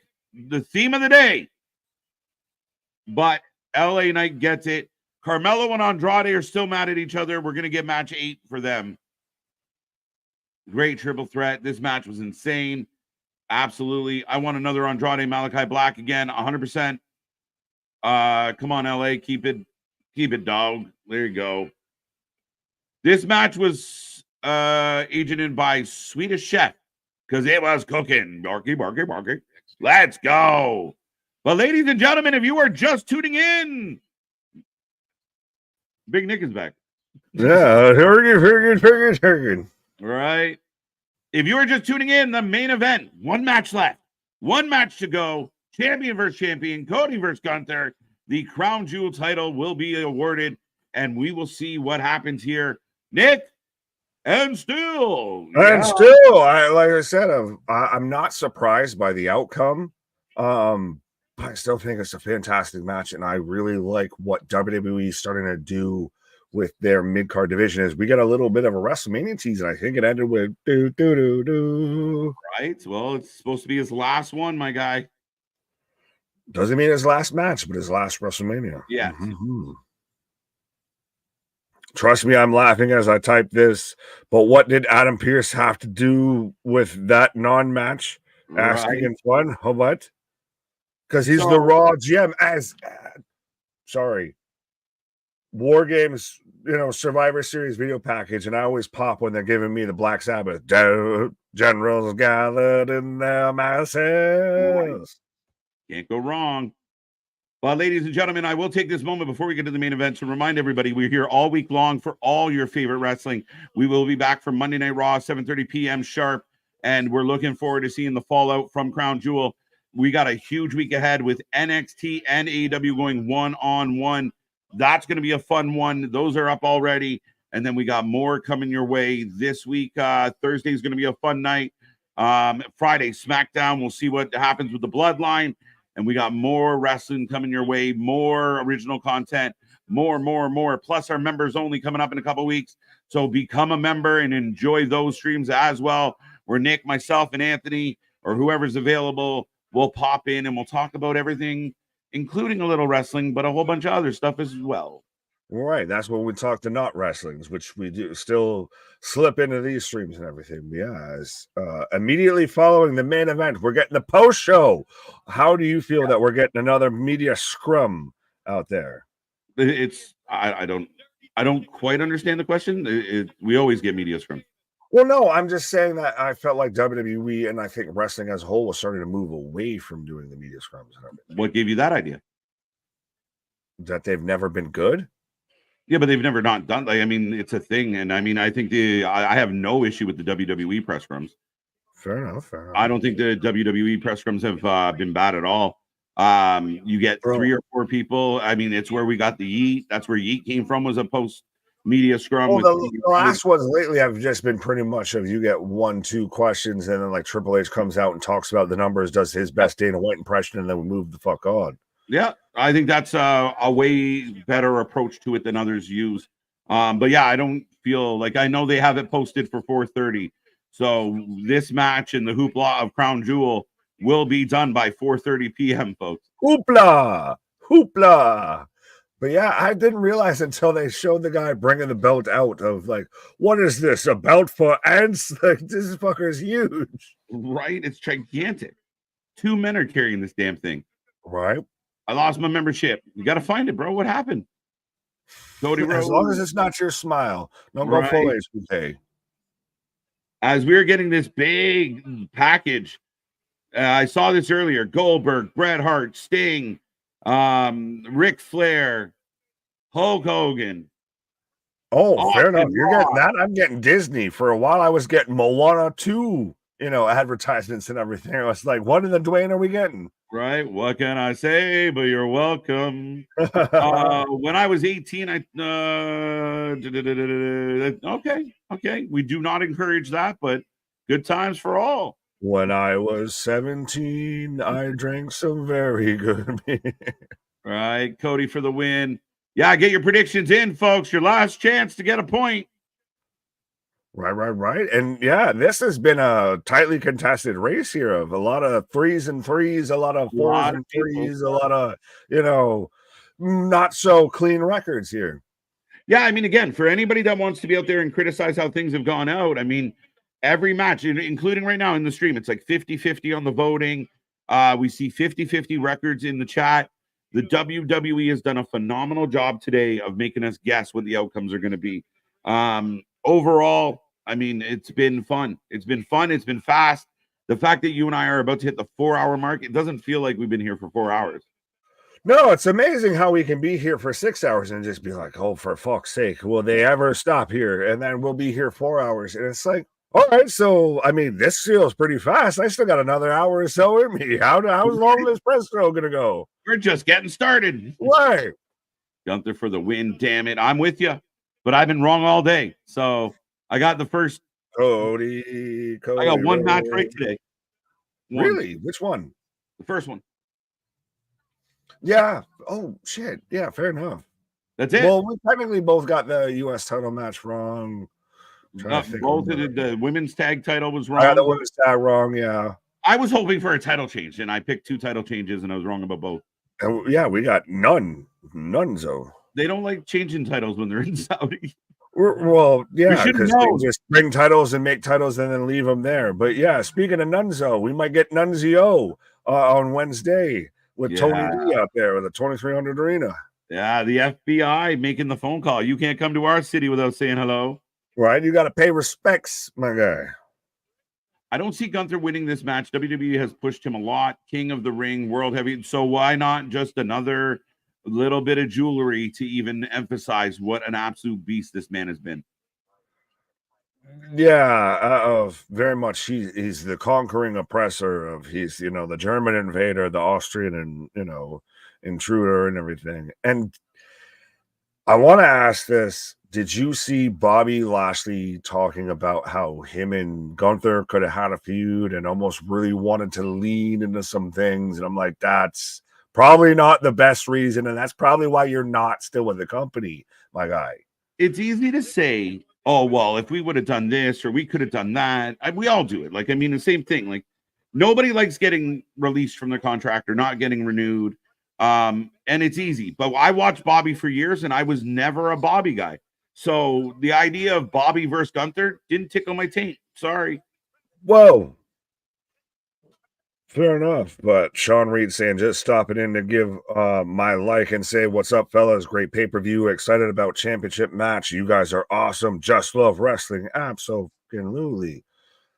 Dun, dun, dun, dun, dun. Dun, dun, dun, dun, dun, dun, dun, dun. He has some of the best entrance music, and great entrance music in wrestling is half the battle. Right. That's huge. It's huge. Fucking huge, my guy. I have the best crowds. I have the best belts. I have such great belts. They need to stay in Saudi. They're so good. So many jewels. So great. Do they keep the belts? No, they get a ring. They get a ring, the fucking huge ring. Cody Rhodes. Wrestling has more than one Royal Dawn. Yeah. You guys need to change the WrestleMania to Live Dawn Mania. Dude, you need to get a restraining order. Random thought. Could you imagine if the Fink was the ring announcer tonight? Wishful thinking. Rest in peace. R.I.P. The Fink is a goat. We got and still remember when they did the greatest match of all time, and it was Copeland versus Randy, and they did that to where the Fink came down. It was like MSG and everything. But yeah, 316. I don't know if you need to touch grass, smoke grass, but pick one. All the above. Right. Thanks for the shows every week, boys. Maybe now Nick can afford the extra few shekels for the real Peacock sub. I love it, and I hate you too at the same time. So I've got Cody Rhodes, but no, that's awesome. No, we appreciate you, Adam. We really do. I like that you use shekels. Right? Even if you haven't been on my side lately, but I know you'll bounce back. Hey, he said he was a stand for you today. Dear KJ, I wrote you, but my letters won't reach Canada.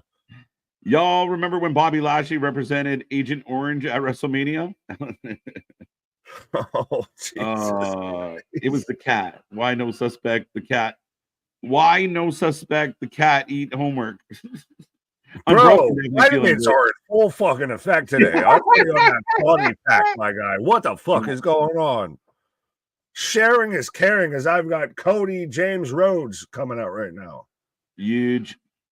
Fucking huge, dude. Quick, will we see Crown Jewel Championship belts on the show regularly? You think no? The belts are staying in Saudi. The champions are getting rings. Could I see Liv showing up and showing off her ring for a little bit, like, you know, and rubbing it in her face because she's a heel? Yes, but the belts stay in Saudi with the prince. It's like, I bought them. Yeah, he's gonna just sit there and take all the photo ops with both belts. Oh yeah. And well, still, where's the greatest Royal Rumble belt? That's the longest reigning undefeated streak right now in WWE. Right, there you go. There you go. Smoke signals, my guy. Smoke signals. Carrier Maple Leaf. Carrier Goose. Yeah, honk honk, I'm Goose. I didn't say pigeon. I couldn't think of anything, but that's awesome. He said Goose. Right. Yeah, exactly. I just picture him being like, all right, 3 of my wives hold this side of the belt, 3 of my wives hold this belt. We're good to go. But how will I keep my pants up that I don't wear without this belt? Listen, we can't be friends if you're gonna say silly shit like that. Jesus. Aggressive. The NHL Finals winning team doesn't keep. Yeah, no, again, you get a ring. You get a very beautiful ring, and that's a big. Well, that's the argument you made of I don't like the rings. I think the whole fucking concept's stupid, to be honest. But yeah, they paid for it. I don't love it either. From the minute they announced it, you and I were like, really? Yeah, well, they hyped it up of this is going to be the big announcement, Triple H, and we're like, there's a podium, and it's Saudi titles. Oh, you're like women's mid card. Oh, show me potato salad. Orange, no. Right. Holy shit, that title's huge, though. It is. Fucking Colossus belt.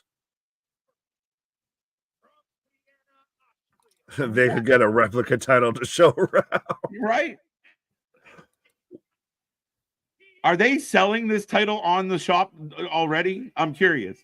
Where's my $7 million $1 Right. Anthony said the Crown Jewel belt was growing on him. I mean, it's gaudy and huge. Yeah. Growing on you like a fucking fungus. Yeah. Again, what happened to the championship? Exactly. MIA. Right. We need him versus Jeff Jarrett. Leatherface title versus, you know, the greatest Royal Rumble title. Yeah, let's go. Right. No Leatherface this year. No Abaddon either. She was on Ring of Honor instead. Oh, they're learning. They're learning. Right. Listen to the fucking crowd, guy. He's very extra blue. Like not a lot of red in his attire. Sorry. Right. No, we do not plan on being here on Tuesday, Valen. We're going to take the night off and let the Americans sort their shit out. It could be, you know, the apocalypse as we know it. So at the sound of the alarm, the purge will commence for the next 12 hours. Unless Nick and I want to do a fucking presidential fucking stream, but we could get canceled pretty quick about No, we figure we'll do 2 shows on Wednesday instead of a Tuesday show. So yeah, I'm shocked.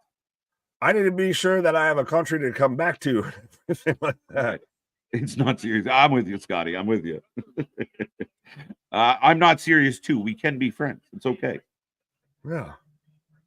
I assume half the chat either doesn't know what is hockey or does not want to play it. Old statement. As we are on our way, ding ding. We Gunther know versus Cody Rhodes. Green t-shirt guy with his Saudi belt. Well, no, green t-shirt guy's just aged a lot because now he's green polo guy. He's olive green polo guy next to not Saudi Prince cosplayer. And bald Orange Cassidy. But everybody take a moment to absorb this crowd. Look at this. Oh, Randy got a higher. Cody's a shit champ. Randy got higher. Right. Randy's better. Randy got the better reaction. The belt has grown on me a little. See, there you go. Yeah, there's a fungus among us. Sorry, trolling, I swear. Kind of wish they would sell it on the shop. Interesting. For how much? $1 million. $1 million. Cody's gear is fire. When a title comes along, you must ship it. Ship it good. Listen, I know a lot of people don't love Cody Rhodes. The man is over as fuck no matter where they go. He's the babyface. He's there. He's this generation's John Cena. Love it, hate it, run from it, hide from it. It is inevitable. He is this generation's John Cena. Yeah. Wow. No boos or cheers for Gunther or Cody. What the fuck? Ryan, how high are you, my guy? Can you hear? Are you deaf? Like, the crowd's more, I guess, honestly, undecided. It's just loud noises with this of we want everyone to win. Right. Blue Meanie to NXT ECW confirmed. I think that's a joke. I haven't heard that. Hornswoggle, the Blue Meanie versus JBL this Wednesday. Jesus Christ. The jokes are too many there. They overflooded my brain. Right. When are those Owen Hart Cup belts defended? Would you think Tony will announce that this year he's giving out Owen Hart rings? Well, no, he's already got the diamond ring. But yeah, no, the Owen Harts, remember, this year were the contenderships and everything like that. Did they do the ring again this year, or did I miss it? I don't remember the redoing the ring. I know MJF won it 3 times. Where's the ring? Anybody help me out? MJF has it. I think he was in a match for it. I'd have to Google check it, but fact checkers, let us know, because I feel like MJF still won it. It's just been a little convoluted. It's not like they don't really do it annually. It feels like they just kind of do it once in a while, whenever they feel like it. Fair enough. If you see a green t-shirt guy on Twitter, all his bio says is, yes, I have more than one shirt. Are you sure about that? I'm very happy for Cody and how far he's come. He's from He's boring. He's from boring, and he's far from boring. He's very well deserving of his popularity today. Listen, man, he just did Andrew Schultz podcast, and it was excellent. I think he's great. I think he's got a good personality. And again, whatever comes with Cody, Randy, and KO next is going to be fun. But that's the thing, though. That's the thing with Cody is Cody's John Cena. Of right now, he hasn't had a whole lot of a fuck to really get behind or care about. Like, yes, he has the good match. It's going to be a great match to watch between Gunther and Cody. There's no title really on the line besides a Saudi belt that no one gives a fuck about. There's nothing that compels you to care about this match. We talked about this before. All of the non-title matches, what compels you. Cody versus KO. Cody versus Randy is what compels you. I disagree with the idea that nobody cared. Like, I don't really care about the belt, but I care about this match. Like, this is a great matchup. Gunther Cody is a phenomenal matchup. Like, there's no problem with this match. I don't care for the premise. I don't care for the title, but you're getting Cody Rhodes, Gunther in a main event where the crowd is losing their mind and going ballistic. I got no problem with this. AJ Styles, Cody. Great match. I got no problem with it. Good matches, but not good stories. Like that's the thing is there's nothing that you can sink your teeth into. And Rocco bringing up. Sorry, go ahead. No, I was going to say Rocco bringing up I feel like I remember hearing that of when MJF's ring got stolen and everything. Right. But the crowd just popping huge as both men still just standing tall of a nice little back and forth here. No one's really had full control here. The crowd is apeshit. Banana sandwich, my guy. Banana split. I kind of want one now. I'm fat kid hungry now. I mean, I thought the build for this was a little bit boring, a lot of talking. But Gunther definitely showed up and showed out through the build of this. Oh, you very much established Gunther as a character, as a champion, and everything like that. Like, Gunther in this feud did more for him than it did defending the title versus God knows who on a Monday Night Raw episode.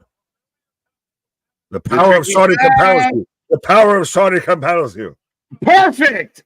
I love that. Cody goes for a little dusty, and Gunther says, "Get shit out of here. Get that getting shit out of here. Get the fuck away from me with that nonsense." Right? You can have that. That even what I'm mad at.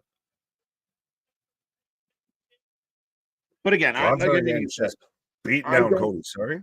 I think Cody's just suffering from being very squeaky clean. Yeah, he's right? I think that's just with a list. Yeah, absolutely. And again, even the start of this match, very grapply, very pushing back in the corner. Cody's trying to, not get beat up by the bigger, stronger guy. Oh, Gunther just cleans the man. Oh, the undercut shot there. But again, this is a lot of Cody now. I've got to get the bigger man off his feet. Yeah, and you need the crowd every time you hit the yeah. 60% of the chat is going with Cody Rhodes. Adrenaline in my soul. Well, you had Liv win the heel version, so I think you need a babyface win here. Well, I picked Nia and Gunther, and it looks like it might be Liv and Cody, so fuck. Yeah. I still think KO might have something to do with this, but he might be incapacitated now, so I'm wrong. I don't know. They've got me guessing all over the place tonight, Nick. Absolutely. Oh, as Gunther just gets dumped on the outside here. Tope con Cody. Goal gets caught. Thrown in the apron. Oh, back. Cody's chest plate is out there in the front row now. Gilly, I don't know what to say, bud. You're just definitely not in a good mood today. Do you need a hug? Are you okay? I love you. Man, Patrick, sir, I love you. Mr. Berg interfere. Oh, Cody on the outside. I thought he was holding his leg. I look at this like MLB World Series match where the champions of two bands compete to see who's best. It's kind of that vibe. I don't mind the match at all. I just don't like the whole situation. There is just, I get it's going to be a great match. There's just nothing to me that feels like it has an implication going forward. Like, this is a really cool showcase. That's great. That's awesome. But I'd like implications. Yeah, but you can't have implications always. There's nothing wrong with having a one-off or, again, like a World Series, right? It's not like it's not a long-standing rivalry in the sense of you have your World Series. Cody Rhodes, the New York Yankees, right now in this World Series. Only if he loses. Fuck you. But again, I mean, again, for this show, the showcase that what it is, I mean, again, it is what it is. Cody goes on to something new. We'll find out a new contender for Gunther Monday, and we move on. And that's it. But the match itself is the merit for me. Fair. KJ, how does Cody suffer? So Cody just being a bit of and I mean with the fan base, I don't feel the way a lot of fans feel. I like Cody Rhodes as champ. He's over every building he's in, but being like the uber white baby face, white meat baby face to some fans out there, it's boring. I don't know if I agree. Right. That's all I'm saying, my guy. To me, again, I guess the implication, there's nothing that really's like pulled me in beyond, like even AJ versus Cody. It's a great match, but I never really the story. Remember, AJ faked a retirement to get that match. I was totally into that. Right? That happened. Did you really ever think that Cody was going to lose that match, though? But the story itself, as far as like AJ wanting a swing at it, I thought was all right. Right? I mean, again, it's, the champion getting beat is going to take something marvelous. I mean, KO's already had a match that But that's the thing is, I don't think that he needs to get beat. I just need to feel like he could be beat. And that's the thing is I haven't felt with Cody since he faced Roman is that he could be beat. Okay, that's fair. I mean, I think the champion having that stature, I mean, that speaks to him as a champ, though. Yeah, but I mean, still, we had that with Roman. Like, did you care more about the Roman matches where he felt like he could be beat versus the ones to where happened in 5 years? Well, shit. We've got just about as many people watching us as Cody's got, amped up in the crowd list. So let's see if we can go back to them Randy Orton numbers here, the 100s and all of that. Causey, his evil twin, will interfere. There you go. Are you okay with Kofi versus Chad Gable, KJ and Nick official for Monday? Yeah. I mean, whatever. They've been kind of doing this whole thing. I just want Woods or Kofi to kick one of the other ones in the head. Can we get to that point?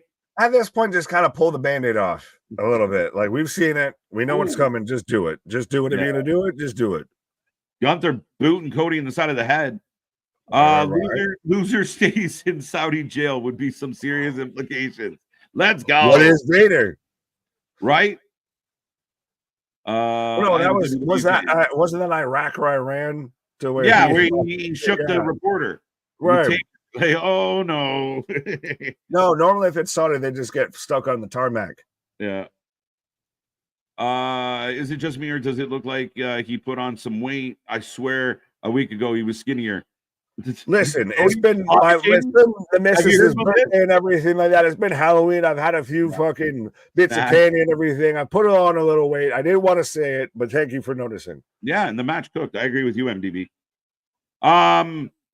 Did you hear about the body shaming Cody because he suggested that wrestlers my fucking Jesus tap dancing Christ, like. Dude, I already went off on this one. I don't have to say shit. Everything that KJ said, I second. I don't know what exactly you said, but I feel like I second because just what in the flying fuck? Like everybody, well, of course he says this, but look at how his father was and everything. Like, for fuck's sake, he's not saying that. He's just saying that there is a fucking aspect to it. Right. Well, listen, I said it all, and again, the snowflakes out there kill me. The thing that melts a snowflake faster than anything else in this world is honesty and truth. They can't handle it. They can't hack it. They're like, oh, okay, yeah, okay. I mean, I know it's like we can't body shame. I know, but we also don't want to have everyone having coronaries in their 20s. So let's be real. Well, and it's still even then of it helps play into the fucking story. Hey, guess what? I'm sorry that Joe Blow from the local fucking Jiffy Lube isn't getting the same casting as Brad fucking Pitt. You want to know why? Because Brad Pitt looks like Brad Pitt and can act like Brad Pitt. It's not that fucking hard at times. It's just sorry. Hate to say it, but again, it's part of the fucking business. And I get you have the outliers. You have people that are a Kevin Owens, that are a Dusty Rhodes and everything. It's not a standard true all, cookie cutter, one size fits all thing. But it is the lean of the business. It kind of comes with it. Like I said, I don't want to be rude, but I'd rather see Pam Anderson in a Baywatch bathing suit than Oprah. Sorry. I like Cody as well, and I think he is doing great. It's different for a babyface once you have the conquered. That's always the challenge, right? The chase is the chase more interesting than actually keeping the belt. Big superplex. Good match. Absolutely. Preach. The Rock might come out after Cody wins. That'd be interesting. That could be a thing. We saw Dwayne touchdown. Yeah. Athletes being in shape. Don't be ridiculous. Yeah, motherfuckers. Just Jesus. Cody is one of the very few white meat baby faces in recent memory that actually gets a very positive response from the crowd. That's actually very rare these days and age. I agree with you, man. That's why I get kind of confused where everyone just kind of doesn't. Again, it's like everything else, right? He's at the top of the mountain, so he's going to eat a lot of criticism. I think he's doing a great job at what I agree with this sentiment. And again, I don't mind him. And like I said, he's over everywhere he goes. I don't dislike Cody as Cody hops over Gunther or anything and big side suplex or side slam. Yeah, it's not that I dislike Cody. It's that there's nothing I've been able to really sink my teeth in and feel invested in when it comes to Cody at this point. I will say that. See, I mean, we were allowed to disagree, but I don't agree with that. Oh, that's fine. Go ahead. Yeah. Cody KO, I was into. Cody AJ, I was into. Now what Cody does after this, I'm hoping to be into. So, well, Cody KO, we haven't fully gotten yet. So to me, I don't think you can say that. Cody AJ, I already had a match. Yeah, that's not the whole feud. That's a tease, if anything. That's like saying, "Oh, well, we already got Jacob." 1, 2, dos, amigos, dos. And it's funny because we actually have a champion that he's on like every pay-per-view. He's at every he is putting in the work and doing it well, man. Again, I'm not hating on Cody. I ain't compelled. You got to compel me. I don't see The Rock tonight. Someone said Rock's in Brazil, so I don't know. He just kind of quick hop, skip, and a jump over there. Mm-hmm.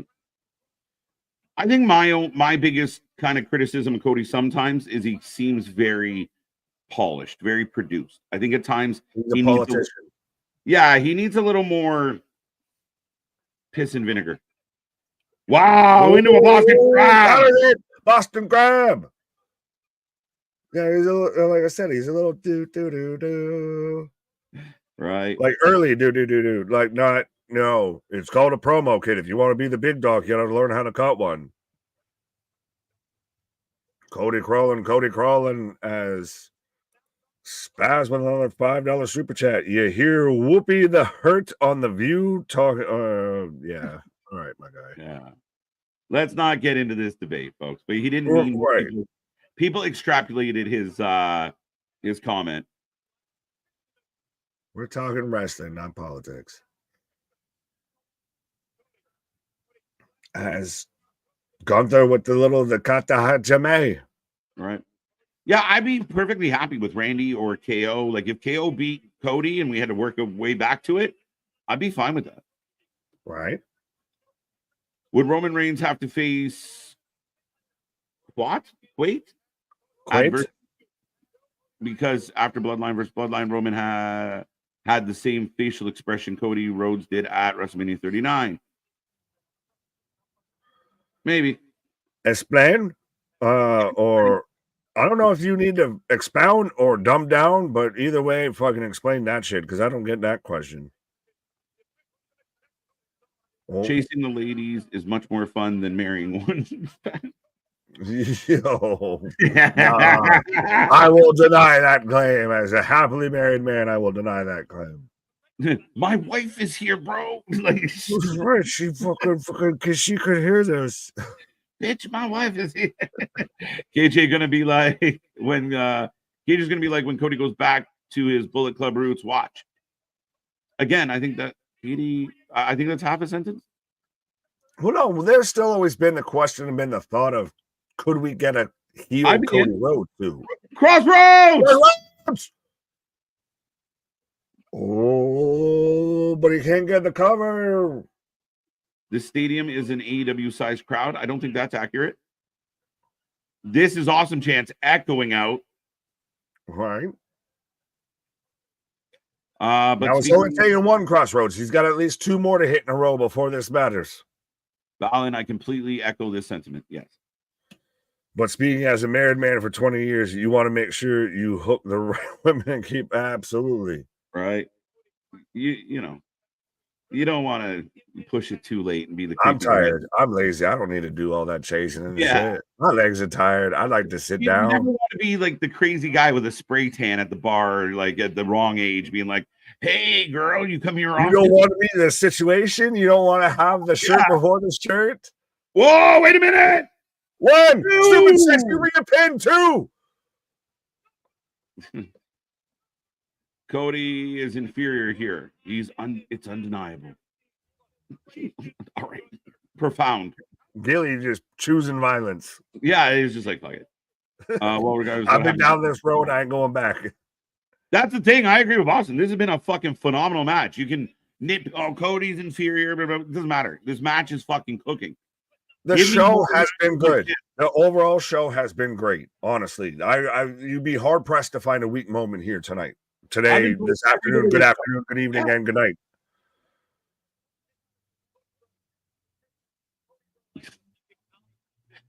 Yeah, MTV. That's funny. This is the last match. Yes, main event. Right. Did the original Bloodline win? No.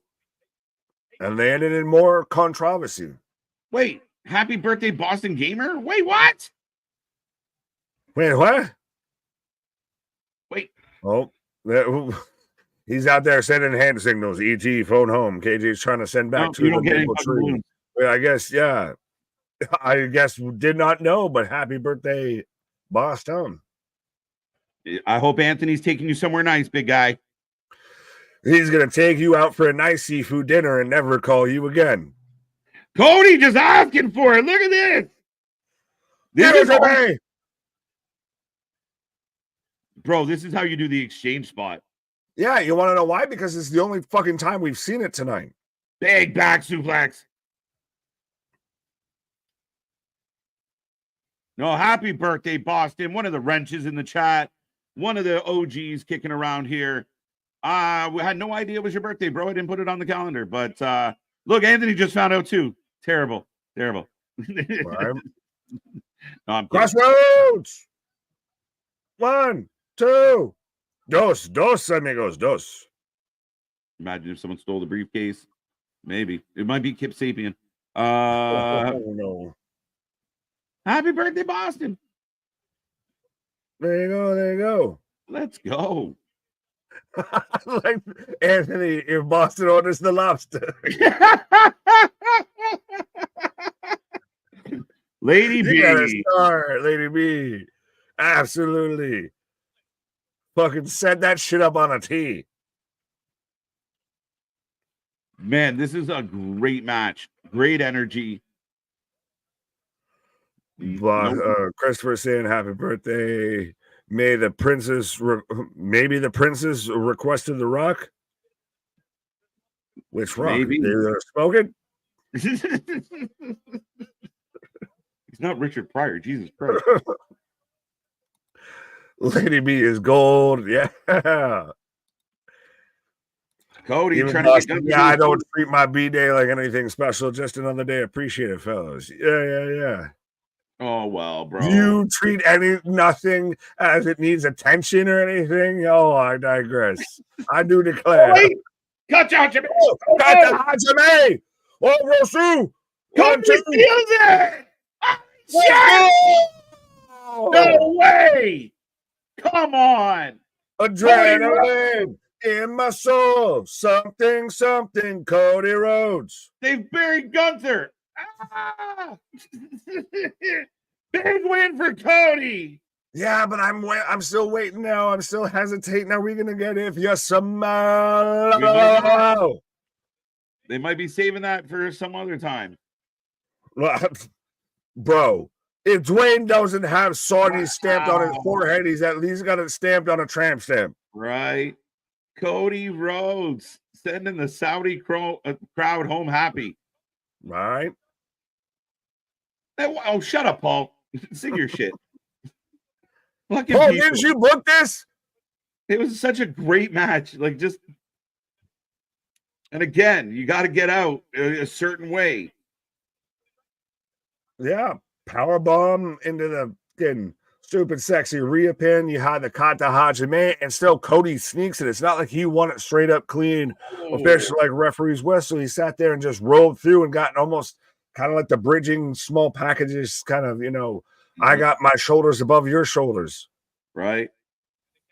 Cody for the win. Every time an ending or something happens out, like people didn't expect, they're like, that was shit. It didn't happen exactly the way I thought it was going to happen. Yeah. What are you, a Saudi prince, motherfucker? Calm your tits. 4-3. Good show. Adam eager to get the ratings in. We'll hold tight for a couple minutes, but super fun. Felt big, even if not a lot of huge implications. Yeah. It kind of felt like a showcase kind of night, but I'm good with it. Yeah. As Cody and Gunther shaking hands. Interesting. Okay. Honor exists. I almost still want to say still a good show, and I know we haven't ended as Triple H, and This is why it's happening though. Yeah, I get it. Yeah, but fuck, like you could have ended with the Roman Sammy spot here, and that's the better ending to the show, I feel. Right. Cody for the win. That's crazy. I got one match right today. I'm losing my touch. Thank God I'm good at trivia. Right, yeah. Fucking all the hot wins. Thanks for that, asshole. Hey, yeah, a blind squirrel had to find a nut. I've been wrong for so many times. I had to get a few right here. That's what we should have done today, is every time we were wrong, eat a wing, because I would have actually ate a few. Oh, Howard. Man's already bragging before we get to episode 2. letdown ending. Good match, flat ending. That wasn't a flat ending. No, I'm saying the ending of this show with the fucking Triple H and the Saudi Prince and all of this is. You mean the crowd standing on their feet, echoing, screaming at the top? Yes, because if they don't clap, they won't be there next week. Cody Rhodes, the world champion, gets a win. We got pyro going off. Like, flat? Are you fucking nuts? You sound like but that's different. You sound like a fucking Twitter fan. Maybe I am, but yeah. There's nothing flat Was happening this at all. better than if you ended it with the Sammy Roman spot? No, this was fine. And they ended it with the photo op. I know why they did it. But for me, I mean, again, in that building right now, this is the furthest thing from flat. There is nothing but energy happening right now. People are pumped. People are singing. Flat might be the wrong word, but it's not flat at all. Because if they don't clap, they won't be there. But yes, no, I still overall enjoyed the show and everything. But again, it's you end it with the photo op. You end it with this, like instead of you end it with a moment. Why would you bring The Rock out when he's going to be in the Bloodline storyline? I'm not even saying with that. If you could have ended it with the Sammy Roman spot of the fucking Superman punching in about this title. This whole pay-per-view is about this title. So you're going to end it with this. Yes, no, and I get it. It's the fucking photo op. It's not, to me, it's not the greatest thing. Like it's getting Saudi catchphrase. It's hell. There's trips. That's why it's going like this. I mean, again, I think the fans sound spoiled when they say, "Why didn't we get?" You want to talk about spoiled when I got Saudi princes on my screen right now? And you want to say spoiled? Exactly. Bro, this is literally just, hey, my daddy paid so we can have us in the photo shoot at the end of this show. You want to talk about spoiled? Yeah. No, I mean, there's nothing flat. The crowd's not flat. The energy's not flat. Boy, like, because we didn't get a surprise pop, that's not how we do this. Like, that's not how, just because you didn't get what you wanted doesn't mean it's flat. Like, it was, like, there's no flatness happening right now. But The Rock didn't show up for no reason. That's stupid.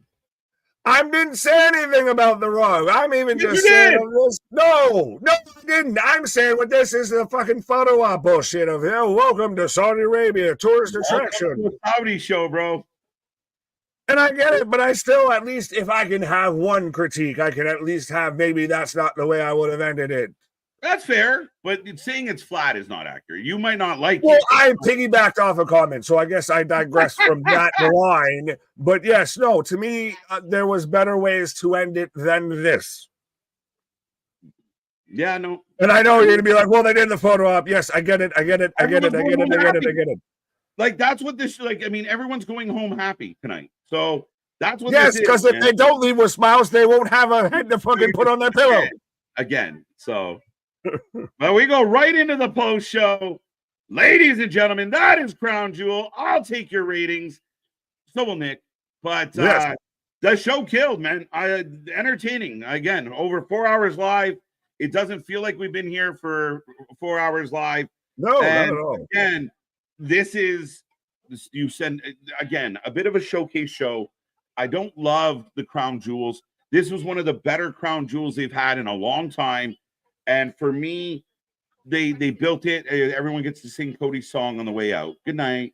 And that's it. That's all. I mean, again, it wasn't boring. It wasn't uneventful. The ending was perfect as far as I'm concerned in that match to get out of it without overbooking it. I thought KO might fuck up Cody, but KO fucked up himself earlier. So here we are. I like the show overall. To me, like I said, if I'm going to be nitpicky or anything like that, to me, the ending wasn't my favoriteest. It was, Harlem Globetrotters, Washington Generals kind of ending and a little bit and everything. You can't call Gunther the Washington Generals. Who's what now? You can't call Gunther the Washington Generals. No, I can't call that, but I'm saying that where we can get the fucking send-offs and the fan that was fucking fan fest that we had earlier out there with, the MLB and the NFL and everything. That was just the Saudi version. Okay. And so you would end the night on a flat note that was the Sammy Roman. Like, that moment shut the crowd down because they were shocked. but that's not exactly a celebratory end to the show. I get why it happened. I can just still, I guess it's not my favorite thing. Like I said, I get why everything happened. I overall generally still like the show and everything like that. Like I said, if I'm being nitpicky, maybe not my favorite way to end the show, but I get why it happened. It's not a hill I'm dying on. I'll put it that way. Right. Fair enough. 5 out of 5, too many weak finishes. Wait. Yeah. What is you trying to get your point across, Gilly? Yeah, I don't know. By the prevailing logic in the chat, you should have hated the show because you didn't guess everything.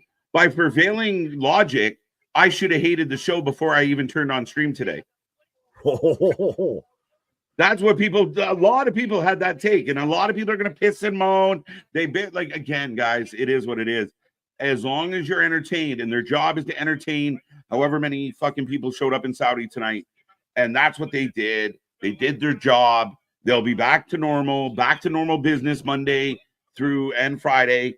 I got no problem with any of this. I thought the booking made sense. I hoped for a title change in one of the other matches, but they don't like changing titles in Saudi. They just like having matches. Well, and this still very much set up stories going forward of you had the KO Randy match that kind of just dissolved into nothing. You still had, I know I felt it maybe should have ended the show versus started the show and everything, but you had the Roman Sammy spot, and you had those moments of that ended on who studies the Unsanctioned and everything. Go ahead. You can't end. You don't want to end this show or that night. No, and I wasn't arguing as to what should have ended. I'm just saying you had moments that from this show that are going to have ripple effects going forward through WWE storytelling. Right.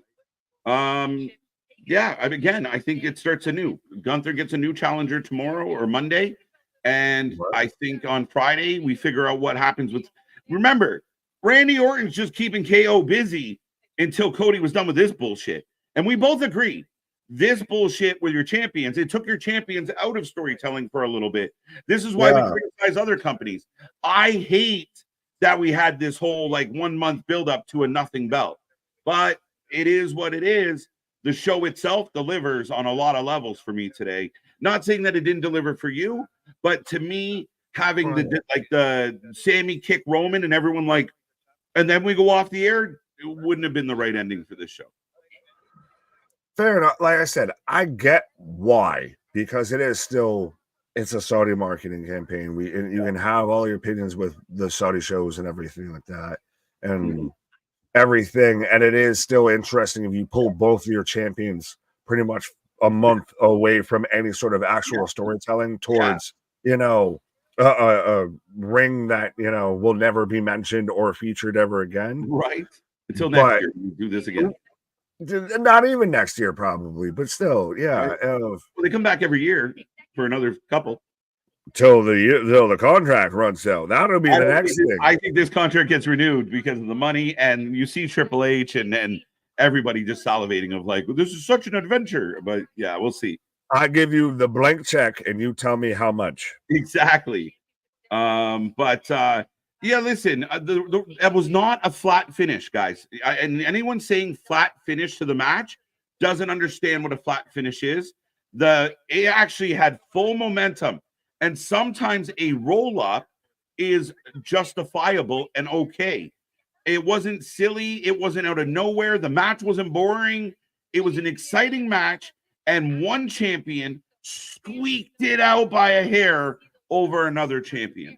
That's not a flat finish. You're misguided in your that finish. I like. I'll say that. I like to say if maybe that was you end it there. I guess what I ultimately just didn't like, and I know again why it happened and everything, and just more of what I was. Yes, I know I'm. You're being nitpicky. Right. You know what grinds my gears is more of at the end of it. If you have all the photo ops, you have all right, well, why don't you now, Jerry, you get in this picture. Now you get over here. Now, Timmy, you come here. You come here. You haven't been in a picture yet. That's just fuck off. Do that off air. Because they did the photo op thing. That's what this whole show. Yeah, I know. Like I said, I get why, but I still can dislike. Like, dude, I mean, again, everybody goes home happy tonight. Perfect. Right? And that was like off air. I really don't care about the last 6 seconds of the show. And again, I think it's bad habit, and Triple H has done well of breaking people of this habit of, well, you know, surprise pop defines a wrestling show. We've watched a lot of shitty shows that people said were great just because of a surprise pop. We still got fireworks. Sit there and especially bring both champions out there so they can just watch the fireworks show. Like, this is sleepover at Saudi camp. I like the MDB. Someone give Nick a bridge so he can get over it. Yes, I'm over it, motherfucker. But I can still be mad. Yeah, it was just funny. You're like, this is good. This is great. I like it. I like this. Good match. Good match. Wait, no Rock? This is shit. Like, I never said because of no Rock. I said because of the fucking photo op. The show, like 3 hours of the show was great. The last 2 minutes, you know, it was exactly what we expected. As we got the Bloodline 2.0. You can have 3 hours good, and maybe you just should have cut it off at 3 hours instead of 3:02. Right. I did personally, but I can't really say it wasn't good if it makes sense. I'm with MDB. I'm going to 8 today. 8. Knee pads. Love it. 8. If I go 8, you're gonna be like, "What the fuck?" It wasn't 8. I didn't. I would almost go 8.5. I would almost go 8.5. If only we had a surprise pop. No, I still 100% of. I still like the finish. I like the whole show. I just can be a little grumpy, a little salty about the fucking photo op, fucking high school reunion shit. Yeah.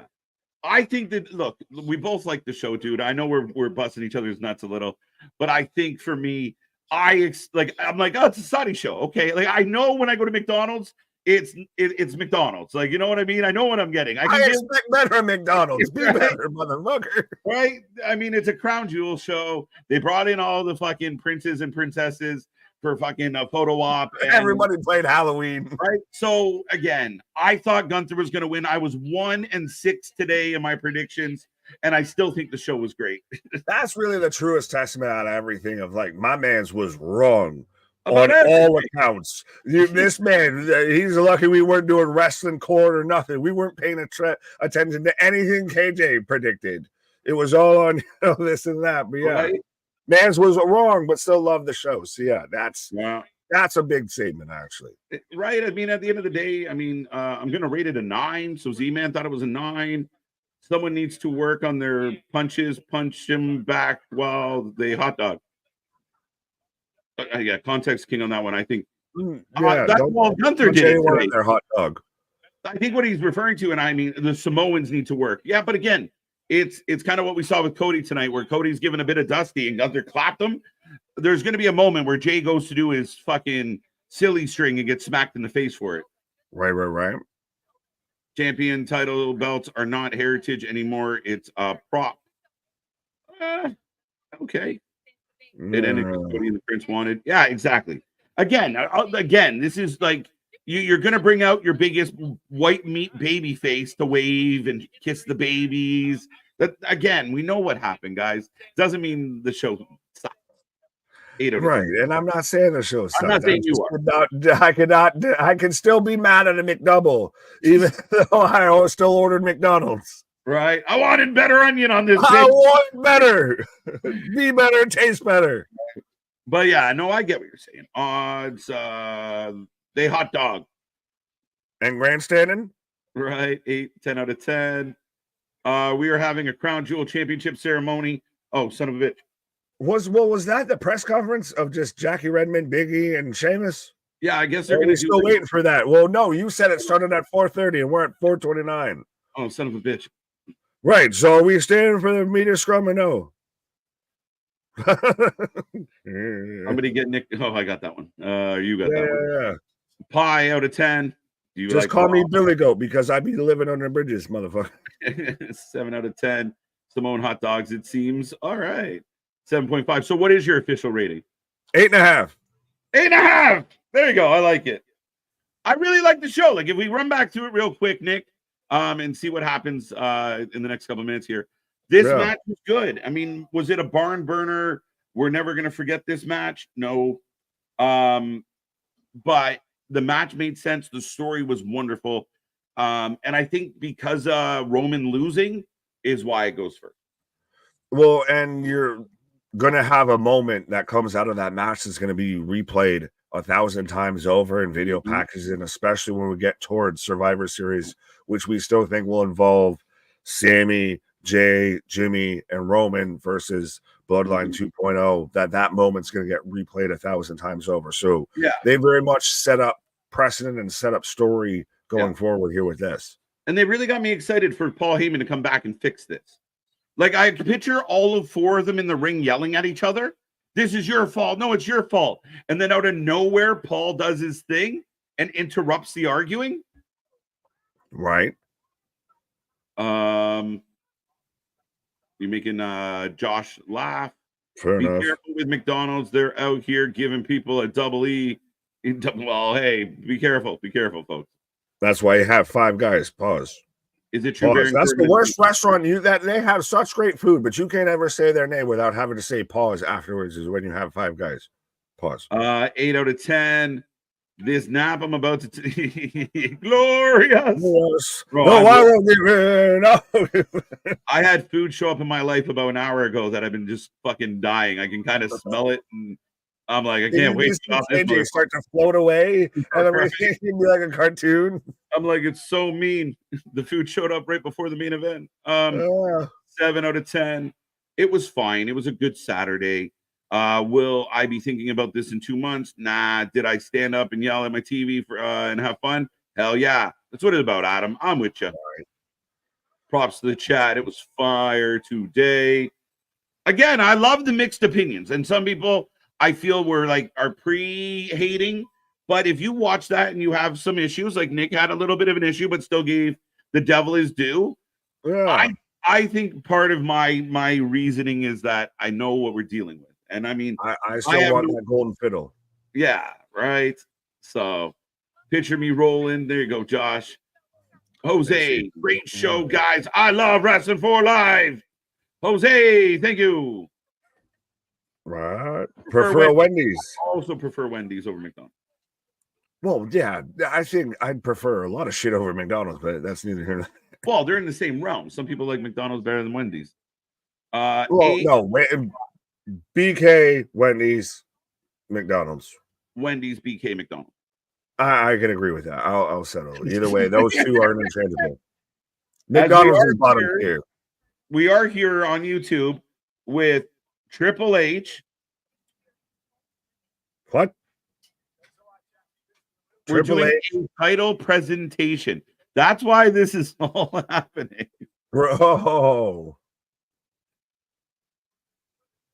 We're going to get the ring celebration. Cody looks like he's just, I could give a fuck right now. Like, anytime I could go take a piss, have something to eat, and be done with this, it'd be great. Cody looks like somebody slapped the shit out of his chest. That's his problem.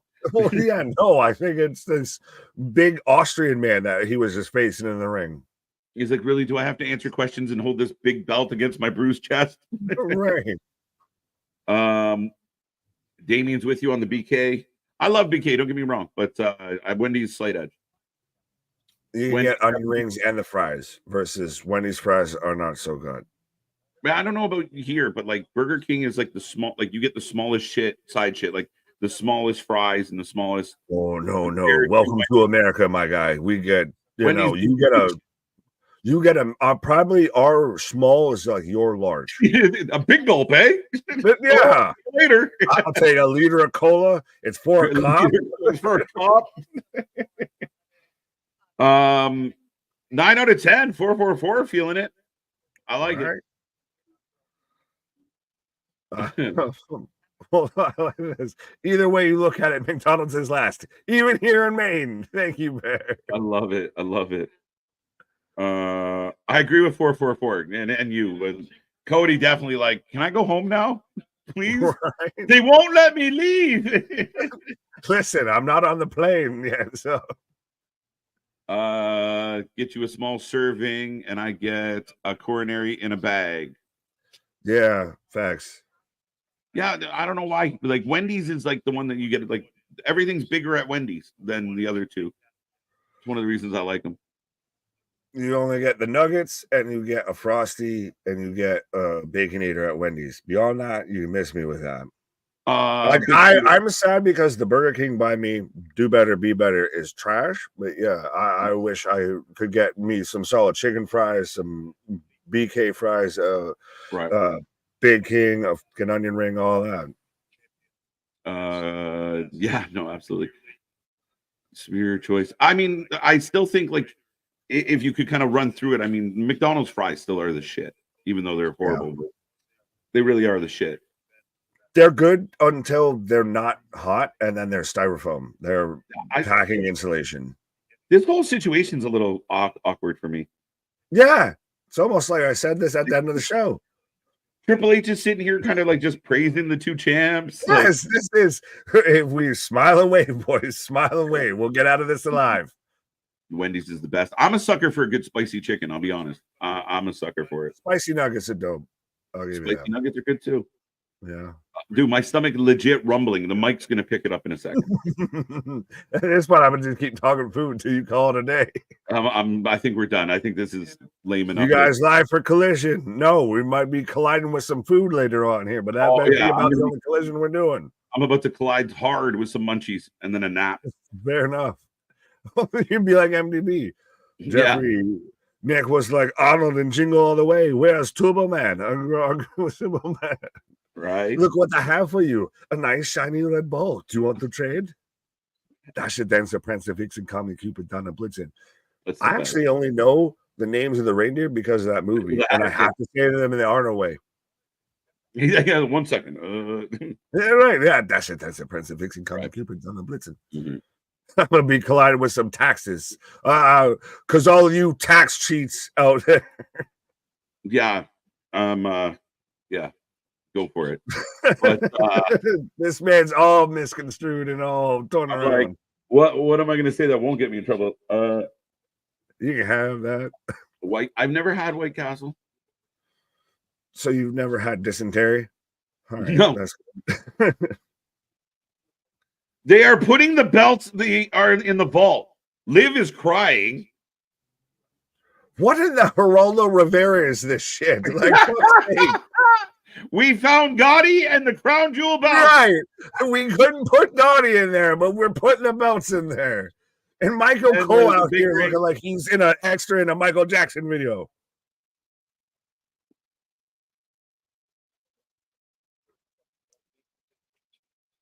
Let me go watch the way. All right. Ladies and gentlemen, on that very wonderful note. Yeah, this is about to be KJ and Big Nick. Don't go to White Castle right now. Right. But ladies and gentlemen, thank you for joining us. We are back on Monday, and then we're here all week long watching all your favorite wrestling, all your favorite shows. Make sure you be a friend, tell a friend, join us, help us hit 6K. We can't wait to hit another milestone, and we are rolling beyond. A hell of a show, very fun afternoon. Had a lot of fun, and we got more fun coming your way. Follow all our socials, click all the buttons. Thank you for being a part of it. We truly appreciate all of you. Nick, that was Crown Jewel. Our shit is real. Our shit is raw. Our shit is authentic. When you talk about the rest of you, but put that for life with it.